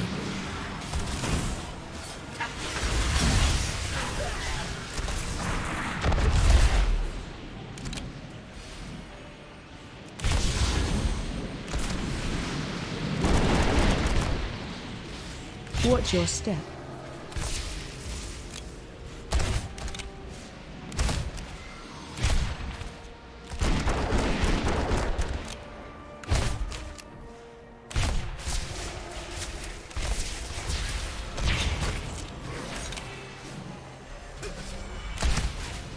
Watch your step.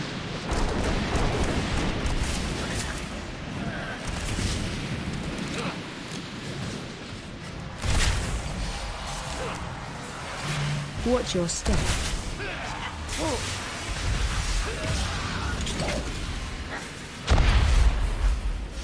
That is not where I thought my cursor was. You know, it's just ice trapped the middle of nowhere. Watch your step. Run out.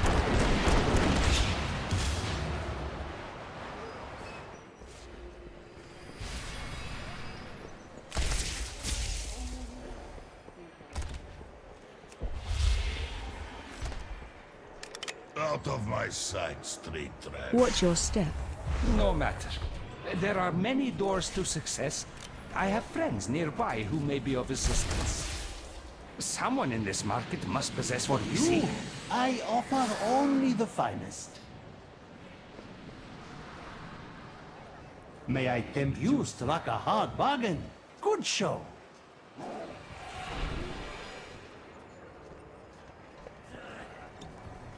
May I bill our next transaction?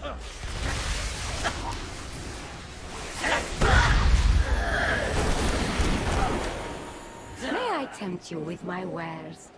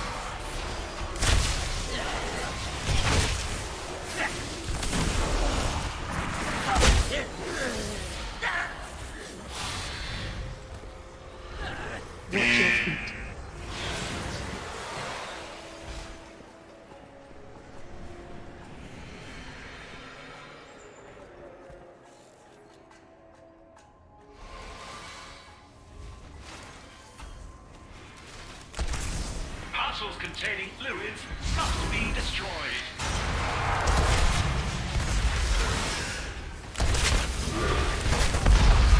AOE incoming. Shockwave. Stat.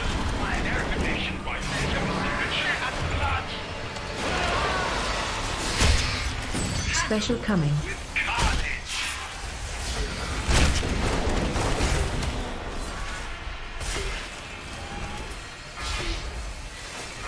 AOE incoming.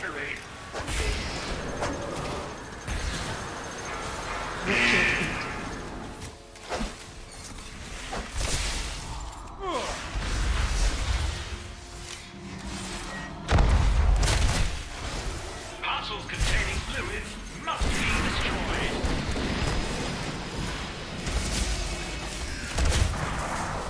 AOE incoming.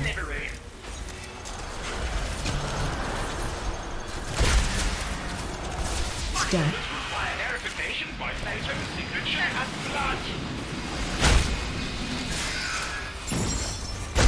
Special coming.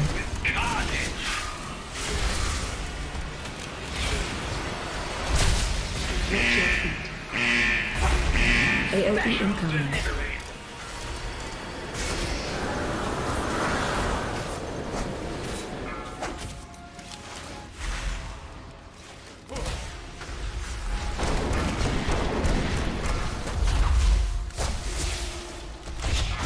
Parcels containing fluids must be destroyed. AOE incoming.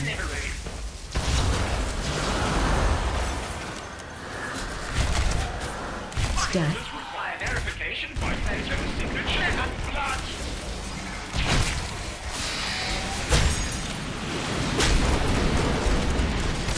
Special coming.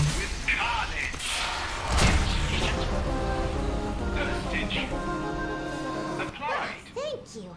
I've never seen a mailroom so disorganized. A mail room. Welcome. With packages everywhere. Big old packages in the mail room. Signature. Oh, you mean this? There are dozens of them all Special over the floor. delivery Here, take one. from the mail room. Yes. Thank you. Biggest package of them No all. problem at all. Now to find a way back to Azeroth. After I make a few process improvements around here.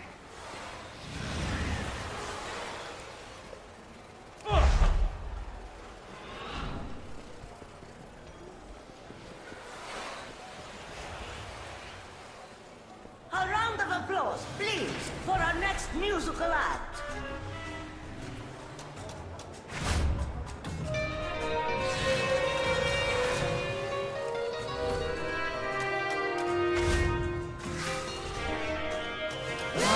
Enough of these lies!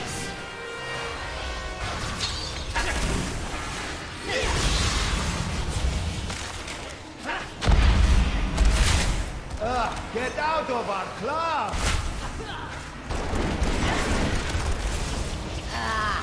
Confiscate their instruments.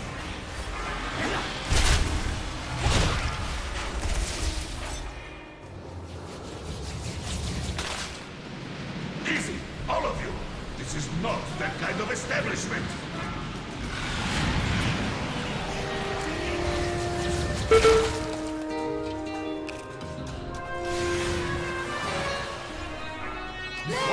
Play degenerates.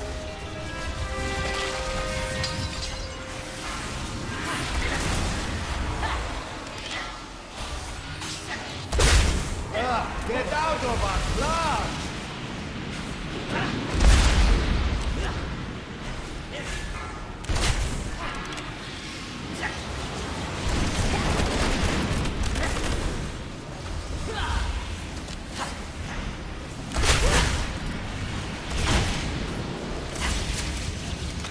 Get out of our club!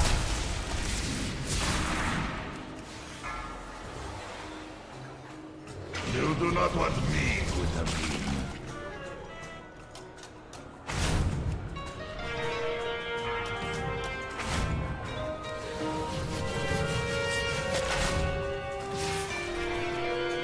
You are planned for business.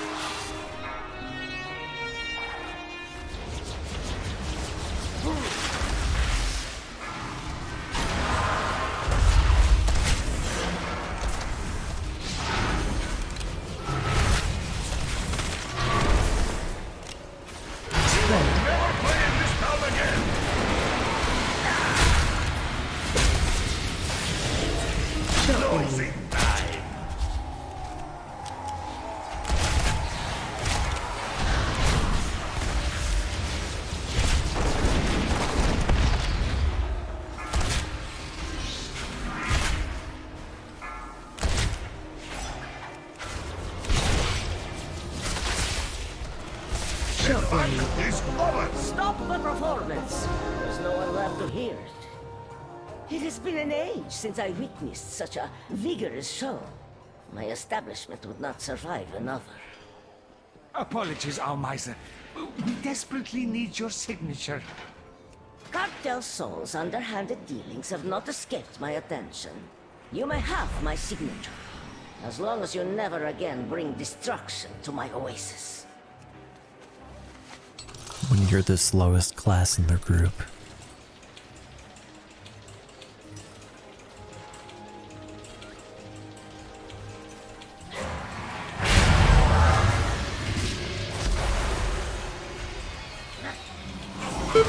God damn it. Well.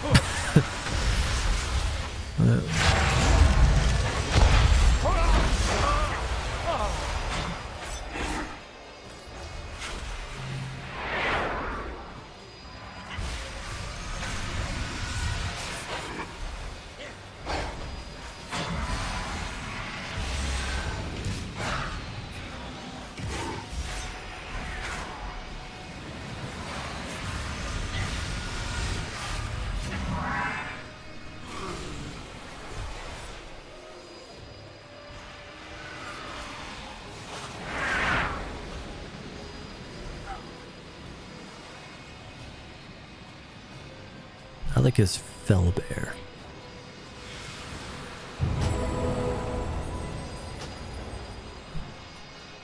Looks neat. I don't think I have that appearance for my bear druid.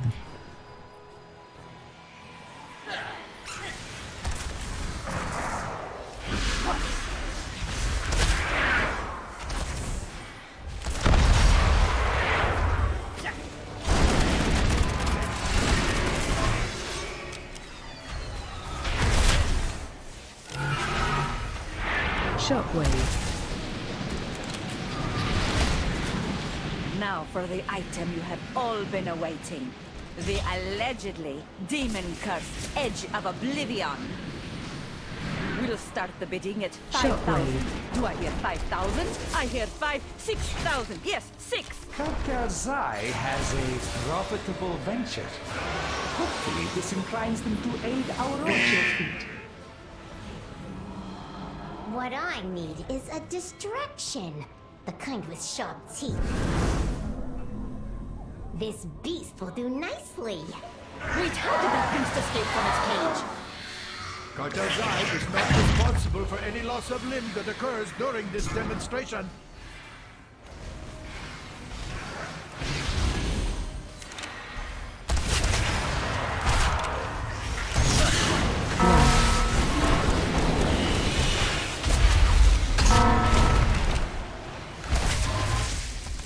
Shockwave. Watch next. Our rampaging beasts ruining your day. We have the solution. Watch as my assistant activates this Bastion Centurion for maximum destruction. With controls this easy, even a dredger could do it. I am awakened. Destroy everyone. Imbecile, turn it off. It is out of control. Thank you all. That concludes our demonstration. Cleanse yourself with annihilation. Here's my chance. Vending animal. Variable dimension tumblers would keep me out? Pathetic. Done. Come to mama. Uh-oh. The curse is real? All realms will drown in blood!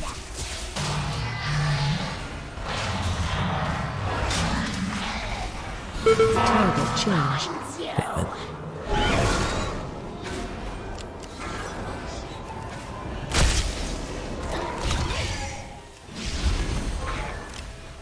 My Run. blade will Keep moving. claim you.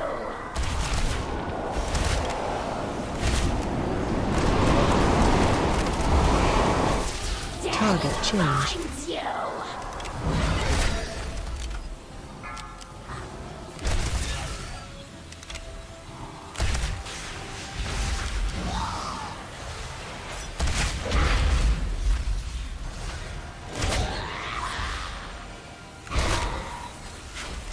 Run. Keep moving. Target you. Target change.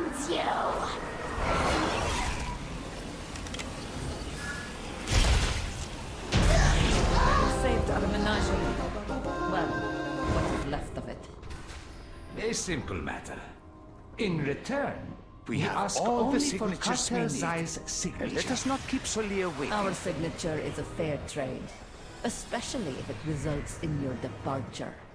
In your departure. Sounds like Avasarora.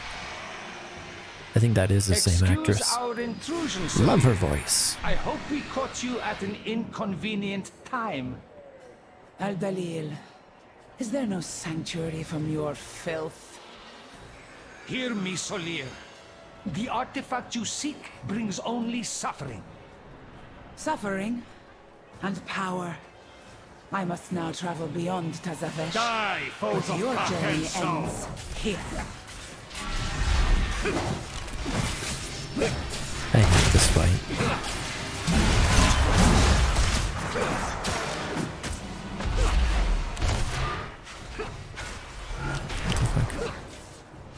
Tidal wave begins as a river.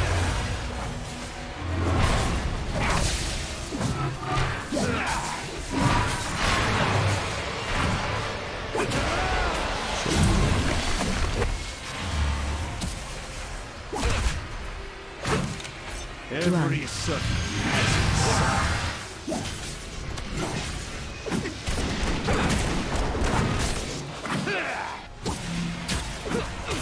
when outnumbered, divide your enemies.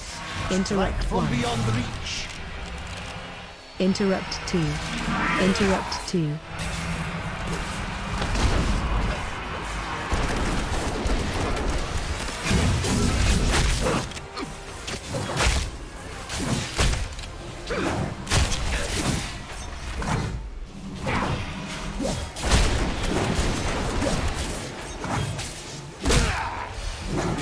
Every sun has its center.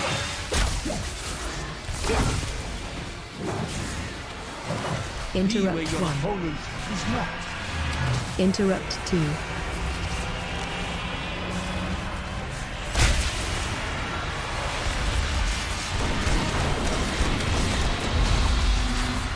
Run.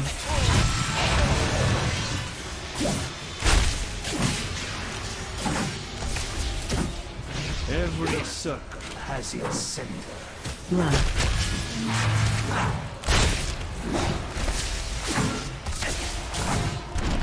Why is it like this? What are we doing?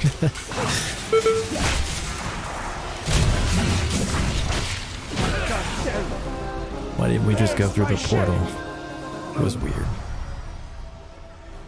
Solia may have a head start, but her echo remains. An echo we can follow. An echo? Just for echo. Alright, let's upgrade my helmet. GG.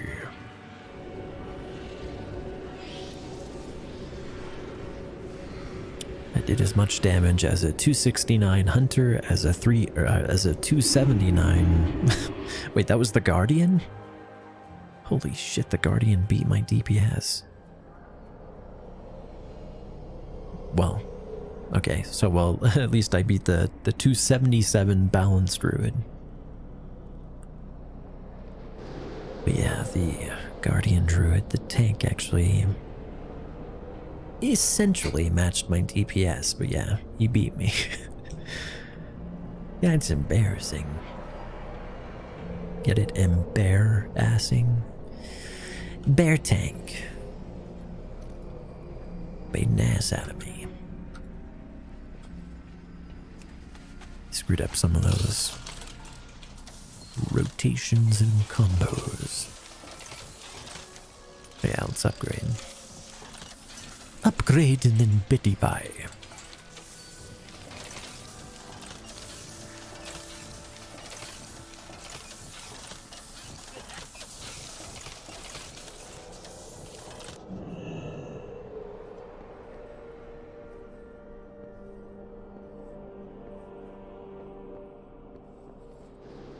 All goods and services for sale.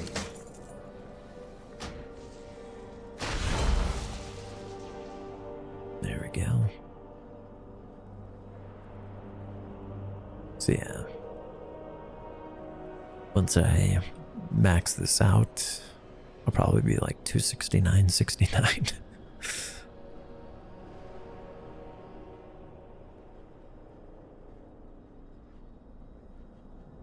Oh, come on. Give me some boots tomorrow. Everything has... Give me some boots. But alrighty, good people. That will be it for tonight. Thank you for joining me, and may the Force be with you. The Force will be with you. Always.